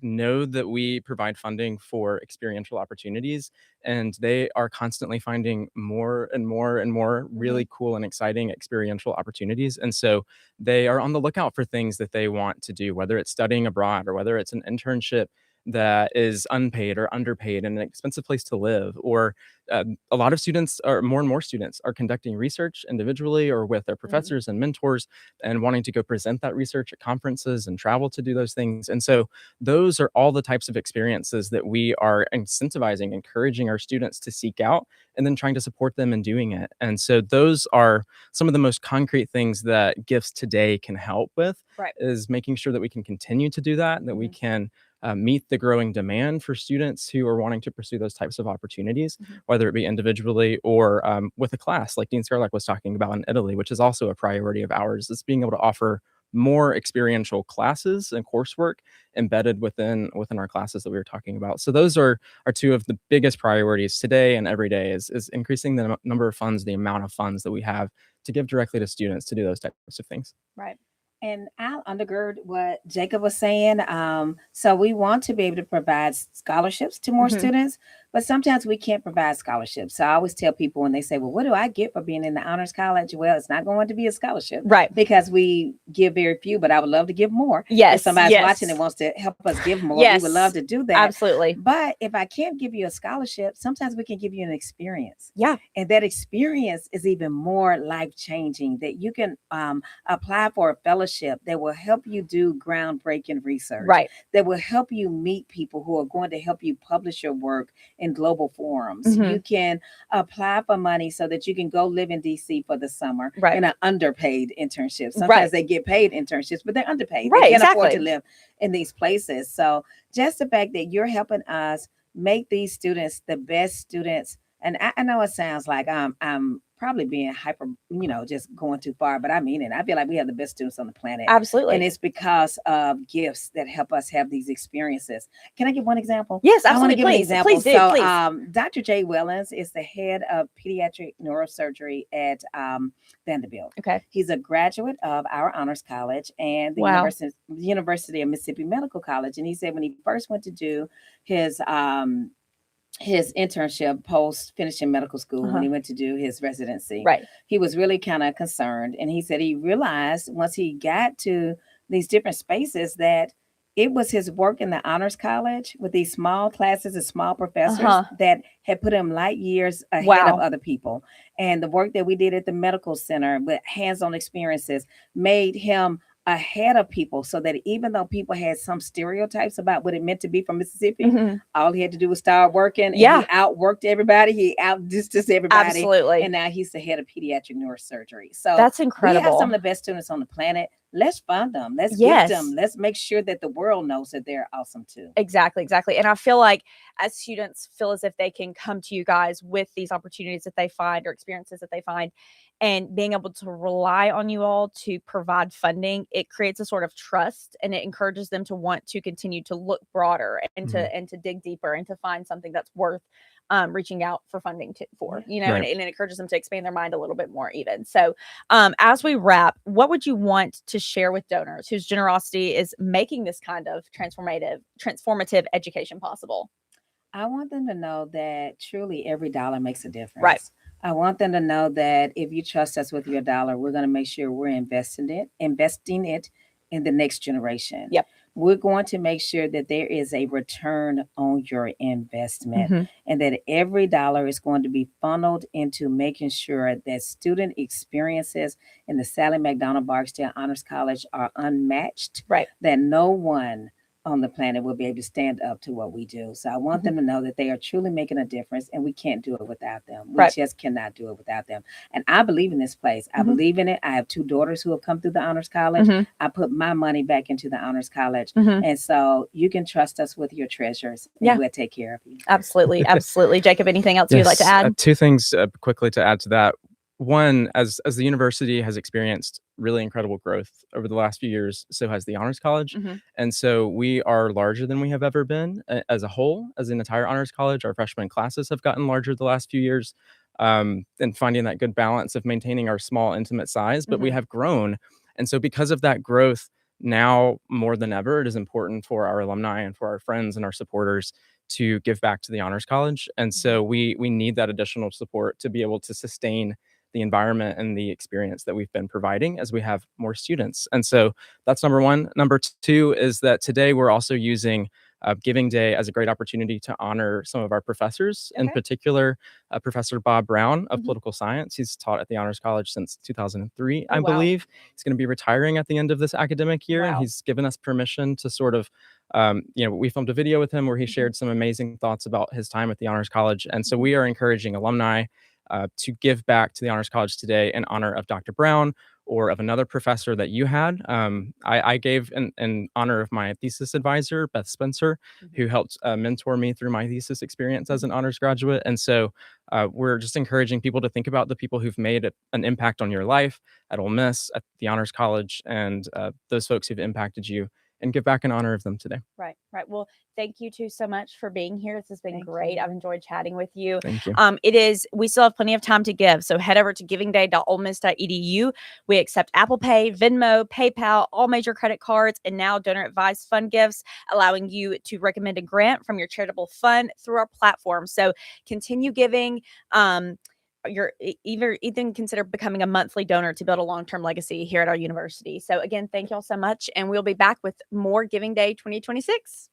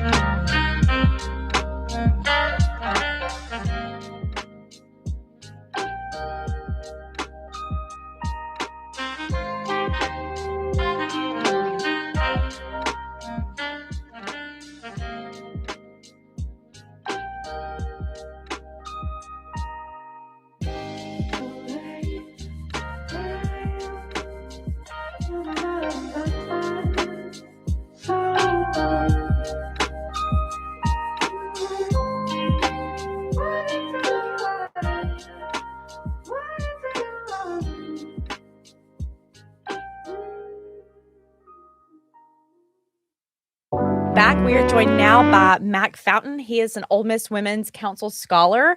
So, Mac, to start, can you share what it means to be an Ole Miss Women's Council Scholar and how this program has shaped your experience at Ole Miss so far? Absolutely. I mean, being a part of the Women's Council to me means quite a bit. I mean, it's part of a family that really encourages leadership and helps one another out and teaches you really how to value the importance of helping others and pouring into them.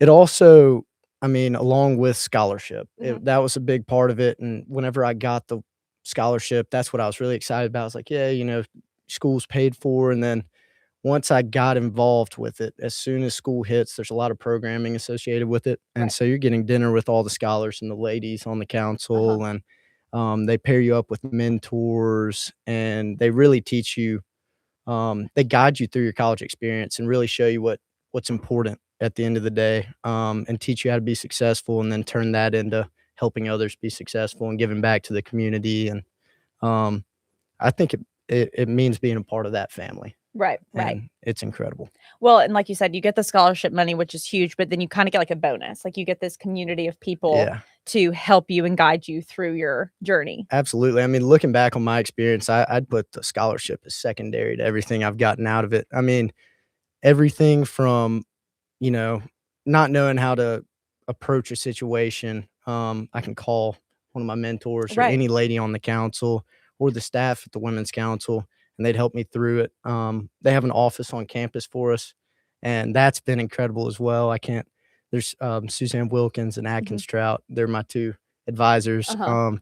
And it's just any point in the day, if there's a gap between classes, I go into the office and talk to them and tell them what's going on in my life, and they'll keep me updated on everything else and grab a snack and something to drink in there. I mean, it's incredibly impactful in my college experience. Right. Right. Right. How would you, so because of this program, like you said, you've kind of had access to experiences that many students may not. So what has the Women's Council given you, maybe aside from this mentorship and these relationships you've been able to form, that you wouldn't have had otherwise? Oh my goodness. Well, I lived in Italy last summer with 3 of the other Women's Council scholars. That's and incredible. That's enough to just, to go for it. Absolutely. Yeah, and that was all through what they call the GLC program, which is a fund the Women's Council has for their scholars for internships or study abroad, and they'll cover up to a certain amount of that expense, Mhm. and that's what we all did it through. And then we lived in Florence, Italy for 6 weeks, and I mean traveled all over Europe and just had an amazing time together and got to know each other a lot Mhm. more. And I mean that experience in and of itself was one of probably the greatest experience I've had That's in incredible. If you had to college. pick one thing that was your favorite part of the trip to Italy, what would you say it was? That's a really hard question. You I can give me mean, like a top 2, top 3. yeah, top 2. Let's see.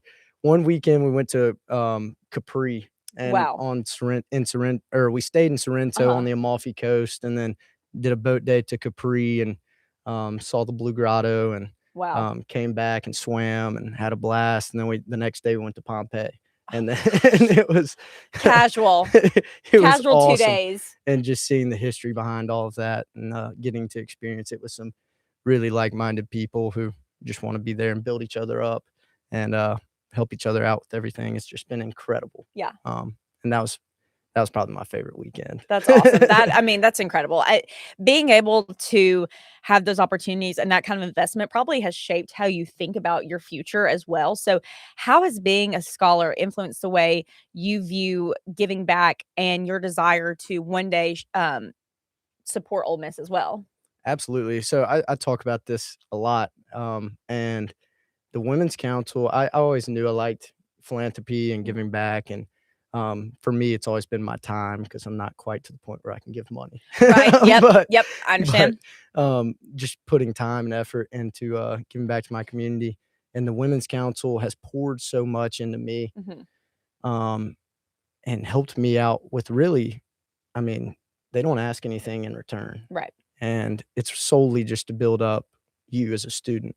And so as I get older and older, it really encourages me more and more to want to return the favor Right. and help people out who, you know, even like a sophomore who's thinking about getting involved in something Mhm. that I've been a part of, pouring into them. And then when I'm older, I definitely want to give back to the Women's Council itself. And hopefully just help grow the program and affect more and more students as they come through Ole Miss.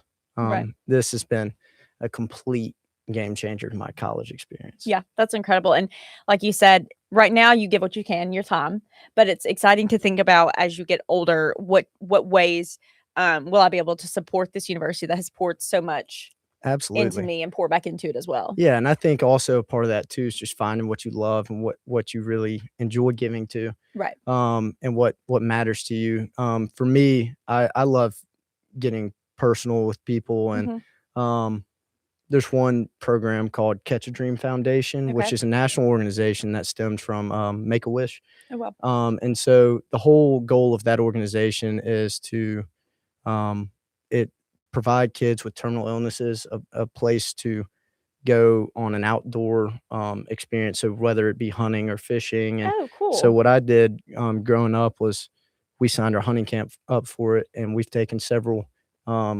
kids hunting, and their families hosted their families, Mhm. and that experience alone geared me to just want to grow in that. And I think I'm going to sign up to be a host and represent that country. I mean that company, Mhm. and try to do more of those. And that's where I personally love doing that. I love there's a lot of local ones too Yeah. that Women's Council has shown me. There's I think close to 40 nonprofits in Oxford alone. Wow. And not many people can name all of them. No. And so just getting involved locally, there's opportunities everywhere. And Women's Council has shown those to me. More Than a Meal Yep. has Mhm. been huge, and Love Packs. And there's so many others that are just so great to get involved in. And really, I think getting involved in those too, and just, even if you're not interested, Mhm. if you get a group of friends to go help out, Yep. it'll really help change your mindset afterwards, Right. and want to do more. I feel like giving begets giving, and the more you get Absolutely. involved with these organizations, and how special is it that the Women's Council is kind of this like never-ending resource that you can go to say like, hey, I would love to be able to get involved with the local organization. Like, what can I do? I mean, that's not many students have that resource. So it's Right. incredible that you are able to do that. So bringing it back to today, why should donors consider investing in the Women's Council? And what kind of impact are they making on students like you? Yeah, I mean, I think it's one of the best organizations to give to. It's building leaders in the Ole Miss and Oxford community who value giving back to the community and want to grow the community. So to me, it's more about growing leaders who want to help others and want to put all that they've done back into the community Mhm. and help out others, and just um, that alone, I think, is incredibly important, especially, nowadays on a huge college campus. Mhm. And I think just people who want to impact others in a positive way and build one another up Mhm. is incredibly important. And you can't do that. As well as there's also a lot of need-based scholars who, you know, w- we that scholarship alone gave them the ability to come to Ole Miss Right. and be a part of this program Mhm. and give it back through the years while they're here and after college. Mhm. And I think that's incredibly important to give to and help out.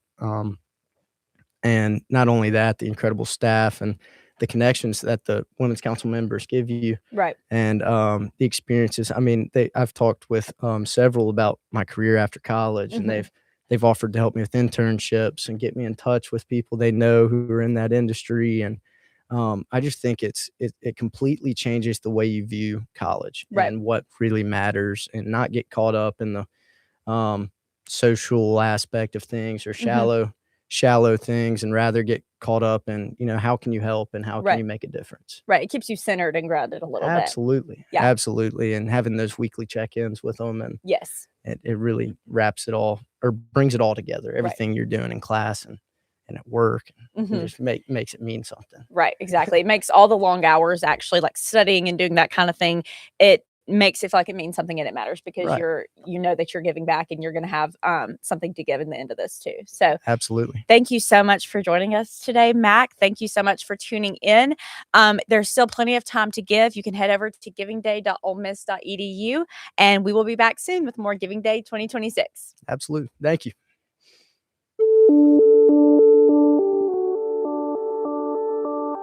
To represent has been incredibly valuable for me to grow. Attending the conference allowed us to expand my network and build meaningful connections. So through the conference, mentorship breakfasts and the reception, I met with industry experts and researchers from different universities where I can discuss my work and receive feedback on how to expand my research, and also career advice that helps me to shape my next steps in the future.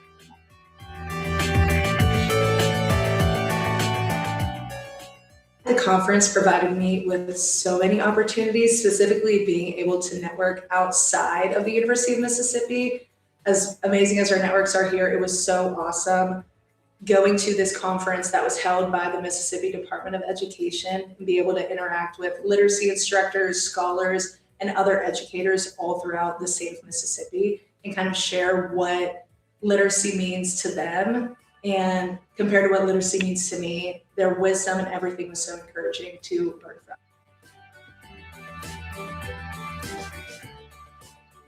I'm in my third year and I'm not ready for the job. I think I still have like 1 or 2 more years. Mhm. But like when I was there, I got to meet some of the colleagues in my field, and some of them really liked my work, and they even like give their email address or contact information to me to contact them later. So in this way, I think it helped me a lot to build a network. Yeah.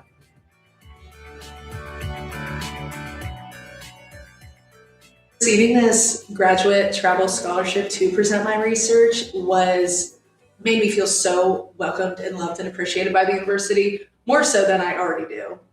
But knowing that they are supporting me in something I'm so passionate about within the field of education makes me know that they're not only passionate and believe in me, but that they are also passionate about what I'm speaking on.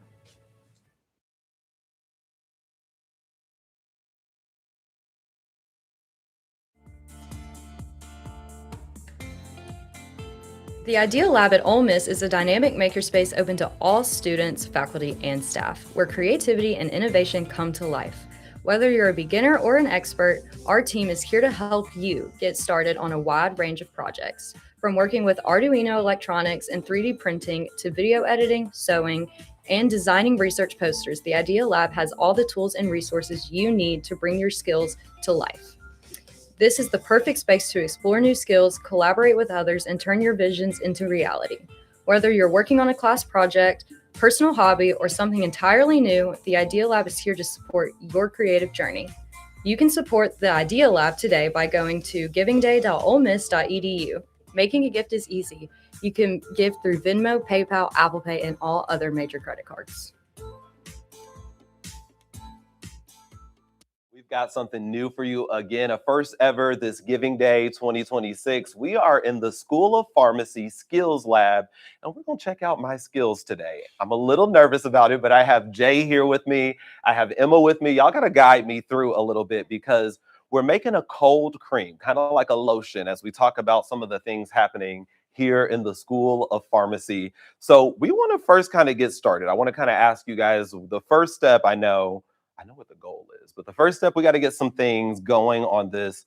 Is this called a hot plate? Yes, Bunsen burner. I should have probably looked up all of my terms before. Hot plate, I'm thinking of the kitchen, but we're going to be cooking up an experiment in here. So first off, we need to get some water going, right? I need my beaker.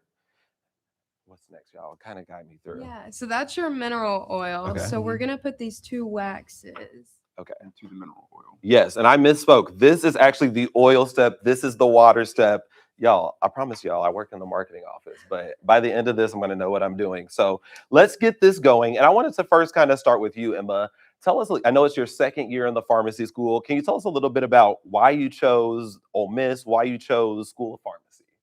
Yeah, so I love science. I think stuff like this is so much fun. I love how everything works together. But I kind of got burnt out on research. I thought I wanted to go into research, which research is awesome, so needed. But I wanted some kind of personal connection. So pharmacy seemed like a great way to learn about the things I found interesting, but also interact with patients one-on-one. Oh, yeah. And you have a personable approach. I like a good person that's going in anything pharmacy related that understands the customer as well and can have a good conversation. For sure. We've got everything. Do I mix this in here or do I just set it on here? You can mix it so that it all kind of melts together, and then we'll set it on there and let it. We need to make a mix theme song as we go along. Okay, we're going to mix that up a little bit. And Jay, I'm going to come to you. Can you tell me a little bit about second year? How's it going? But tell me a little bit about why Ole Miss, why the School of Pharmacy here? Yeah, so second year, and to answer your first part, it's going pretty well, but I will say it's a lot harder than the first year.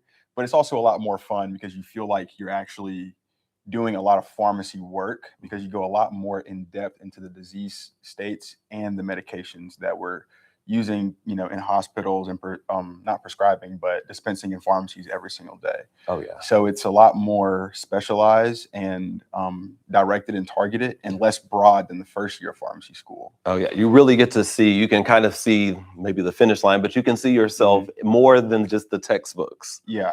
Yes, that's a huge part of coming to college in any sense. Okay, I want to make sure I'm not getting behind here. I could talk all day. I know we have our mineral oil, we have our kind of wax oil phase going. There is a water phase. Do I need to start that now? Yes. Okay. So while we're waiting on our wax to melt, here is our water. So that'll go into the small beaker. Perfect. You're a natural. Oh, see, I got a little too confident on that. Okay, and then we have here sodium borate. Okay, I'm not sure what that is, but it does need to go in. Give that a little click. And then we'll just stir that up and put it on the hot plate with our wax. Okay, I actually didn't get all of this. Yeah. I have to give a shout out to the comms specialist here and a lot of the teams here in the School of Pharmacy who told me what to do. What is this called? A stir. Oh, Yeah, see, I thought it was going to be a big. You're like, come on, Marvis, get it together. So we got our stir now and mixing the sodium borate in the water. And I know I don't put this in the center, not so hot, just kind of off to the side a little bit. Yes. Yeah, we just want that one to dissolve, whereas this one has to actually melt. Okay, and we know that'll probably take me a little minute, which gives me a lot of time or a little bit of time to kind of talk with you all a little bit about your time here. We're doing a little hands-on experiment here in the skills lab at the School of Pharmacy. Beautiful location over here at the School of Pharmacy, lots of state-of-the-art facilities and really faculty. But have you had like one hands-on experience, whether on campus or off, that really has helped you or really been stand out for you?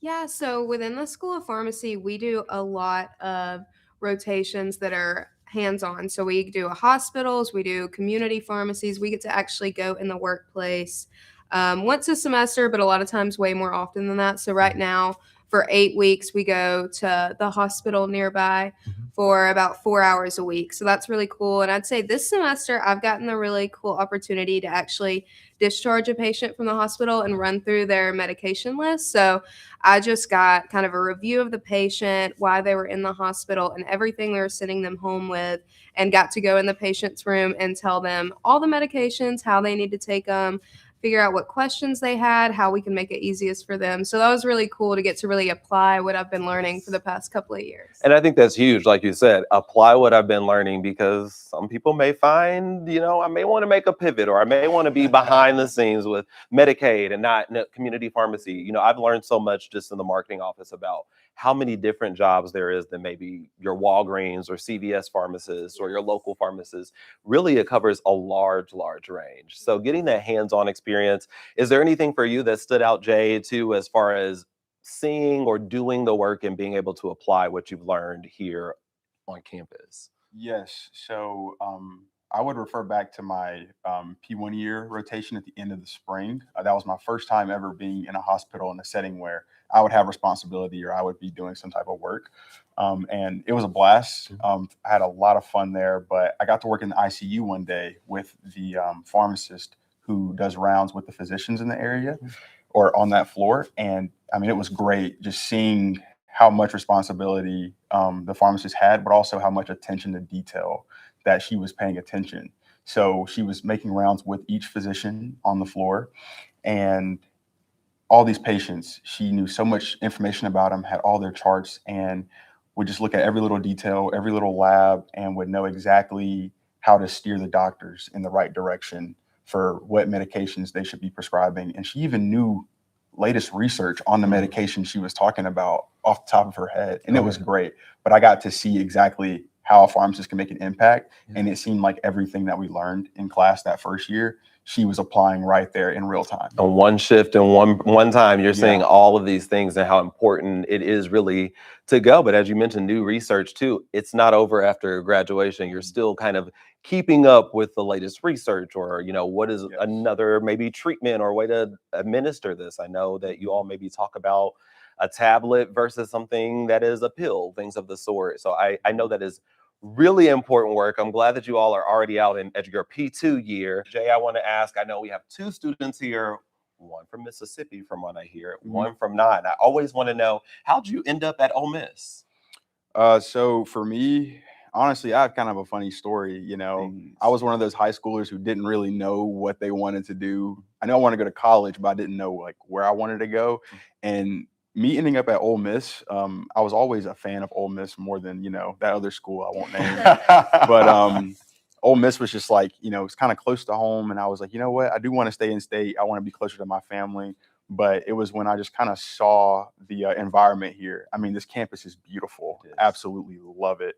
And I'm a guy of nature, I love walking around, going on walks, going on runs. And, the people here were so nice that I just kind of felt like, this is a place for me. But how I got to the School of Pharmacy in particular, what drew me here was just faculty here and the staff. They were just so nice and so like helpful with helping me get everything organized and set up to be able to get into the School of Pharmacy.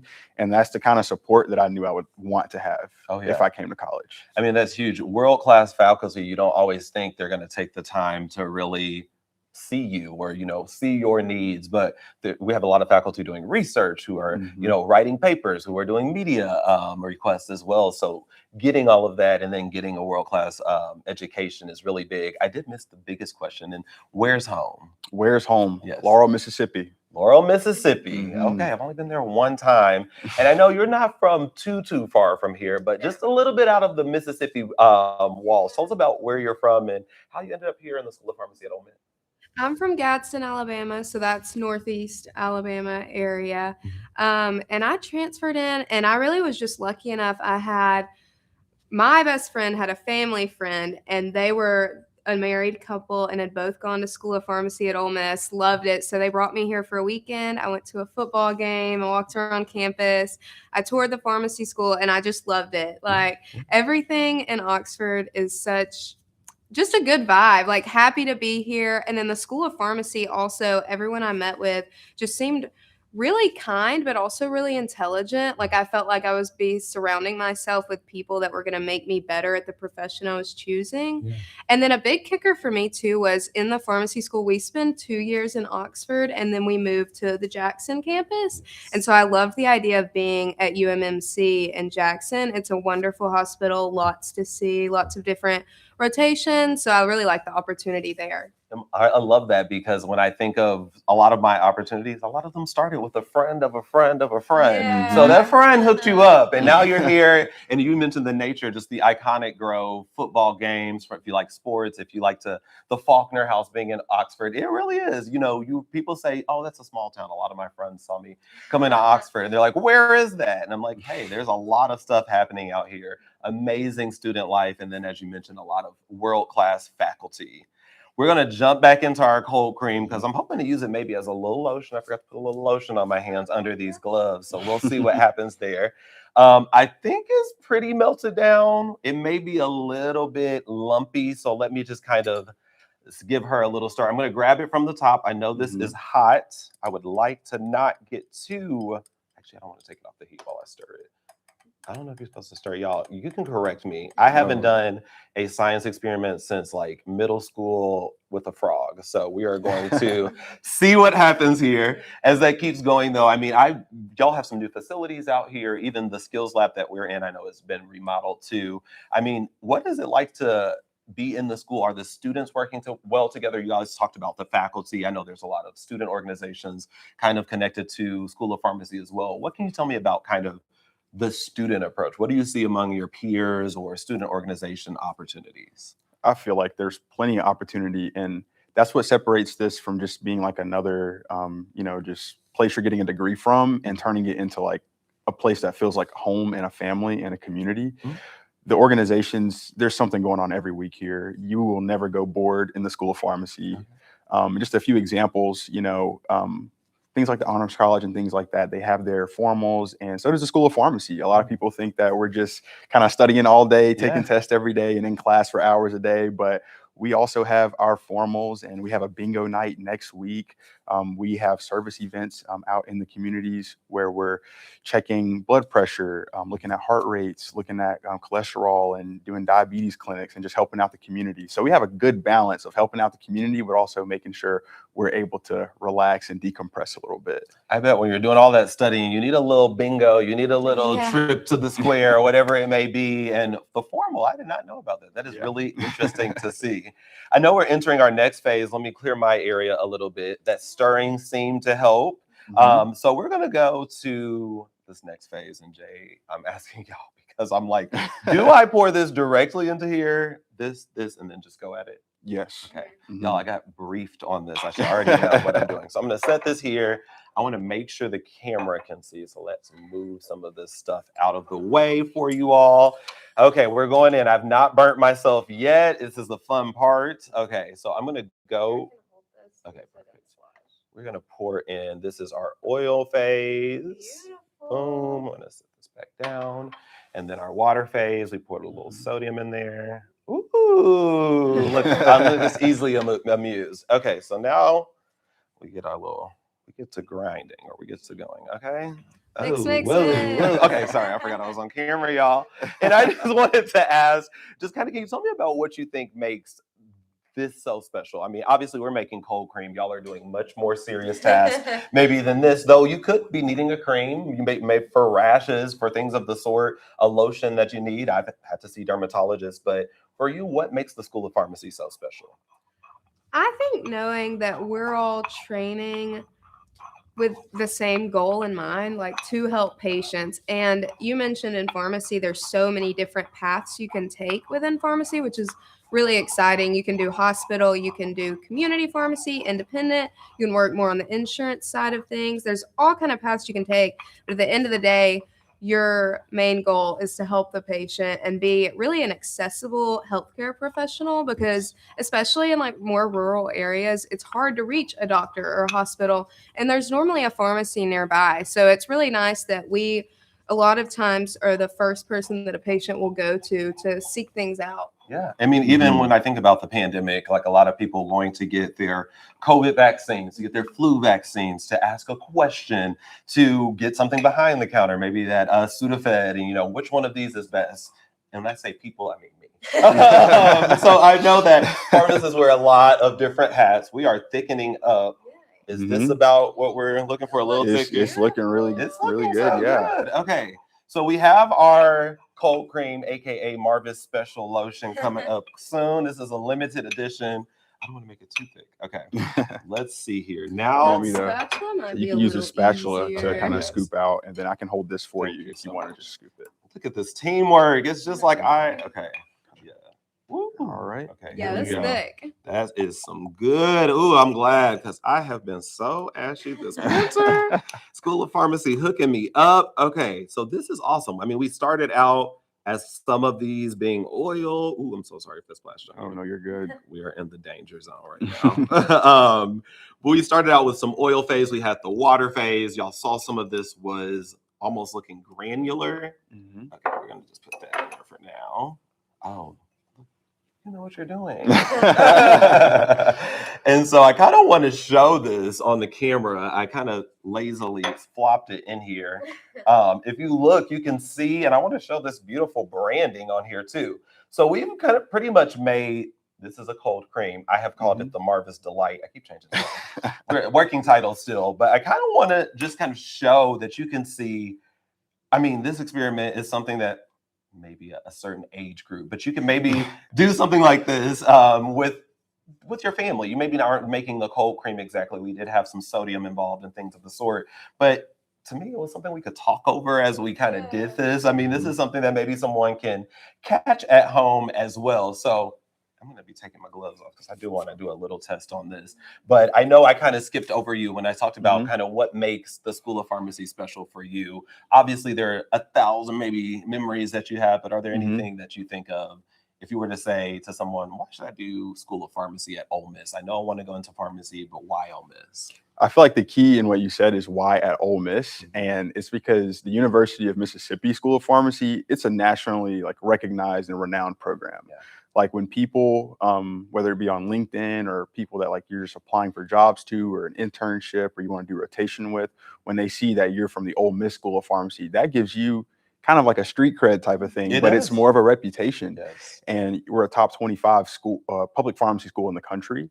And so that carries some weight. Yeah. And so when you have the University of Mississippi on the white coat, yes, people expect more out of you. And it also gives you more credibility in your schooling and what you've learned and the skills that you have. Yeah, even on the job search, a lot of people say, I'm going to college, I'm doing this, but the real goal is commencement and then getting a job. We got bills to pay. So let's give it a little taste. It's not even warm at all. This is so cool. So you can kind of see this is what we made from not too many things. This is awesome. I mean, It's smooth. It's smooth. I know. I'm like, ooh. Okay.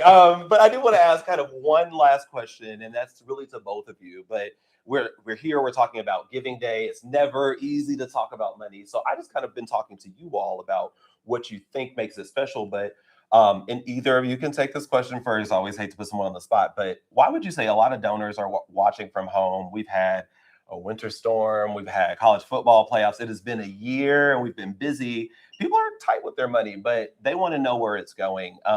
What would you say would be a reason to consider giving $10,000 to the School of Pharmacy? Well, I feel like just naturally, as being, pharmacists is our future career, but also right now as students, our first priority isn't ourselves, it's to help the patients. Yeah. So we're trying to help other people with everything that we do here, everything that we learn. We're here because we all have some type of desire to help the general public out. We have a desire to increase the well-being of the public health. And I know personally, I'm here to help my family because they have a lot of health problems as well. And I want to have an impact there. And I know a lot of our classmates feel the same way. And so it's not about us, it's about helping out the rest of the community.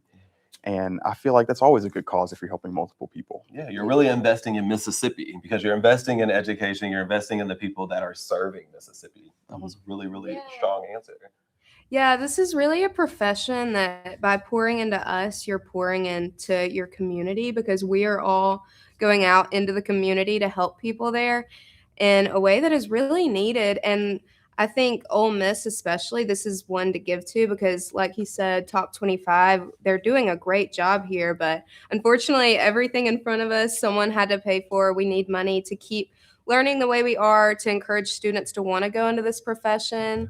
So yeah, you don't stay top 25 and then stop investing. Y'all, I cannot stop doing this. I am feeling moisturized. I'm feeling enlightened. Thank y'all for dealing with me not really knowing what I'm doing. I have to give Sage here in the School of Pharmacy a shout out. He did tell me what to do, but y'all see I was a little behind. But we've made something awesome, and you can make a huge difference here in the School of Pharmacy by donating this Giving Day. I want to thank both of you for being here with me. I've had such a great time. Sad I got to get my coat back, but stick with us this Giving Day. We have so many people. We're showing so many parts of campus, lots of features going on. This is Giving Day 2026. Remember Rebel Nation. It's not the size of the gift, but the number of gifts that count today. The time is now. Make a gift and help your favorite areas around campus. Gifts can be made through PayPal, Venmo, Apple Pay, and all major credit cards. To make a gift, visit givingday.olemiss.edu. Help us spread the word once you've given and post about it on social media using the hashtag #OleMissGivingDay. Hotty toddy. Welcome back, and what an incredible day we've had so far for Giving Day 2026. We have loved sharing so many stories, celebrating everything that makes Ole Miss just so special. Yes, it has been such a fun morning and afternoon so far. We've gotten to interview some deans, some students, all kinds of people, and we're about to take a quick break, and we'll be back here at 3. But we've got some other things we want to touch on before we do Lots that. of updates, because on Giving Day, there's so many moving parts. We got a lot going on. Yeah, absolutely. Yes, I want to do my update real quick, go and ahead. that is that we have these squirrels around campus. 2 of them have been found. Taylor Rogers, a senior journalism major from Collins, Mississippi. She found the very first one, and she's donating her money. You get to donate some money if you find that, and she's donating it to the Student Media Center. And then shout out to Jillian Anderson of Corona, California. I got family in Corona. That's so Look crazy. at She's a grad student in psychology, and guess what? She is giving to the Department of Psychology. Still a couple of squirrels out there to find. If you find them, follow those instructions, and you'll get to make a donation yourself. Yes, exactly. And so going off of squirrels, we're all about squirrels around here. We do still have the Name a Grove Squirrel Challenge going on. It actually just kicked off at 2:00. Yes. So from 2 to 8 p.m. today, you'll be able to name a Grove squirrel with a gift of $26 or more. One gift of $26 or more equals 1 squirrel. If you want multiple squirrels, you must make multiple $26 gifts. So each squirrel name will be reviewed by our team of squirrel experts, and you will be emailed a certificate And with I can that. throw out a couple marvelous, Marvis, excellent Emma, like whatever y'all want. Exactly. Not to be picky, but would make an excellent squirrel name. And also starting at 2:00 earlier, just a few minutes ago, the afternoon leaderboard challenge is now officially on. So yes, and we already have a leader. We have a leader emerging so far. Okay. The School of Law is an early leader here School of with Law. the afternoon leaderboard challenge with 12 gifts so far. So I'm glad to see y'all stepping up. I was surprised to see how the J.D. Williams Library came through and beat them in the first challenge, but the School of Law will not be outdone. they're like the School of Ed, and like they're kind of like a secret assassin on Giving Day. They kind of move silently at first, and then it's like it hits and they're ready to go. Oh yeah, they assemble as a team every year. We're so happy for everyone. Let's just also say thank you to everyone who's made a donation. No donation too small, no donation too big, I like to also say as well. And as Emma has mentioned, we take, you can do Apple Pay, PayPal, you can do Venmo. There's all kinds of ways you can donate, just heading over to givingday.olemiss.edu. Yes, exactly. And this afternoon leaderboard challenge lasts from 2 to 4. And the department that has the most gifts by 4 p.m., not the highest amount, but not the dollar amount, but the highest amount of gifts, will receive an additional $2,000. Thanks to the generosity of an anonymous donor. So thank you so much to them. And you can stay with us and we'll keep the momentum going. And we're going to be back here at 3 o'clock to wrap up a wonderful first day of Giving Day 2026. Yes, tell a friend, get those donors, get those gifts up. Again, we want the most amount of gifts made. So maybe you were going to give $100,000. You may want to just do 1,000 at a time. See what happens there. See what happens. Actually, before we log off, I do want to mention one more time for the 2026 graduates. If you are graduating in May of 2026, you can give $26 and become a flagship society member. It is a prestigious annual giving recognition group at Ole Miss. You'll also receive a flagship honor cord that you can wear at graduation. So 2026 grads, be sure you sign up. Just $26. You'll be able to be a part of this incredible group that really values giving back to our university. Oh yeah, and that cord looks great. So we have much more coming up. Hopefully you've enjoyed some of the new things we've showed you this year. There's a lot of firsts this year. So you were just in a white coat. I was just in the pharmacy lab. So you never know what we're mixing up on Marvis here. has been all over campus. And you have too. So stick with us. Emma and I will be back with many more guests after a short break, but still a lot going on. And you can still make gifts. So stick with us. Yes. See you soon. Hello, Ole Miss, and welcome back to Giving Day. Right now, we're just going to go a little bit into learning about how donor support has impacted specific students here on campus. Today, we are joined by Hannah Grace. How are you doing today? I'm great, Lucas. Thank you guys for having me. I'm so excited to get to do this. Of course. All right. Well, to start off, could you just introduce yourself and share what kind of led you to study psychology at Ole Miss? Well, my name is Hannah Grace Crane. I'm from Hernando, Mississippi, so about only 50 minutes north of here. So you just, hit Batesville, swing a right, and you'll be in my hometown. I was interested in studying psychology because I wanted a degree that could be very versatile one day and also one that I was interested in. So I always knew, even before college, I wanted to work with people, no matter where that might be. And I felt like there was no better degree to get than one that taught me, why we are the way we are, how we operate. And so if you can understand yourself, you can understand people, you can work well with them, right? And so I studied psychology for that reason. But as for why I chose Ole Miss, I'm from a small town where community is very important and tradition as well.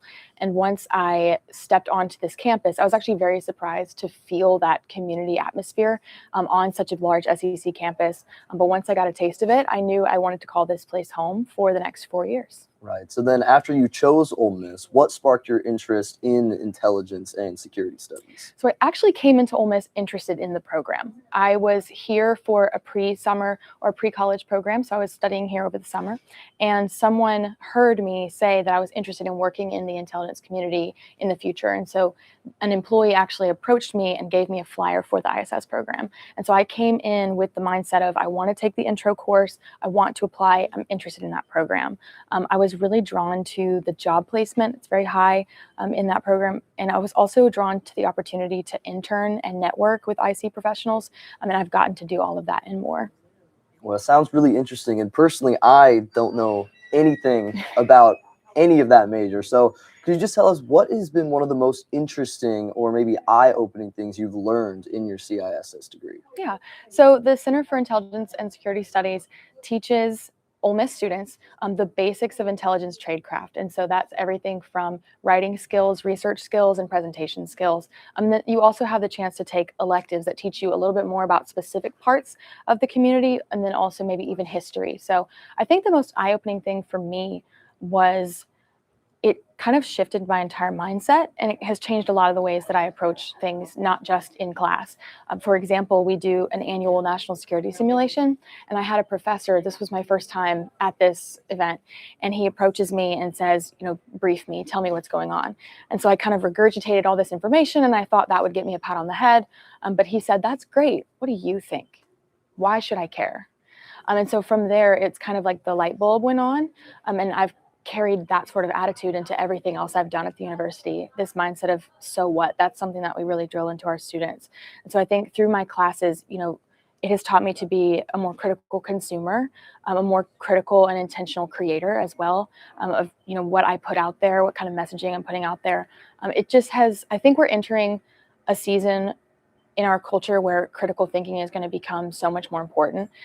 Being intentional about what we're consuming, considering the motive, considering the source. I think these are skills that are obviously useful for someone who's going to work in the IC, but also beyond that as well, I think any field.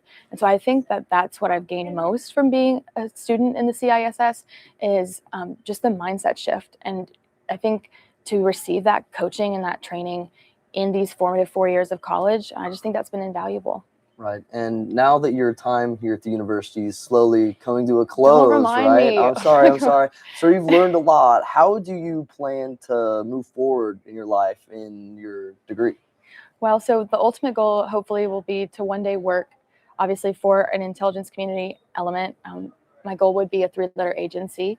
But right now, I'm really focused on an internship in the short term after I graduate. I'm interested in higher education. And so whether that looks like graduate school, law school, a lot of the agencies are really great about working with you as well if you decide to return to school. So I'm really just interested in kind of getting out there and spreading my wings. Like I said, I'm from only 50 minutes from here. And so I think that season is approaching where I really need to step up to the plate and see what's out there. But I'm really hoping that my psychology degree will help me maybe seek a role in management or help me work well on a team. A lot of the work that IC professionals do is in a team format. And so I think that hopefully it's prepared me for that. And so I hope to be able to combine my interests in psychology and what I've learned in those classes, and then also in the ISS program as I pursue that. And I will say too, for anyone who's not familiar with CISS, it's actually ingenious that the ISS program at Ole Miss is a minor and not a major. And that's because students can leave it being such a well-rounded candidate for the workforce because they haven't just been taking ISS 101, 102, 103. They have gone out and combined these elective courses and these core courses with courses in accounting, psychology, biology. A lot of allied health majors are in the ISS program as well. So I think that it's just really served me to make me a really well-rounded candidate for whoever wants me. Hopefully they'll hit me up if they see this interview. Yeah, for sure. All right. Could you just tell us, how have scholarships, programs, or donor support impacted your experience at Ole Miss? I wouldn't be where I am and be able to have this positive outlook post-graduation without the support of donors and scholarships. A large part of my decision to attend Ole Miss was because I received scholarships from the university, with great scholarships, but then also outside of ISS, for example, I'm a member of the Honors College, which only exists because of a generous endowment. I was able to receive the Kenneth Sufka, excuse me. I was able to receive the Kenneth Sufka Scholarship in psychology. So that was created by one of our professors. So just people within and outside of the university giving back has really enabled me to go out and have great experiences. Lastly, I was able to represent Ole Miss at a summer seminar in DC a couple summers ago. And I was able to connect with IC professionals and students from all over the country. I got to talk about their day-to-day and what they do for work. And I was just able to spend a whole week with like-minded students and came away from that even more sure of what path I wanted to be on. And that wouldn't have been possible without the hard work and the support of donors. And then also our staff as well. Our program manager, Miss Susan Kelly, she tirelessly is sending out internship opportunities and network opportunities to us. My email inbox is going to be super dry when I graduate. I'm going to miss her emails. But that's just one example that donors and program managers and staff, everyone from generous grandparents and parents who are just watching a live stream like this to people whose lives have personally been touched by the university, giving back to students. I've experienced that. Right. And to the donors, could you just tell them, what does Giving Day mean to you? Giving Day is when that community atmosphere of Ole Miss that I talked about and that led me here really comes out in full force. I mean, that it just, you can really feel it. Obviously, it's represented in, of course, a dollar amount, right? At the end of Giving Day, you can see monetarily people's support, but also just people sharing this live stream, people just tuning in to view it, people saying, hey, I know her, I know him, that's my niece, that's my nephew, that's my friend. I think that Giving Day is just a celebration, if nothing else, of the many ways that, like I said, people whose lives have been touched and shaped both directly and indirectly by the University of Mississippi can come together and share their gratitude. And then also, I mean, that just increases tenfold when the students who are at the receiving end of that, they get to give back one day themselves. Right. Fantastic. Well, those are all the questions I have for you. Thank you so much for coming out today. But before we sign off, is there anything else that you want to say to the people at home? I think the only thing I would say is that if you are considering whether to give to this institution, specifically, I think I can speak as a student. I come from an Ole Miss family, so we do have a tradition of, my parents, my grandparents went here as well. This institution has really touched our lives, and it exists at like the core of everything that we do. And so, if you are, on the fence or even just looking for a reason possibly to generously give to the university, I hope that the testimonies of myself and then other students whose lives have been shaped by the school for the past, well, for me, getting pretty old, so maybe 4 years, but for some people who are just starting out, your donation would meet a student wherever they are in their Ole Miss journey and really help them along the way. Right. Wonderful stuff, Hannah Grace. Once again, thank you so much for coming out today. It was a pleasure. And you guys at home, stay tuned. We have a lot of good stuff coming up. We'll see you later. Remember, Rebel Nation, it's not the size of the gift, but the number of gifts that count today. The time is now. Make a gift and help your favorite areas around campus. Gifts can be made through PayPal, Venmo, Apple Pay, and all major credit cards. To make a gift, visit givingday.olemiss.edu. Help us spread the word once you've given, and post about it on social media using the hashtag #OleMissGivingDay. Hotty toddy. Hi, I'm Veronica Flores, a journalism student at the University of Mississippi School of Journalism and New Media, and this place is shaping my future in ways I never imagined. Whether we're reporting real stories, working with brands and IMC, producing content in media and communications, or working with clients with our new student agency, Magnolia Blues Agency, we're learning by doing every single day. But opportunities like this don't just happen. On Ole Miss Giving Day, you're directly supporting students just like me. Scholarships make it possible for more of us to be here. The Student Experience Fund helps cover travel costs for internships and conferences, opportunities that change careers. And your support strengthens student media, giving us real newsroom and production experience before we graduate. Our programs are growing rapidly, and the demand for hands-on real-world experience has never been higher. Your generosity helps us to keep innovating, creating, and building. When you give, you're not just supporting a school, you're investing in future journalists, storytellers, marketers, and leaders.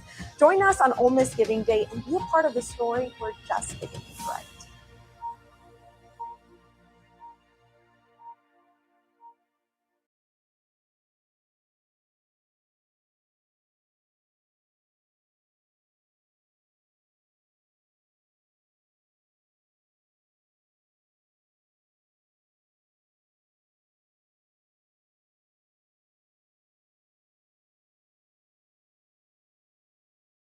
Okay, so welcome back to Giving Day 2026. I'm now joined by 4 graduates of the University of Mississippi School of Business. So before we jump in, can each of you introduce yourself and tell us what led you to Ole Miss? Yeah, I'll start off. My name is Stan Viner. I'm a graduate of Ole Miss. Also, I have 2 sons that are graduate of the School of Business as well. And at Ole Miss, I chaired the Business Advisory Board. And then also chaired the Banking and Finance Advisory Board and a member of the Ole Miss Alumni Board as well. From a vocational standpoint, retired now, but very active in the banking industry, banking and technology. Certainly my career spent the entire time in banking technology. Today, working now with fintechs and with bank boards and banks across the U.S., also in Europe as well. So I turn it over to Gus for his introduction. Great. Yeah, my name is Gus Escura, and I am not an alumni of Ole Miss. My daughter went to Ole Miss now many years ago, and I've been active in the Business Advisory Board since then. I'm also the vice chair of the board and the chairman of the Rebel Student Venture Fund as well. So I'm very excited about that, and that's been very near and dear to me for all these years. I retired about a year or so ago. I've been in international sales for a very long time. I'm currently the acting CRO though for a wireless internet service provider out here in California, where I'm based, and we provide internet service to the team. So I'm really involved in sales still, and really involved with AI and all the new tools that we're implementing in sales. I'm very happy to be here today. Great. Thanks for joining us. Brandon, I think Brandon's next. Thanks, Gus. Yeah, my name is Brandon Sherman, and I lead the risk advisory and consulting arm of a firm called Fraser and Dieter. I grew up on the Mississippi Gulf Coast and came to Ole Miss through the generosity of a family, the Dantzler family, who established scholarships for those on the Mississippi Gulf Coast to attend Ole Miss, particularly in the business school. And that generosity really changed the trajectory of my career and my life. At Ole Miss, within the business school, I covered a lot of bases. I majored in MIS, Management Information Systems, and Risk Management, and then also have my MBA from Ole Miss. And while on campus, also worked at the School of Business and worked at the Ole Miss Alumni Association as well. So, been fortunate to serve alongside Stan, Gus, and many others on the Business Advisory Board as well. Great. Well, thank you. I would also add that Brandon is chairing our task force on the Business Advisory Board and artificial intelligence and technologies. Great. And we'll definitely jump into that. We have lots of questions about AI. So, real quick for Mr. Stan and Mr. Brandon, when you're looking back at your time at Ole Miss, what experiences in the School of Business helped shape your career? Well, I'll kick that off. First, I would tell you that I did get a degree in marketing, and I had some fantastic marketing professors that had a big impact on igniting that interest in marketing and advertising, and I've used those throughout my career. But I would also mention that a hands-on internship with a bank in Mississippi based. It was at that time called Deposit Guarantees, now part of Regions Bank through Ole Miss. I interned each year, and that gave me that hand-to-hand combat in the business world that I needed to apply. Obviously, that turned into a lifelong career in banking technology and sales support, and also sales in the fintech world. So that was a big portion of my life. Also, Ole Miss just preparing me socially for the business world. Sometimes this is not something we talk often enough about. It's hard to measure, but I can tell you that Ole Miss students come out ready for the business world, not only educationally, but also from a social perspective. So, Brandon, I don't know what your thoughts are. Yeah, I totally agree, Stan. For me, I was at Ole Miss during the .com boom, and so spending a lot of time within MIS and understanding that, how technology and business were intersecting at the time. Companies moving from brick and mortar to online and e-commerce, and even how we were looking at that for the School of Business and Ole Miss Alumni Association, for instance, of instead of signing up for an alumni membership via paper and mail, you could go online and do that, or buy a Ole Miss alumni hat and those type of things. But so much has changed over the past 20 years from a development standpoint and innovation standpoint that, what I think about my time at Ole Miss is it wasn't necessarily about the technology, but how to adapt and evolve and continue to learn, because we're all learning every single day. And these past few months, we've learned quite a bit as well, more so than many years. And so, that time at Ole Miss helping us think through how to adapt, how to evolve, and conceptually think through how to embrace technology as well. It's great. And especially, speaking of how things are changing, day to day in your industry, artificial intelligence is obviously a hot topic, and it's transforming nearly every industry. So how are you currently seeing AI impact the work you do? Gus, if you want to kick this one off. Sure, it'd be my pleasure. It's like I said, I'm running right now the sales organization for a rural wireless internet company. It's only a couple hundred employees, and I'm just surprised on how AI has really taken a hold here in this business as well. I mean, we use it for network monitoring, for example, predictive maintenance, customer support workflows, things like that. And without AI, we wouldn't be as successful as we are right now. It's come into every aspect of our business right now. And the other interesting thing too is that as we run our business, we use AI more and more. I've noticed that it challenges me and the rest of my team to really think more, to get more involved, to sort of up the game a little bit, because AI is there giving us ideas and suggestions and analyzing the data for us, and it gets us to be a little more detailed in what we do, how we do it, and all that. So AI is starting to take over all parts of our business in a very positive way, and we're having to adapt and learn how to use it. So it's been quite interesting how it's really, even a small company like ours, how AI is really taking a real foothold. Well, I'll run it from here, and Brandon, turn it over to you to add. I know a tremendous amount of color, since this is the world you live in every day. I use it in my personal business, working with the banks and fintechs, again, in Europe and also in the US, quite frankly, to do research before I have conversations with fintechs and with banks to find out more about them. That's extremely beneficial. That used to take a long time, and now it takes a matter of moments. So I use it a lot, and I would also tell you my clients, 75% of banks in the US either use generative or agentic AI in some form or fashion. That has increased enormously the last 12 to 18 months, which obviously requires me to be very up to date on that. And virtually all the fintechs that I spend time with have it embedded into their solution sets. So, Brandon, I know you could add a lot of color here. Yeah, thanks, Dan.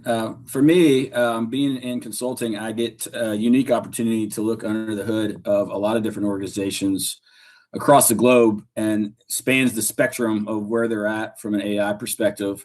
And it's been fascinating to see how accelerated this has really happened over the past just few months. And so something we've been talking about for years, but even in the past few months, and obviously that's been evident in the marketplace and some of the recent announcements, but everybody even more so is asking from a board perspective, what should we be doing and how do we move faster?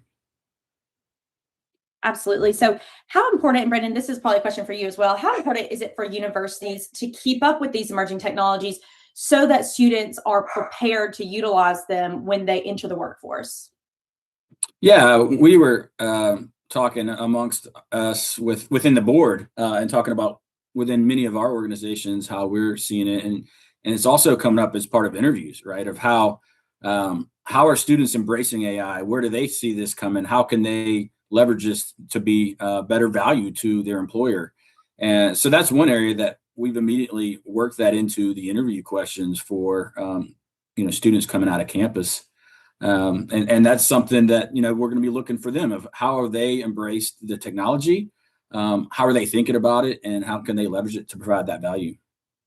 Yeah, I think that's a great point, Brandon. One of the things I think is important is that I think the university should teach the students how to learn, how to adapt, evaluate, and apply these new technologies really to make sound judgment. That's the key now. You have to stay on top of your game. The technology is changing so rapidly. AI is getting into all our business so rapidly. It's important that we always adapt and learn what's going on as well. And we need to teach our students to be in that kind of mindset from the very beginning. I guess I see this as now a base skill that that should come out certainly as any other skill that any discipline would teach. I think AI is now a requirement as you're coming out, both in using it internally and also externally in the business world. So it's table stakes now. Yeah, and just to add to that, I think from a sales perspective, actually more so because certain steps within the sales process could be commoditized. And so I think relationships are actually going to be more important now than ever. And so those skill sets of how to interact with others and have those relationships with others that you learn at Ole Miss is going to be extremely important, more so than ever.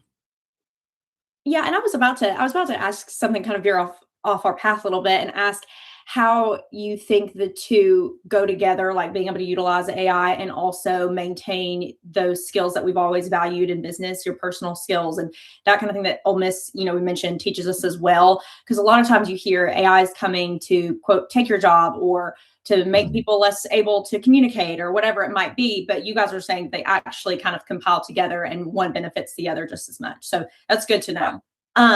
The business school is featuring the Future of Business AI Technology Support Fund this year. What exactly will this look like?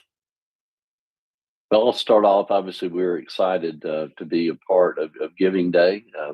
Certainly, this has really become a big foundational point at the university, and certainly we're all pleased to be a part of that.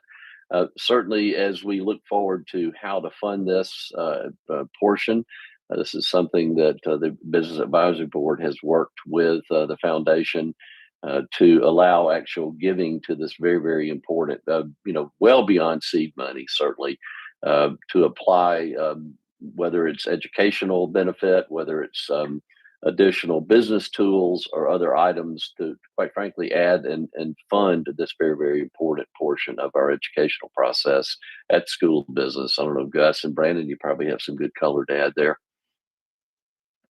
One thing I've seen from the very beginning with Ole Miss, of course, is the great hands-on learning experience that you get. And we need this funding to really provide these resources for the students. I mean, this is going forward. This is what's needed in today's world. And I think it's a great opportunity to give back to the university and to really help fund these new programs for AI specifically. Yeah, I totally agree.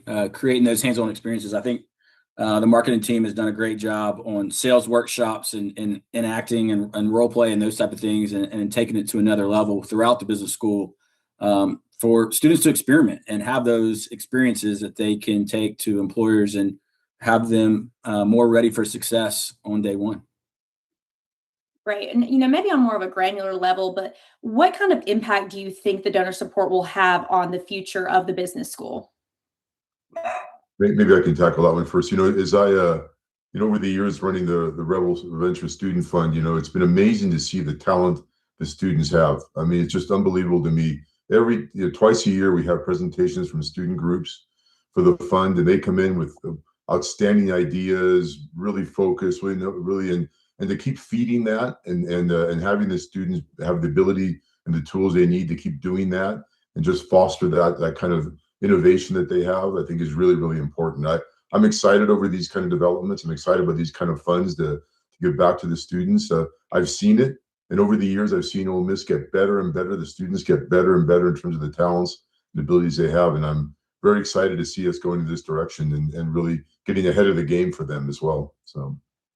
I would add, Gus, that Rebel Student Venture Club is, I believe, celebrated its 10th anniversary last year. It did. So this is something that the Business Advisory Board, candidly, the guidance of Gus and also people like Bill Fry and other individuals that added the foundation. I probably left someone out, but did want to let you know that's been going a while. And quite frankly, we have really had some exciting businesses that have embryoed through this process.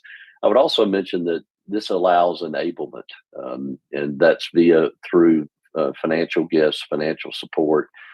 Beyond that, I think it's important that our graduates and other very interested parties in the School of Business have mentor relationships when that opportunity comes up, as well as being active and offering internships. So the funding allows us to do those things as well. Great point. That's great. Yeah, and for me, I think I mentioned before, but it's personal for me because I've seen the benefits of donor support personally, right?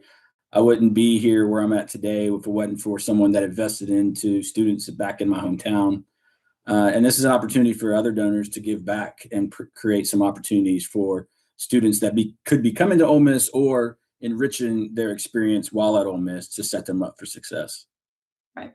That's great. I mean, you are proof that donor support is valuable and works. So that's incredible. So last question, we'll end with a big one. So technology is becoming embedded in nearly every aspect of business. What advice would you give Ole Miss students on building the skills needed to success at the intersection of business and technology? I think the most important thing is I also advise fintechs that are serving the banking and or credit union industry. Don't get as I guess in a sense, don't get as enamored just with the technology. Make sure you're solving a problem. I've seen people have fantastic technology that turn around and have to look for a problem. It is much more efficient to work and focus on a problem, solving that, and using technology as the lever point to fix that problem. Gus and Brandon, your thoughts? Yeah, I think that's great. I have three pieces of advice there, and Brandon touched on it earlier. One is, to really build a diverse network early. Surround yourself with people who think differently, engineers, designers, operators, customers, that build that network. The other thing is, develop the skills that technology can't replace, like judgment and trust building and reasoning, reading the room, things like that. Those are also very important skills that you need. And the third thing is get comfortable being wrong fast. Fund is a focus of Giving Day, and I believe also the renovation fund for Holman and Connor as we do things to make the environment better for our students, and certainly international studies, I believe, are additional areas. And the amount doesn't matter as much as the activity and being a part of this. So I would encourage you to whatever amount that you feel led to give, certainly big or small or in the middle, activity and also being a part of this is the key. And don't forget the Rebel Venture Student Fund as well. Absolutely. Thank you for that. Thank Perfect. you. Thank Great. you. Thank you guys so much for hopping on with us and joining us for Giving Day. We hope to see you soon. And again, thank you for your time. Thank you. Our pleasure. Thank you. See ya. Bye-bye. Remember, Rebel Nation, it's not the size of the gift, but the number of gifts that count today. The time is now. Make a gift and help your favorite areas around campus. Gifts can be made through PayPal, Venmo, Apple Pay, and all major credit cards. To make a gift, visit givingday.olemiss.edu. Help us spread the word once you've given, and post about it on social media using the hashtag #OleMissGivingDay. Hotty toddy. A is for Are You Kidding? B is for By Golly. C, D is for Crazy Deals because everybody is talking about F, flagship chords. This jaw-dropping weaved rope will have all of your peers seething with jealousy as the premium tassels blow so eloquently in the wind. Not only will you be the most stylish graduate on stage, but this reward also includes a bonus of becoming an inducted member into the University of Mississippi's flagship society. If you call or send in an email right now, you can get all of this for the low donation of $25.99.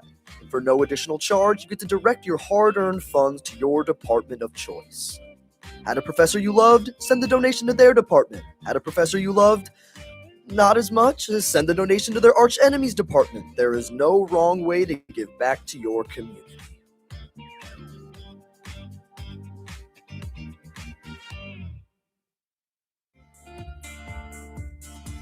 The Writing Center at Ole Miss, your writing sidekick. The Writing Center offers free writing consultation services to all University of Mississippi students, providing invaluable support throughout the writing process.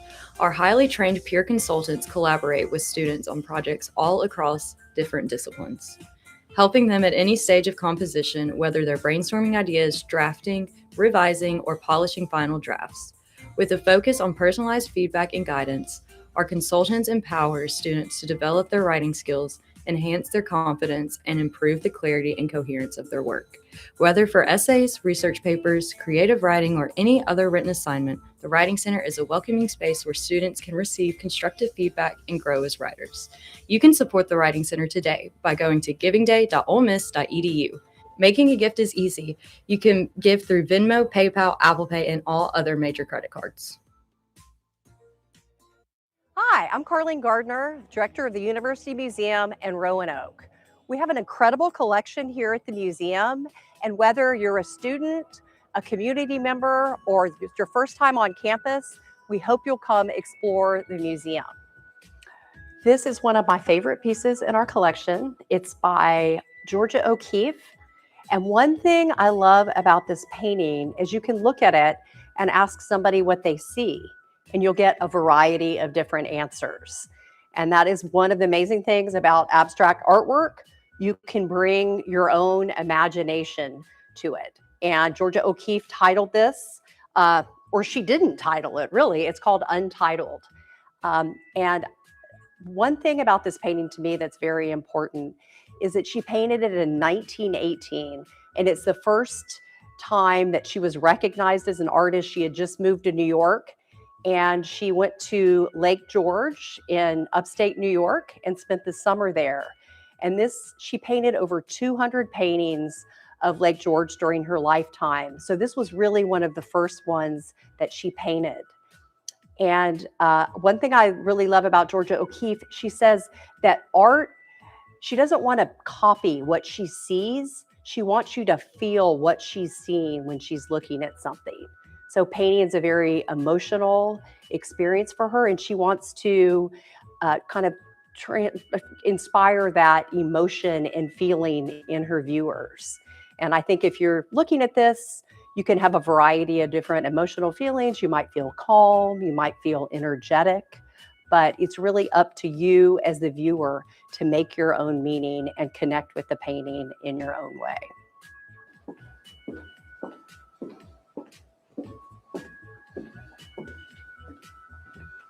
So at the museum, we're very fortunate to have work by artists from all over the world, but we also have art that is made by Oxford artists.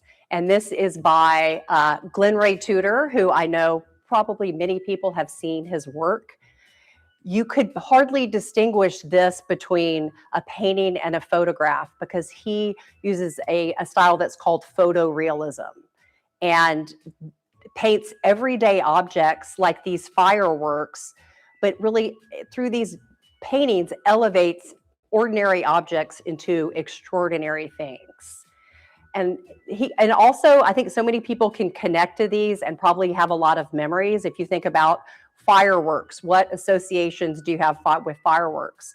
Whether it's the 4th of July or New Year's or any other holiday or special occasion, I think people can make connections.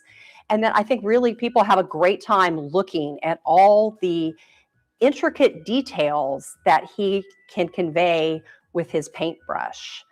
And just looking at the details of the spark on the firework to the words that he puts here, we're really fortunate to have these. And they remind you a lot of pop art. If you think about Andy Warhol or artists creating art during that time, really elevating the ordinary to the extraordinary. So I hope you will definitely come see the Glenn Ray Tudors we have here.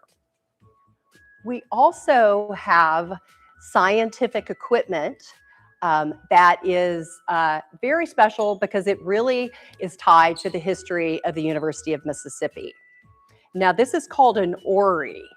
And from what I've read in the classrooms, in science classrooms in the 17 and 1800s, you would never have a science classroom without an orrery. And the function of this is to help us understand natural phenomena. And so this was created in 1854. And so it was one of the first pieces of scientific equipment we had at the University of Mississippi.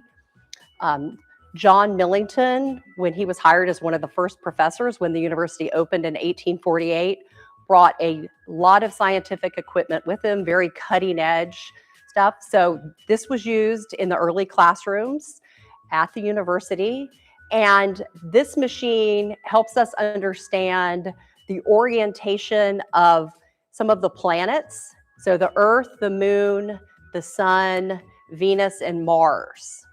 And the circle in the interior is the year. So it is 1801 to 1900.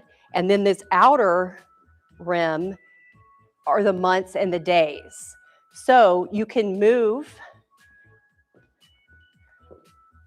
this right here around and find out when the planets, how the planets would be aligned on any given day of the year between 1801 and 1900. And what's kind of special about the way that we've decided to set this up at the museum is this is set on November 6th, 1848, which was one of the first semesters when the university opened. So it's the opening date of classes on the university. So we're very fortunate to have over 500 scientific instruments from that time period at the museum that really tie to the university's history. Another Oxford artist we have in our collection is Theora Hamlet. And you can see these just bright trees that she's so well known for all over the walls here. Theora Hamlet lived in Oxford, but she was from Paris, Mississippi. She grew up on a chicken farm, and she was also a school teacher.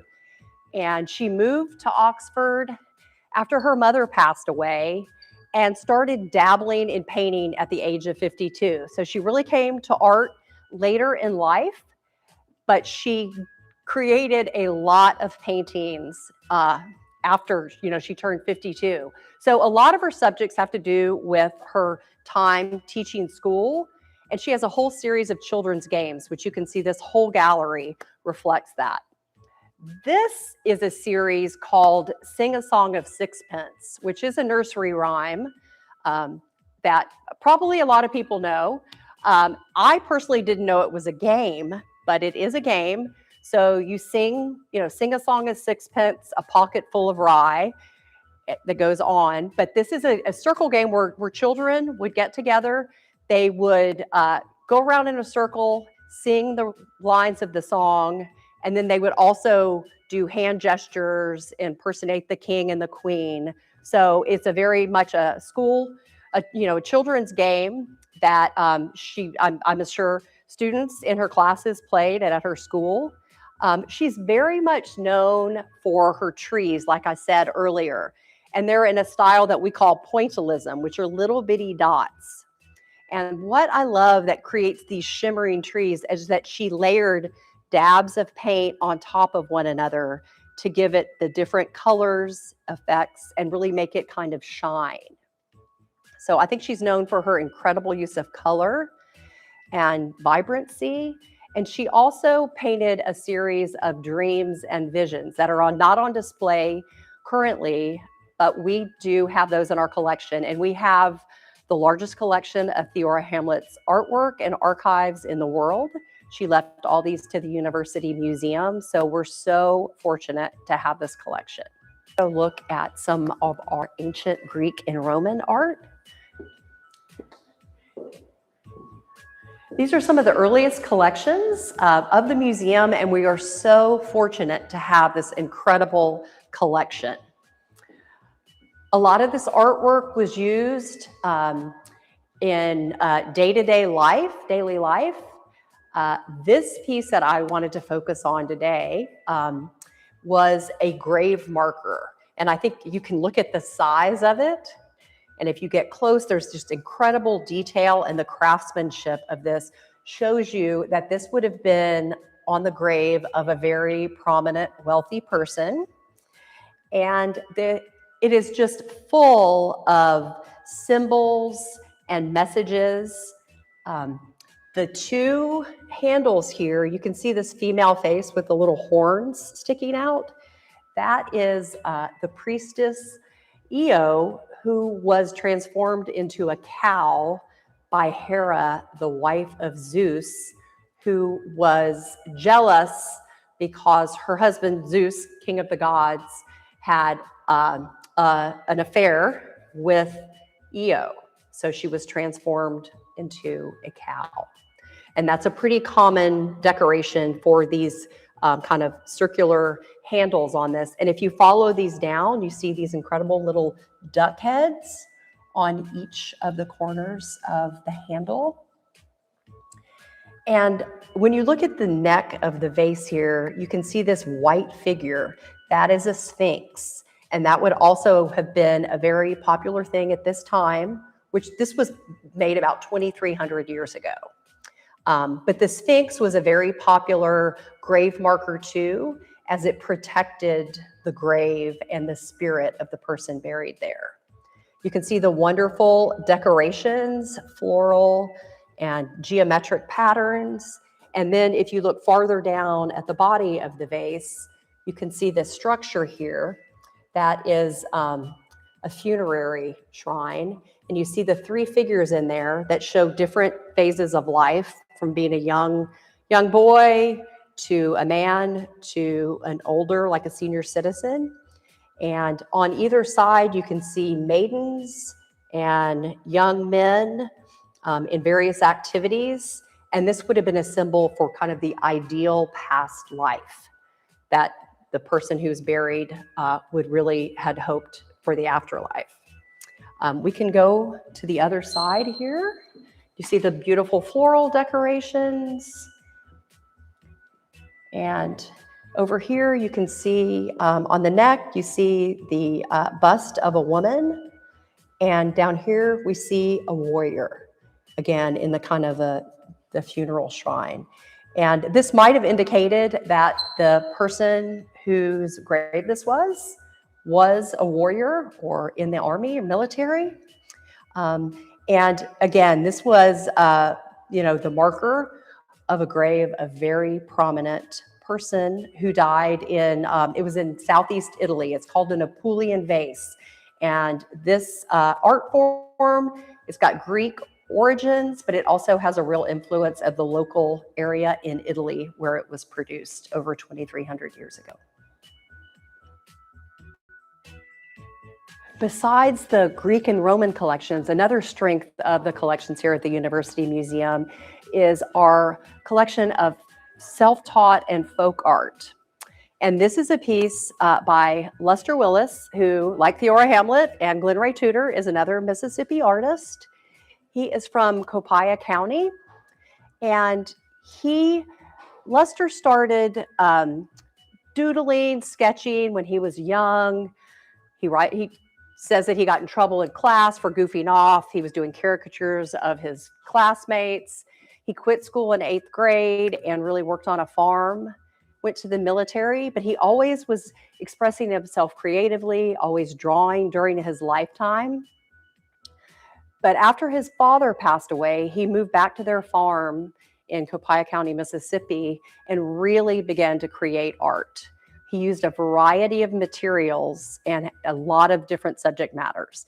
He really liked to focus on commenting on society, life during his time, and growing up a Black man in 20th century Mississippi, he saw a lot of violence and death. And this painting right here, as you can see, it's a figure in a casket, was inspired by the photographs of the murder of Emmett Till that happened in 1955. This is not dated, but we know it happened after, he painted it after 1955, and we're assuming it was from, inspired by a newspaper photograph that he had seen. And you can see the figure laying in his casket, the two figures. I'm assuming that might be his mother. I think something to me that's very striking is these vibrant day glow colors that Willis uses in this painting, contrasted with the subject matter, which is really, somber and very sad and tragic. He said his favorite art materials were free, so he used whatever he had at hand, and often used watercolors and acrylic paint. This is acrylic here. But this subject matter was the impetus for him to really start exploring death in his artwork. So he created a lot of other paintings of people in caskets. And he liked to say, we've got to talk about death. It's going to happen to everybody at some time. So, I think I should cover it and paint it in my painting and in my artwork. But he also said that through artwork, he could convey visually what words cannot. So that is what he used his artwork a lot to convey his ideas and his commentaries on society.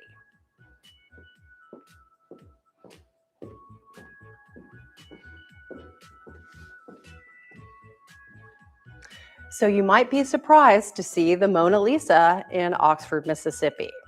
Yes, the original is in the Louvre in Paris.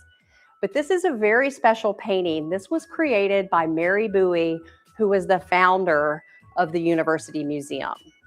In 1939, the museum was opened, and these pieces right here, artwork by Mary Bowie, artworks by other members of her family, and artworks from her collection were the first pieces of artwork that were in. At the University of Mississippi School of Pharmacy, we believe in the power of education to transform lives and shape the future of healthcare.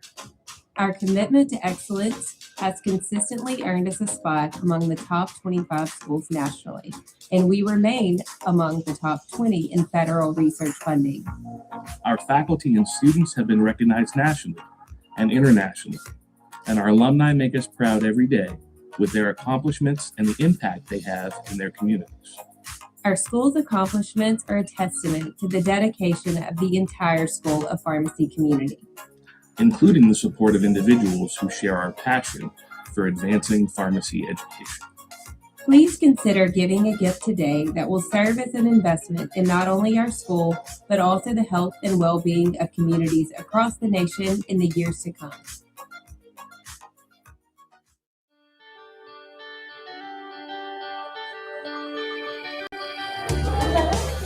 When somebody asks you like, hey, we're gonna do a big event where you're the center of attention, my immediate is to say no. But after talking with these guys and talking about, the things they get to do with the kids and stuff, there's no way I can say no to that. And so, yeah, I'm giddy about it. That's awesome. Under executive authority, that Ryan, Will, Josh, and Adam Rogers are officially Ole Miss Wish Kid presidents of the University of Mississippi. I think to highlight the spouses that stay at home and keep things running, especially with kids, is probably one of the biggest that doesn't get talked about enough.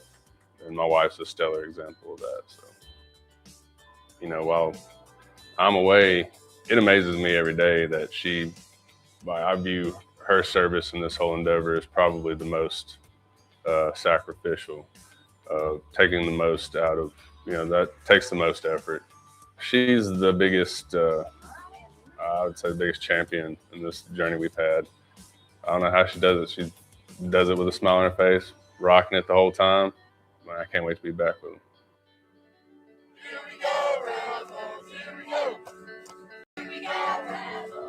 I would say I just missed my wife and kids the most, just being around them, family, friends.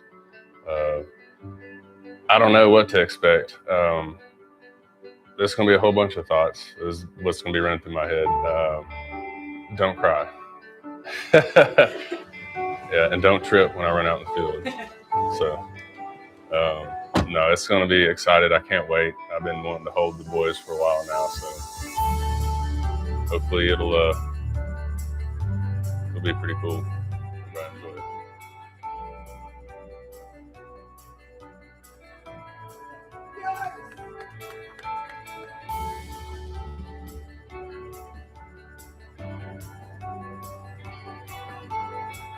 Right, and join the field by Chancellor Glenn Boyce, First Lady Emily Boyce, and Andrew Newby, Director of Veterans and Military Services.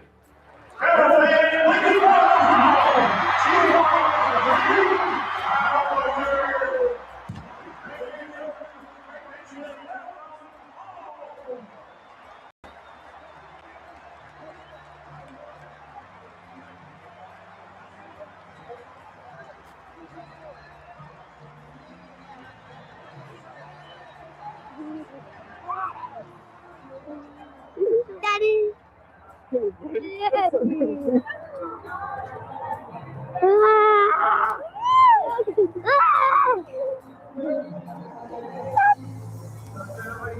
Oh, I missed y'all so much. Hey, I miss. Hey, buddy. It's good to see you. Hey, buddy.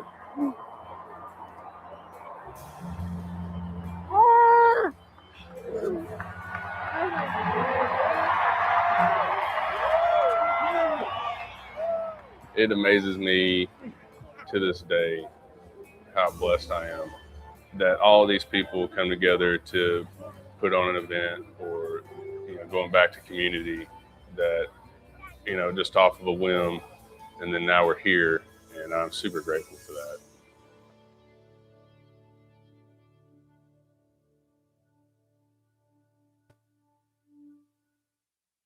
Hotty toddy is our cheer, but what does it mean? It's hey, nice to meet you, or good to see you, old friend. We say it to celebrate, to congratulate, and yeah, to brag a little. Hotty Toddy is your first day on campus. It's fall Saturdays under old oaks and spring Friday nights under showers of fireworks. It's opportunity, growth, knowledge. It's discovering who you're meant to be in a place that will always be home, no matter how far you go. Hotty Toddy, y'all.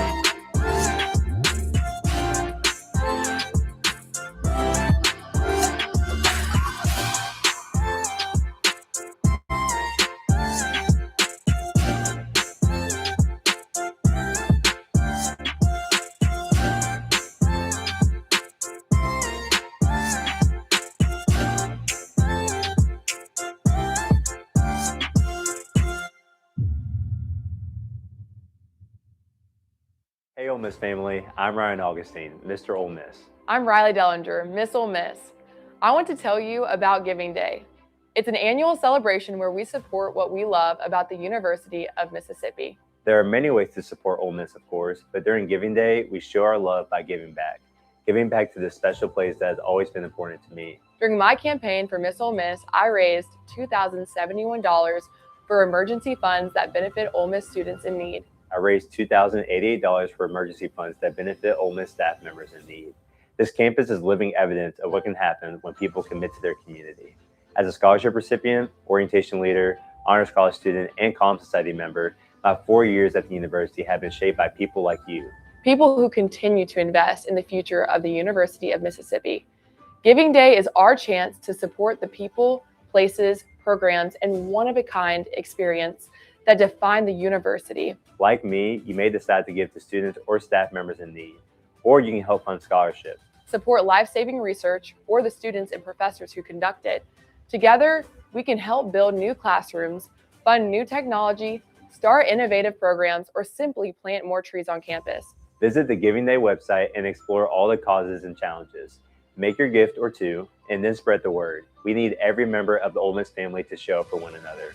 4 years ago, this university welcomed me with open arms. No matter where I go next, the University of Mississippi will always be home, and Ole Miss will always be my family. It's our responsibility when we are able to give back to that family.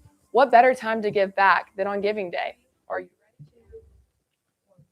Welcome back, everyone. We are so glad you're with us as we keep the momentum going for Giving Day 2026. And boy, is the momentum going. Yes. We just got a $500,000 undergrad scholarship for children of first responders or active first responders themselves. $500,000. $500,000. $500,000. This is what Giving Day is All about. incredible. Yes. And I just have so much respect. I mean, even we saw just how much we owe them during the pandemic. I mean, they were out there where a lot of y'all were at home, working from home. Yes. And we just really do want to thank our first responders. Thank you to the donor who made that $500,000 gift. That is going to make some big differences in the lives of many families. And things have just been heating up. That's just the start. So I know a lot of you all are maybe tuning in now because you want to know about that afternoon leaderboard challenge. I love the leaderboard. It is officially still underway, but right now the department in the lead is the School of Law. Now, I want to say that with a caveat asterisk right here, because the School of Ed is on their tail and do not count out the School of Applied Sciences. They're kind of sneaky. Yes. Applied Sciences. They might come in at the 12th hour and kind of. And you've met, I wonder if Dean Check is over there really getting it going. And he has connections all over. Again, this does not have to be a donation from Mississippi residents. You need to call your friends, your mama, the person who cut your hair back in 3rd grade. Exactly. And let them know they can make a difference. So keep that up. We'll keep you updated. You can also find an update on that afternoon leaderboard challenge at givingday.olemiss.edu. Yep. But a lot going on. I'll let you go. A lot going on. I was going to say, if you haven't made your gift yet, this is a great opportunity. If there's a specific school or center on campus that you feel like you want to give a little extra support to, a little bump here and there, this is now the time to do it, because the school that has the most gifts at, what's our ending time? 4 p.m. At 4 o'clock will receive an additional $2,000. Yes, that extra bump. Again, we say all the time, it's about getting people to participate, getting them in that philanthropic spirit. Get in there around Christmas. Let's do it. Stretch it throughout the year. I always feel good when I give to someone else, whether it's time, whether it's a small gift or a big one. And that would be very great to see you do that. You have about 30 more minutes. And when we come back, we have a very special guest, a couple of guests coming around here. And we're going to be joined by some special guests from the William McGee Center. We're going to be talking about the incredible impact that they are making here on campus. Yes, absolutely. So before we go, be sure you're still giving. Send a link to every group text you've got on your phone. Okay. Yes, and we all are in those group chats. Exactly. I have one small update I forgot to mention. We also have reached more than 1,000 gifts. Yes. I feel like we can still double that 1,000 on day one. What if we got 2,000? That would be incredible. So again, get those group chats, chain messages. Do people still do those? Blast them out on email. Yes. Copy paste. Send it to everyone. Run around your office, and we have so much more coming up. And again, the McGee Center just after this short break. Happy Giving Day, y'all. Yep. See you soon.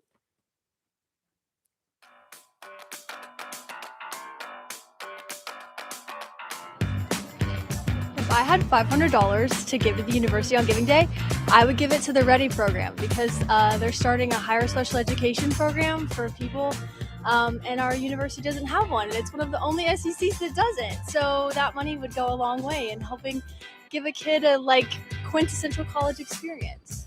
I would give it to Grove Grocery. There are a lot of people that need groceries more than one would think, especially during breaks and things, because a lot of students stay here and a lot of administrators don't know that. I would give it to the library to put more books in it. I would give it to the Ole Miss Biggerville.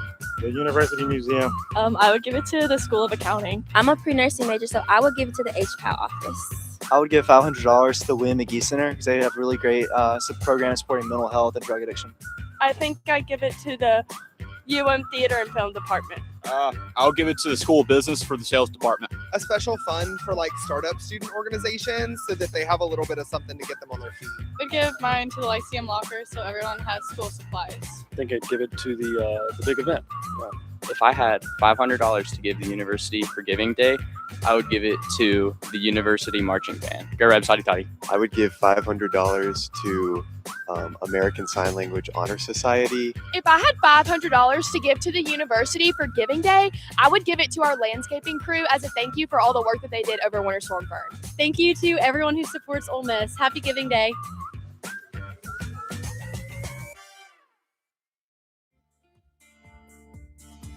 The Writing Center at Ole Miss, your writing sidekick. The Writing Center offers free writing consultation services to all University of Mississippi students, providing invaluable support throughout the writing process. Our highly trained peer consultants collaborate with students on projects all across different disciplines, helping them at any stage of composition, whether they're brainstorming ideas, drafting, revising, or polishing final drafts. With a focus on personalized feedback and guidance, our consultants empower students to develop their writing skills, enhance their confidence, and improve the clarity and coherence of their work. Whether for essays, research papers, creative writing, or any other written assignment, the Writing Center is a welcoming space where students can receive constructive feedback and grow as writers. You can support the Writing Center today by going to Giving Day. Making a gift is easy. You can give through Venmo, PayPal, Apple Pay, and all other major credit cards.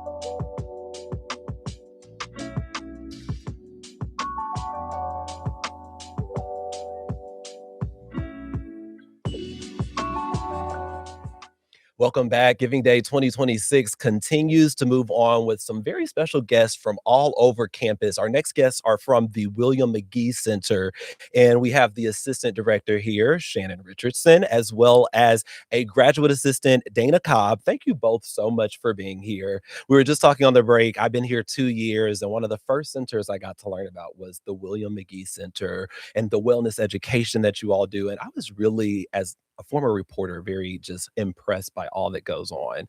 But first, can I just have, starting with you, Shannon, if you can just kind of introduce yourself, tell us a little bit about kind of what your role is, and then I'll have you do the same thing, Dana. Yeah, thanks, Marvis. I'm Shannon Richardson. I oversee the programming and the marketing and outreach efforts for the William McGee Center. So all things wellness education. Yes. Yes, and I am Dana Cobb. I'm the graduate assistant for the William McGee Center, and my specific area is the collegiate recovery community, which is a space and events that we create on campus that are surrounding substance use disorder recovery. Yeah, a very important space. I won't be remiss. I just realized I didn't introduce everyone that is here. If you could introduce our other beautiful, wonderful guest that I've been obsessed with every second that I've seen.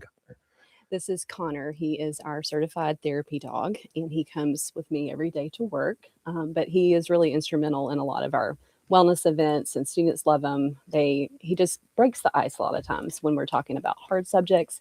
And so you'll see him out and about campus. And we saw even everybody behind the scenes here at Giving Day. We've been here, some of us, since 6 a.m. or earlier, and everybody just had an energy and excitement when Connor entered in. So we're excited to have him here too. But I want to go back to the William McGee Center. Shannon, you've been here. You've done a lot of great work with them. Can you kind of tell us from your institutional perspective here at Ole Miss, how does the William McGee Center advance the university's commitment to really, wrapping around and caring for the entire student while they're here? Sure, absolutely. So I like to think of the McGee Center as the first stop on campus. If students are overwhelmed and they have no idea where to start with any aspect of wellness, there's 9 dimensions, so covering a lot of ground. Yeah. They can come to us and they can just ask for help, and we're going to connect them wherever they need to be on campus. We have developed incredible partnerships across campus with our centers, like the Counseling Center and Student Health Center, Nutrition and Hospitality Management. I mean, you name it. Students can come to us. We will get them where they need to be. We have an amazing team of people. Khaki Brown, shout out Khaki. She is great at navigating, students, getting them where they need to be. And that's really, if there's one takeaway, it's come to us first. We'll get you where you need to be. And it's so incredible because you mentioned the word navigate. It's hard to navigate class. It's not just, high school or grade school. You're not going to class, study, do homework, go. You might have to navigate a breakup or, all kinds of things. All kinds of things that you all cover. But really, it's sometimes you don't know where to start when it maybe is the first time you're on your own. You're maybe 18 plus. I was 17 going to college. So, and so really having that person who knows, hey, I know how to connect you with this, and I'm not judging you as you come in, really goes a very long way.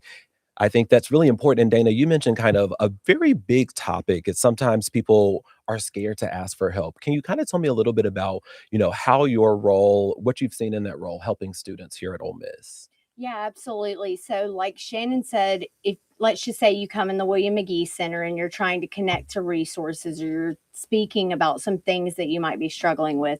If one of those things are alcohol or other drugs, I said substance use disorder earlier, but we're kind of changing the language around that because we really want everybody at the university to feel supported in whatever part of their journey they're in, and judgment free. So if they come asking about what we do at the collegiate recovery community, then we're able to connect them with a lot of peer support, and peer support are other students or people who have experienced similar things, and we all connect them. We create spaces where they can all spend time together, and we also make sure that under the umbrella of the William McGee Center, we're able to connect them to all of those dimensions, right? Like we want our students and everybody at Ole Miss to be the best versions of themselves, you know.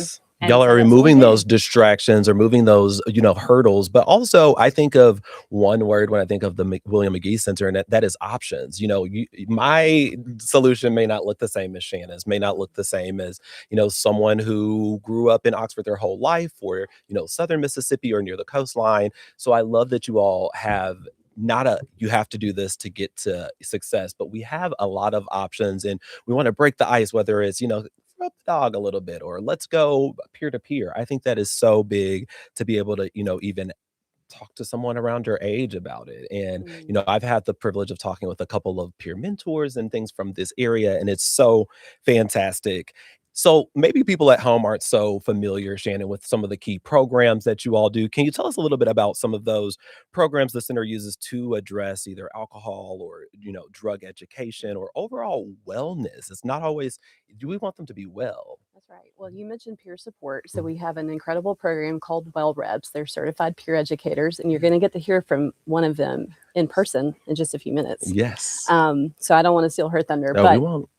we also have our Well Chats, which is our wellness coaching sessions, again with Khaki. Yes. And we have a Rebel Aid program. And that is a program that's designed to help students kind of understand and explore more about their relationship with alcohol or substances. Yeah. It is, like Jana mentioned, judgment-free, and it is there's a one-on-one component and there's a group component.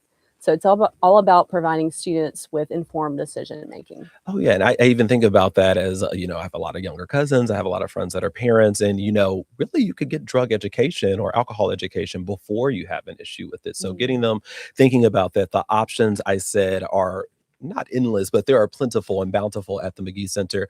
However, I want to bring those options back to Giving Day, because to provide all those options, I'm sure y'all don't have endless funds. Can you kind of tell us a little bit about how people who are at home, I mean, we just saw a $500,000 donation in the last 10 minutes or so, but how can those donations, $1,000, $50 here on Giving Day, what you all raise, how can that help you all with your mission or help students? Yeah, absolutely. So most people don't realize we can't do this work alone. We are provided institutional and state appropriation funding, but it does not cover the vast majority of what we're doing, boots on the ground work. A lot of times we are paying the salary of our student well reps, and those are critical. I mean, those peer-to-peer interactions are priceless, really, on campus. We've started new initiatives like our Hydrate tent, and many may know HYDR is part of our slow motto, yes, our song, right?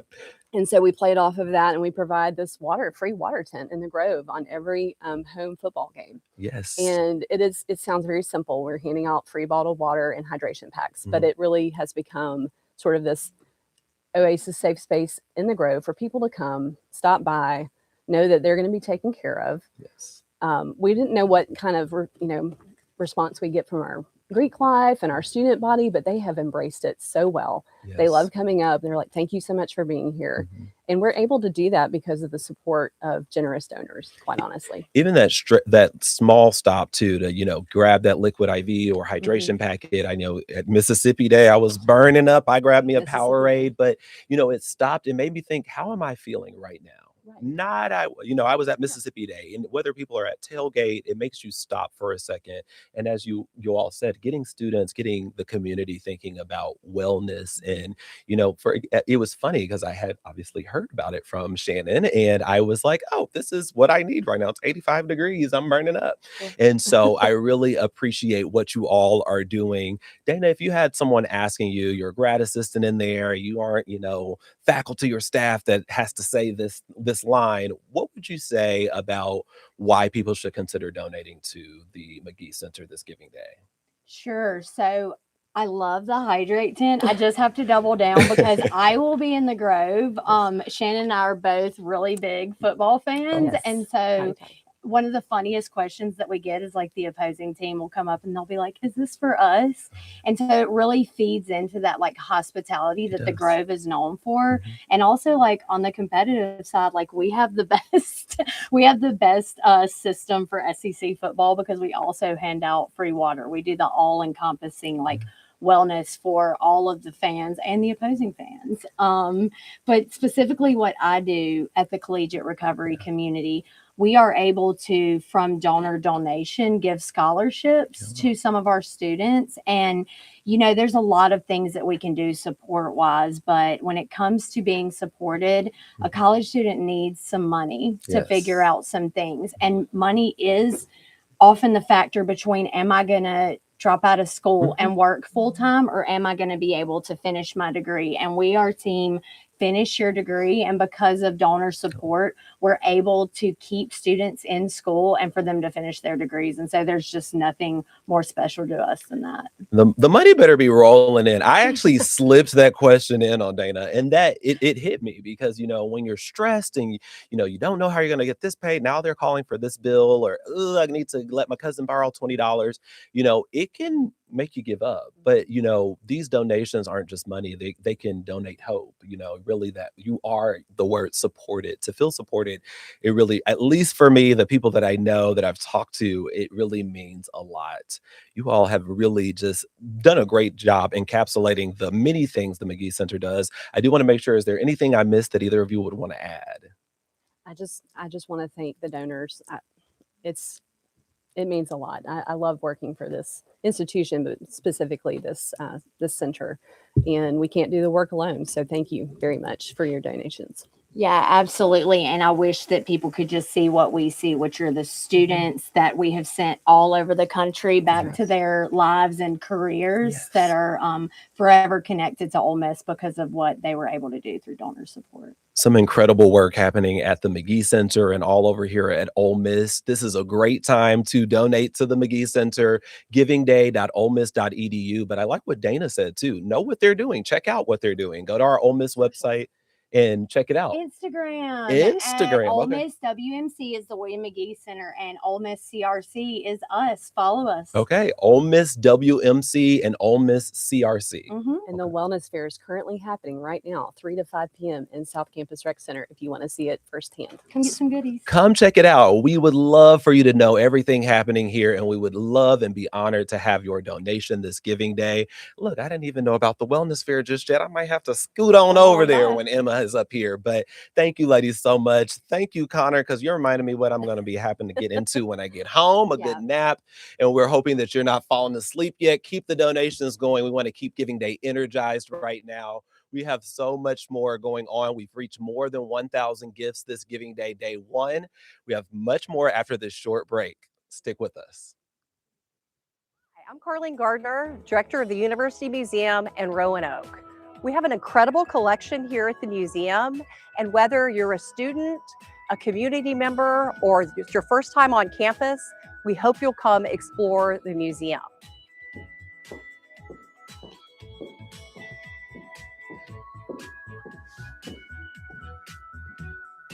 So you might be surprised to see the Mona Lisa in Oxford, Mississippi. Yes, the original is in the Louvre in Paris.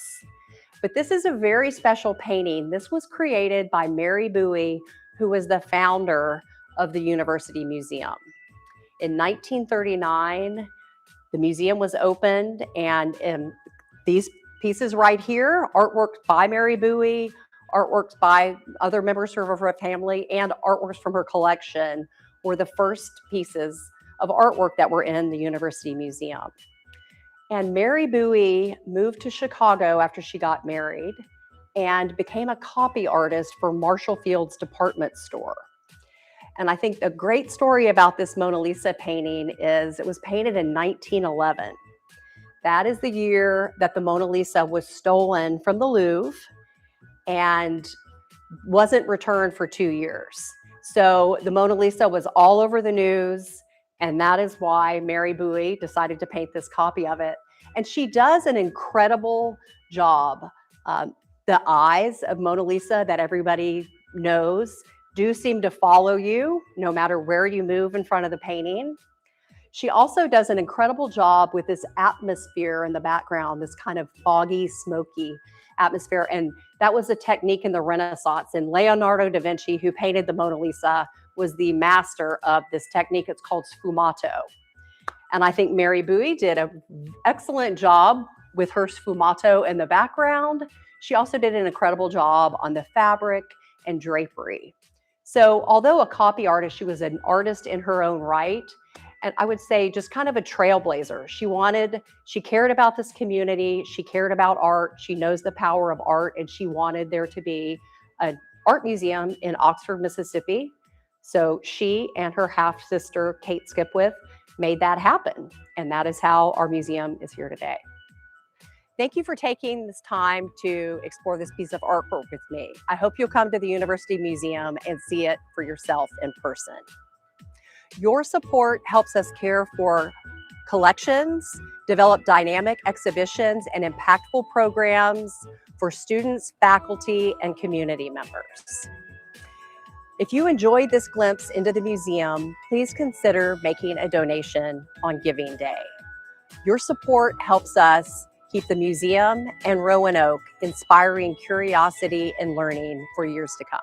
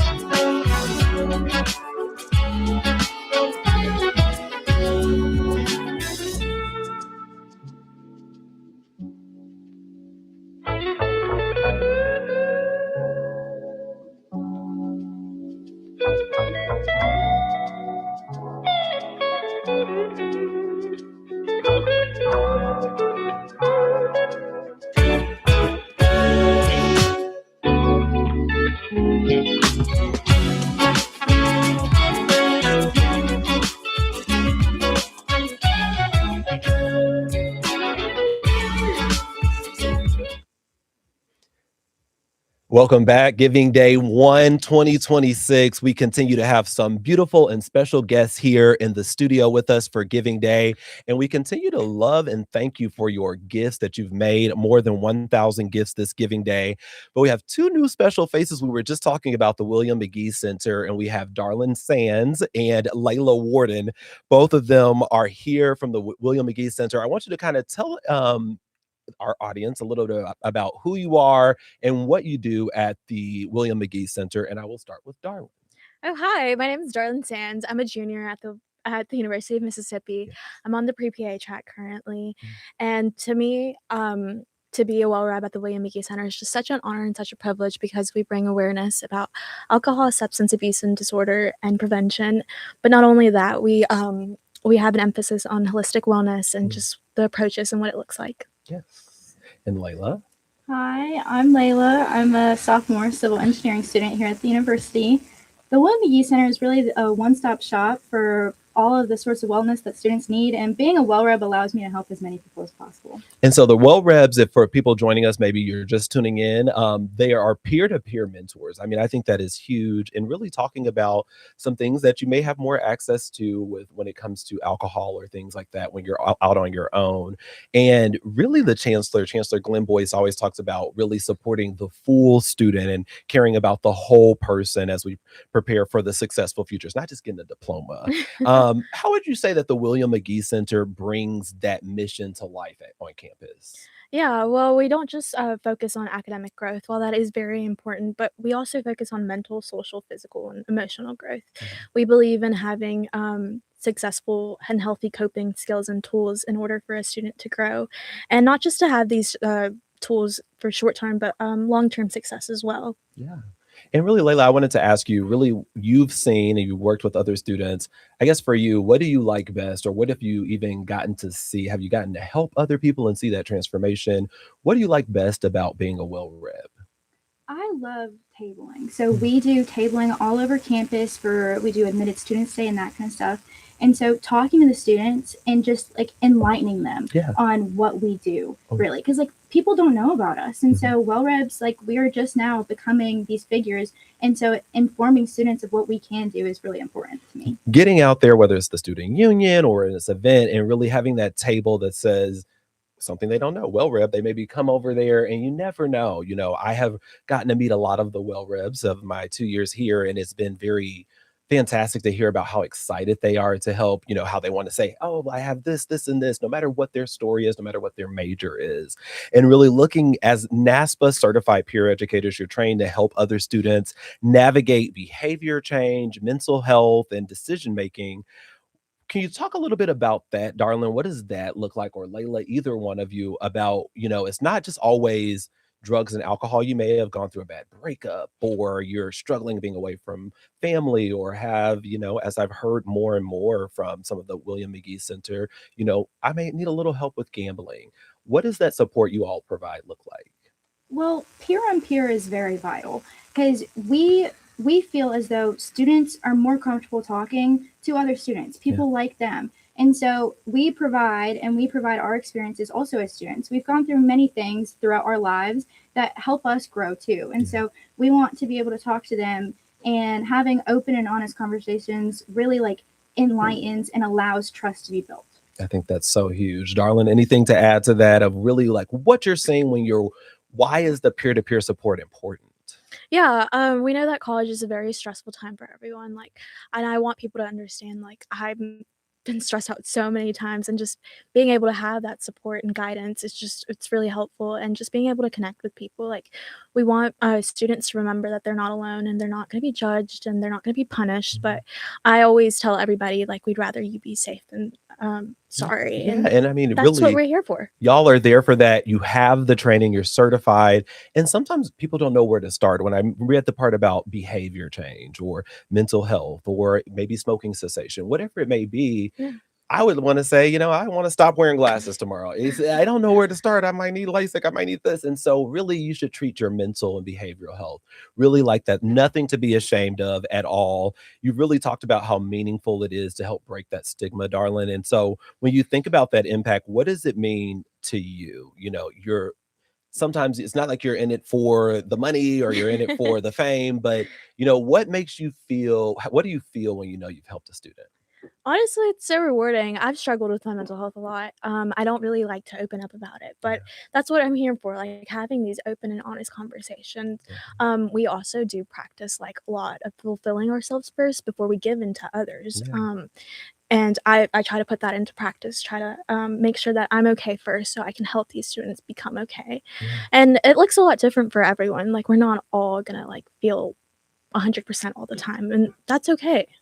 I've been in a place where I just said, I want to feel 1% better. And so if I can help you 1%, it really can go a long way. I mean, we've had the ice storm. I have been calling it the ice pandemic, but the ice storm earlier, that was something that you probably didn't plan on for college in the South, but we got through it. I saw the community come together, and seeing peers to peers come together really can make a difference. And so I want to bring that back to Giving Day. There are so many places you can donate, and some people who will want to donate that maybe have never been to Ole Miss. What do you say to the person who says, will my, $100 or $1,000 make a difference? Or why should I help? Either of you, what would you say to people who maybe are thinking about donating to the McGee Center? The Willie McGee Center, really, there's so many things that we do. It's just that, like, that's what we say, one-stop shop. If we can't help you, we know who can. And so when you donate to us, and it's not like we're begging for donations, you're coming to us knowing that if we can't help you, we will find somebody for you. If I can't help you, I can ask Darlin to help you. If we can't help you, we can ask somebody or one of our supervisors to help you. It's not like we're a community here, and so giving to us is giving to a community. I love that. We are a community here. Darlin, I know you have talked about even sharing part of yourself, hearing some personal details even from other peers. I feel like it's a lot of work. You're pre-PA. You talked about civil engineering. Y'all aren't. Look, I was a journalism major, and but still finding that time for volunteerism in a way that really is transformative. What would you say to people about why Giving Day is important or why they should consider? Darlin, would you have anything to add? I mean, like Layla said, that we are a community, and like we all just want to help each other out as best we can. And to us, donations are just like very impactful. It allows us to have more workshop and more events where students can gain knowledge in different areas. Recently, we actually did have an etiquette dinner, and that was to prepare students for a future outside of college. And it looked like a presentation on if you were to have a business dinner with an interview, what you would talk about, and like how the approach. Sorry, I'm Dinner. I blinking. mean, I think about that. I made fun of my mom for making me go to that when I was back in the day, but I'm like, which fork is the salad fork? Why is there so many forks? And then again, what is table talk? This isn't always, you're in the biggest crisis, but I have had anxious moments where I'm at and I'm like, ooh, I don't want to be the person who picks up the soup spoon and it's for the, broth. I mean, I have no idea. And so I think that is really big to be able to continue to offer a variety of programming. And as they mentioned, really a great time today. Really, if you can make the donation to the McGee Center, I think it would go a long way, as you just heard from both of these very special guests here. Thank you both for being here. Anything you want to add that I might have missed? We just want students to know we're here for them. And thank you to all the donors for giving all that you can. And if anyone needs help, please reach out to us. Yes, you can always find so much more on the William McGee Center on olemiss.edu.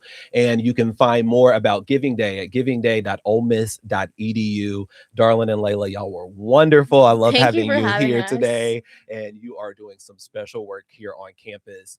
We'll have another check-in with Emma coming up in just a little bit. Don't go anywhere. You're watching Giving Day 2026. You plus 2. Who? You plus 2.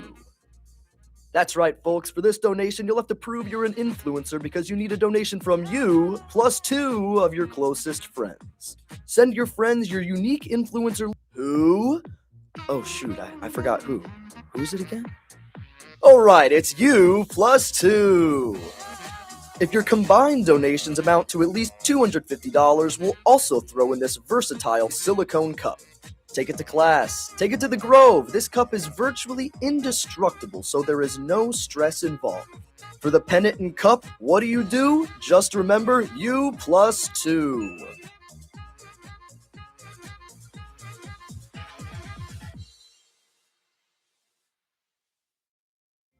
The Thomas Mayo Lab at Ole Miss is a dynamic space dedicated to empowering students to engage in meaningful conversations about health and wellness. Through open discussions and collaborative learning, the lab fosters a supportive environment where students can explore a wide range of topics, from mental health and physical well-being to social connections and environmental factors. With a focus on building empathy and active listening, the lab encourages students to share their personal experiences and challenges, promoting a culture of understanding and self-care.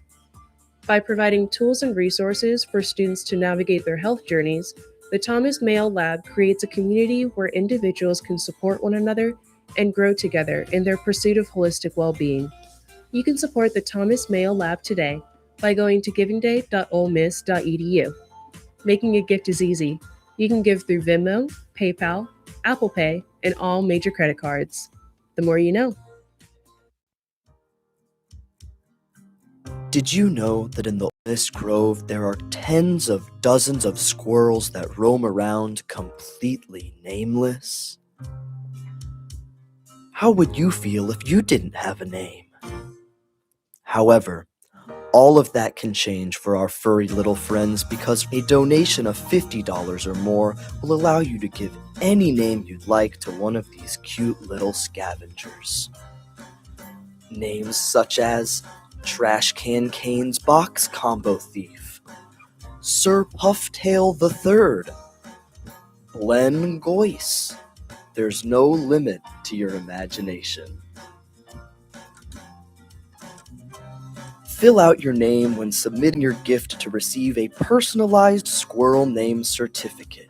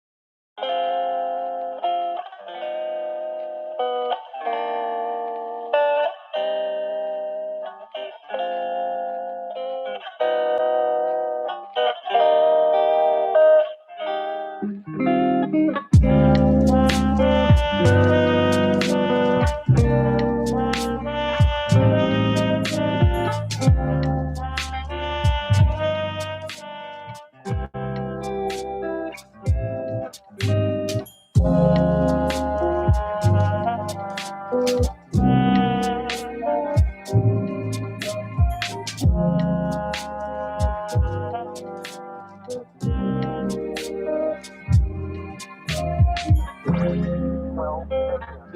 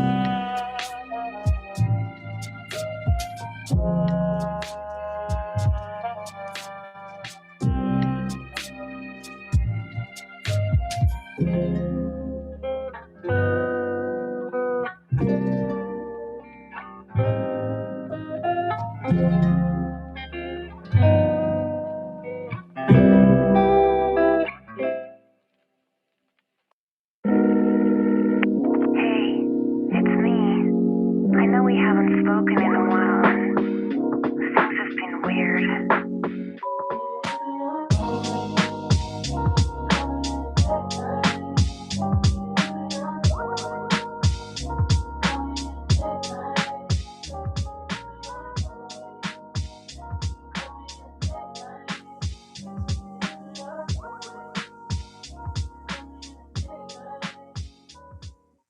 Welcome back to Giving Day 2026. I'm joined now by Dr. Sean Bowden Mead, who is our Vice Chancellor for Student Affairs. So before we jump into our questions, I wanted to ask you about the READY program. We've seen some heartwarming videos across our social channels. So we want to give you the opportunity to kind of explain what that is and what the opportunity is. Absolutely. So the READY program is a new initiative that was student driven.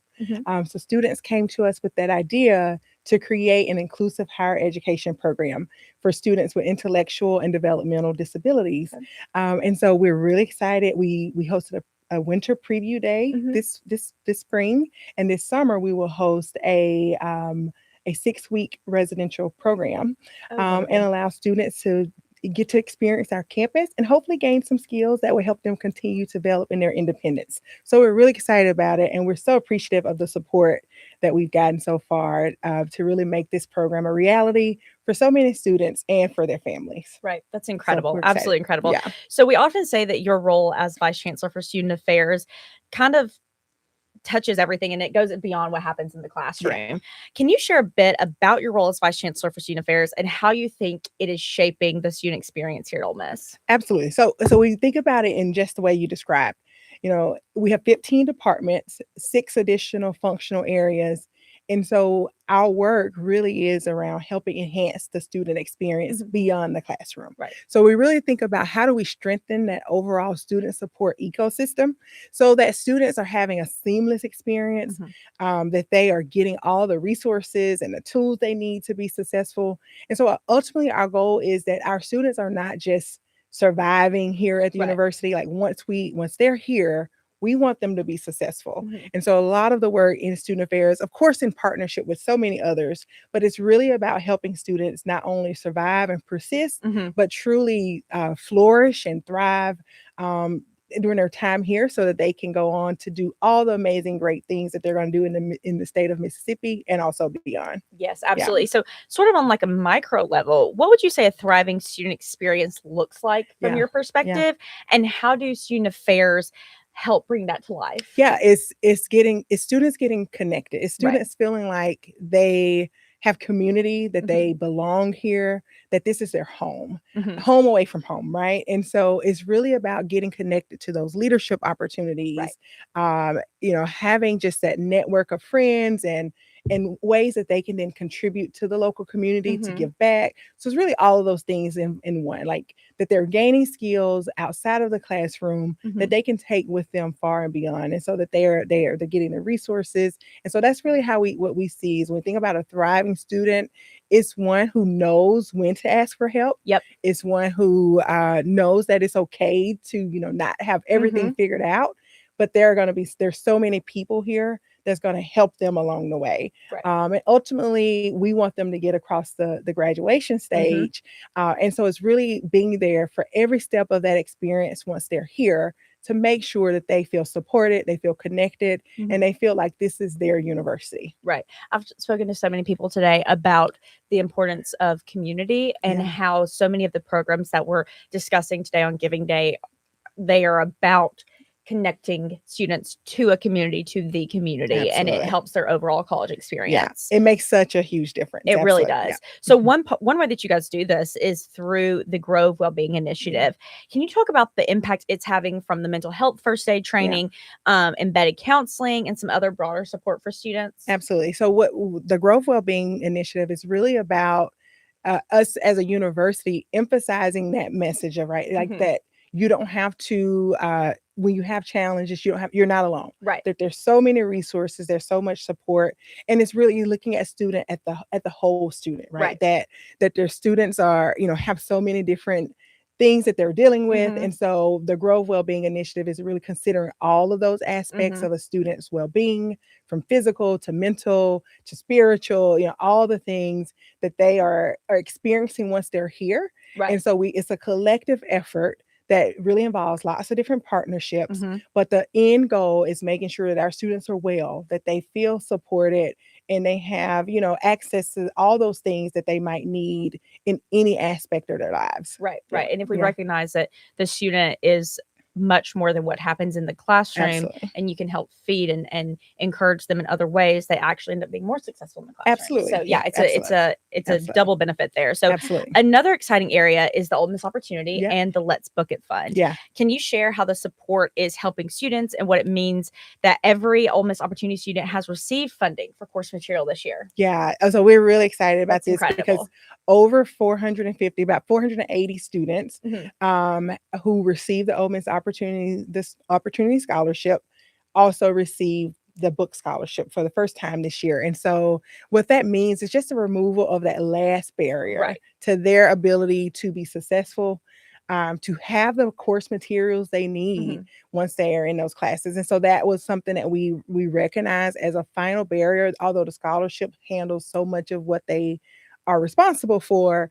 Just paying for books, right? Right. Was just still that remaining barrier. So we're Mhm. really excited that through the generous donors and support, we were able to provide those book stipends to Mhm. students this year. And it has had a humongous impact. Students really have been grateful and appreciative of it. And it's just one of those things that now they don't have to borrow books, or it's not, the middle of the semester Right. before they can finally get them. They had those books from the very beginning. Right. And that's such a tangible Absolutely. outcome of Giving Day that you see Absolutely. firsthand. Like this is Firsthand. actually putting books in hands of students Absolutely. who otherwise would not be able to Who get them. otherwise wouldn't have it. Right. And so that has a direct impact on their ability to be successful in the Exactly. classroom. Yeah. Exactly. So looking ahead, how does the philanthropic support, especially through Giving Day, Yeah. help expand what student affairs can offer and create new opportunities for students? Yeah, I think that example you just mentioned is just one of many Right. examples in student affairs where all of the support we get goes back directly to the students, and it Exactly. has a direct and immediate impact on them. And so, from the Hottie Toddy Tech Pass program to Mhm. Grove Wellbeing, all the things that that we have under our umbrella, all of those are directly connected to supporting students directly. Right. Every dollar that we get. And so it's really about, we try to maximize those resources to benefit the most students. Mhm. And there's so many examples of ways that we do that Mhm. where it has a really direct impact on the students' ability to not only, again, persist here, Right. but to really thrive and to really have all those things they need to be successful. Right, Yeah. right. It encourages them to even begin thinking about their life beyond college as Absolutely. well. So it's a gift that Absolutely. really keeps giving. It keeps giving. Yeah. So as we wrap, what would you like to share directly with people who support this kind of work and are making the Yeah. impact possible? Yeah. We are so grateful just for the generous support. Even thinking back to Winter Storm Fern Right. and our Rebel Relief Fund, Mhm. that is just one example Yep. of how the resources can immediately changes lives, right? And Immediately. so many other things that are in our division has that potential to immediately impact a student. Mhm. And so it's a gift that keeps giving, keeps on giving. And it's one that changes the trajectory of these students' lives, Right. right? And so that's where, that's why we are so grateful for that Mhm. generous support. It just allows us to maximize our impact, Right. stretch our resources so that we're really having that intended impact and helping all of our students be successful. Right. So we really appreciate that support. Absolutely. So donors, if you've been a little hesitant and thinking, okay, where's my money really going? What's it going to be helping with? These are some great examples of how this is really impacting students right here and right now. Absolutely.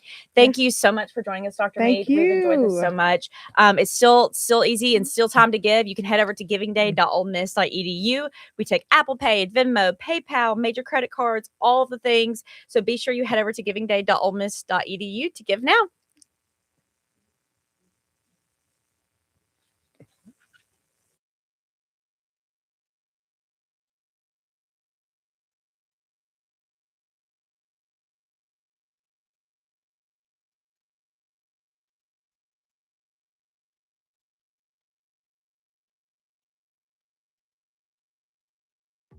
Ooh, what's that I spy? A golden little statement piece could spice up your life. Your 8 a.m. lecture crush won't be able to keep their eyes off you with this shiny red and gold Lyceum lapel pin dazzling in the fluorescent lights of the classroom. All it takes is a monthly recurring donation. Just select recurring at checkout and this fine piece of jewelry is all yours.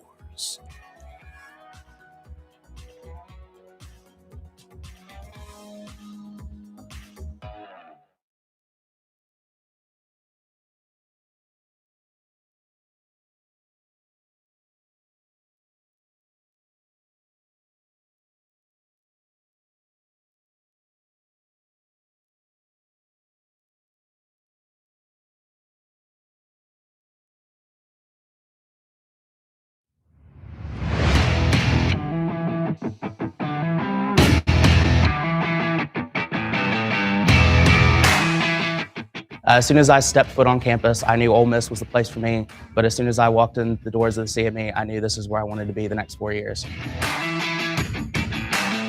Manufacturing, a lot of it is based on continuous improvement. And I feel like while we learn how to continuously improve processes, continuously improve businesses, we also learn to continuously improve ourselves. And I really love that about the CME, and I feel like I'm learning to grow and adapt.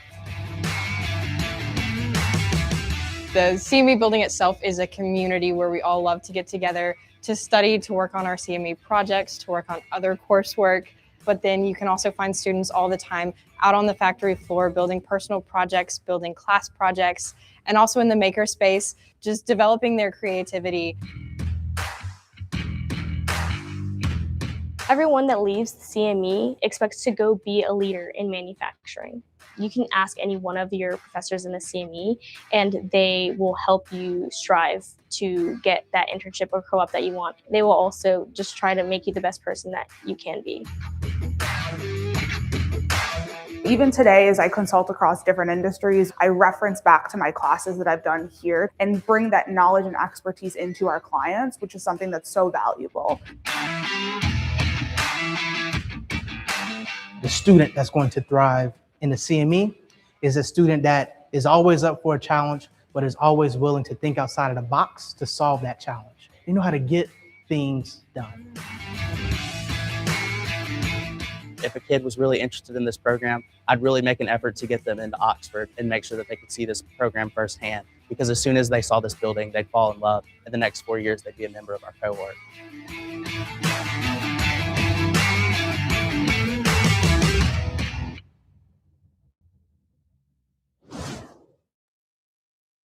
Hi, I'm Carlene Gardner, Director of the University Museum in Roanoke. We have an incredible collection here at the museum, and whether you're a student, a community member, or it's your first time on campus, we hope you'll come explore the museum. We also have scientific equipment that is very special because it really is tied to the history of the University of Mississippi. Now, this is called an orrery. And from what I've read in the classrooms, in science classrooms in the 17 and 1800s, you would never have a science classroom without an orrery. And the function of this is to help us understand natural phenomena. And so this was created in 1854. And so it was one of the first pieces of scientific equipment we had at the University of Mississippi. John Millington, when he was hired as one of the first professors when the university opened in 1848, brought a lot of scientific equipment with him, very cutting edge stuff. So this was used in the early classrooms at the university. And this machine helps us understand the orientation of some of the planets. So the Earth, the Moon, the Sun, Venus, and Mars. And the circle in the interior is the year. So it is 1801 to 1900. And then this outer rim are the months and the days. So you can move this right here around and find out when the planets, how the planets would be aligned on any given day of the year between 1801 and 1900. And what's kind of special about the way that we've decided to set this up at the museum is this is set on November 6th, 1848, which was one of the first semesters when the university opened. So it's the opening date of classes on the university. So we're very fortunate to have over 500 scientific instruments from that time period at the museum that really tie to the university's history. Thank you for taking this time to explore this piece of artwork with me. I hope you'll come to the University Museum and see it for yourself in person. Your support helps us care for collections, develop dynamic exhibitions, and impactful programs for students, faculty, and community members. If you enjoyed this glimpse into the museum, please consider making a donation on Giving Day. Your support helps us keep the museum and Roanoke inspiring curiosity and learning for years to come. A is for Are You Kidding? B is for By Golly. C, D is for Crazy Deals because everybody is talking about F, flagship chords. This jaw-dropping weaved rope will have all of your peers seething with jealousy as the premium tassels blow so eloquently in the wind. Not only will you be the most stylish graduate on stage, but this reward also includes a bonus of becoming an inducted member into the University of Mississippi's flagship society. If you call or send in an email right now, you can get all of this for the low donation of $25.99. For no additional charge, you get to direct your hard-earned funds to your department of choice. Had a professor you loved? Send the donation to their department. Had a professor you loved? Not as much as send the donation to their arch enemy's department. There is no wrong way to give back to your community.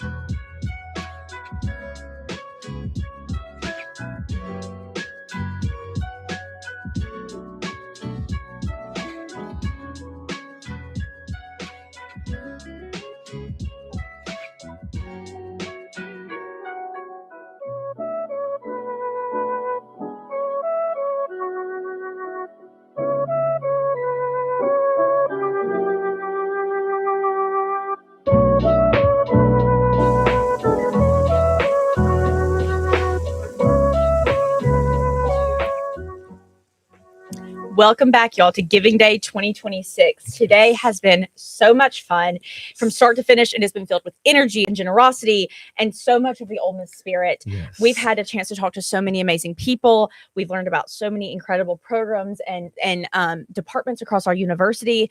And these stories are what Giving Day is all about. It is. And I mean, you really get to hear the unscripted version of Yes. hearing what's happening on campus from, again, the William McGee Center over to, you heard from the school of the Honors College, Yep. or you may hear from the School of Pharmacy. I mean, there's so much going on this campus. And we want to take a moment, though, to celebrate a couple of the big wins, because it is about giving. And for a couple of people, it's about a little competition. It's about winning a little as bit. well. Shout out to all the development officers out there as doing the work as well. The deans, everyone gaining money for their parts of campus. A huge congratulations, though, for the early bird special winners.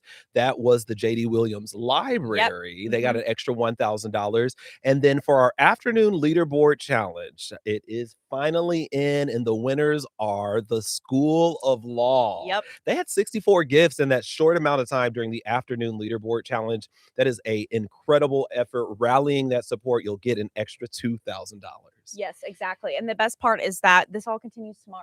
Yeah. We have more challenges. We have more leaderboard challenges. We have more matching gifts. It ain't over. It ain't over yet. Not yet. And Yes. also, you can still sign up to be an influencer. So this U+2 program that we have going on, you sign up to be an influencer, you give through your unique link, 2 people give through your unique link, you get this pennant we've talked about off and on all day, the Bim Bam pennant. What a great way to connect with your community about Giving Day. And also you get to be called an influencer. An influencer, and you get kind of this limited edition because they don't do, Flim Flam or Bim Bam every year. It changes. Right, it changes. So if you're thinking about it, don't wait. This is a limited exclusive, if you will. Exactly. Also, you can still name a Grove Squirrel. Yes. That's still happening until 8 p.m. tonight. Just because we're logging off does not mean that the giving is going to stop. Okay. Yes. You can name a Grove Squirrel until 8 p.m. tonight for a gift of $26. You'll get a certificate, a fun, kind of goofy way to celebrate someone if you want to. You Yeah. can name one of them Marvis or one of them Emma. Exactly. And you get to send them a certificate. Yes. And, they got a little squirrel named after him. We'll go find them in the grove for you. Yes, exactly. Exactly. So before we wrap up for the night, though, we have one more special moment to share. Yes. Jiwon Lee is going to play us out for day one with a beautiful violin performance. Yes. If you haven't heard Jiwon play before, this is a great opportunity. It's incredible. You might shed a little tear. Yes. If you live in Oxford, you may have even seen her performing live Yes. somewhere. She's Exactly. so great. So thank you so much for being a part of Giving Day. Day one, we're going to keep the momentum going tomorrow bright and early. We're going to kick off at 8 a.m. Yes. We'll be live from 8 a.m. to 5:48 p.m. So we'll see you then. Hotty toddy. Hotty toddy.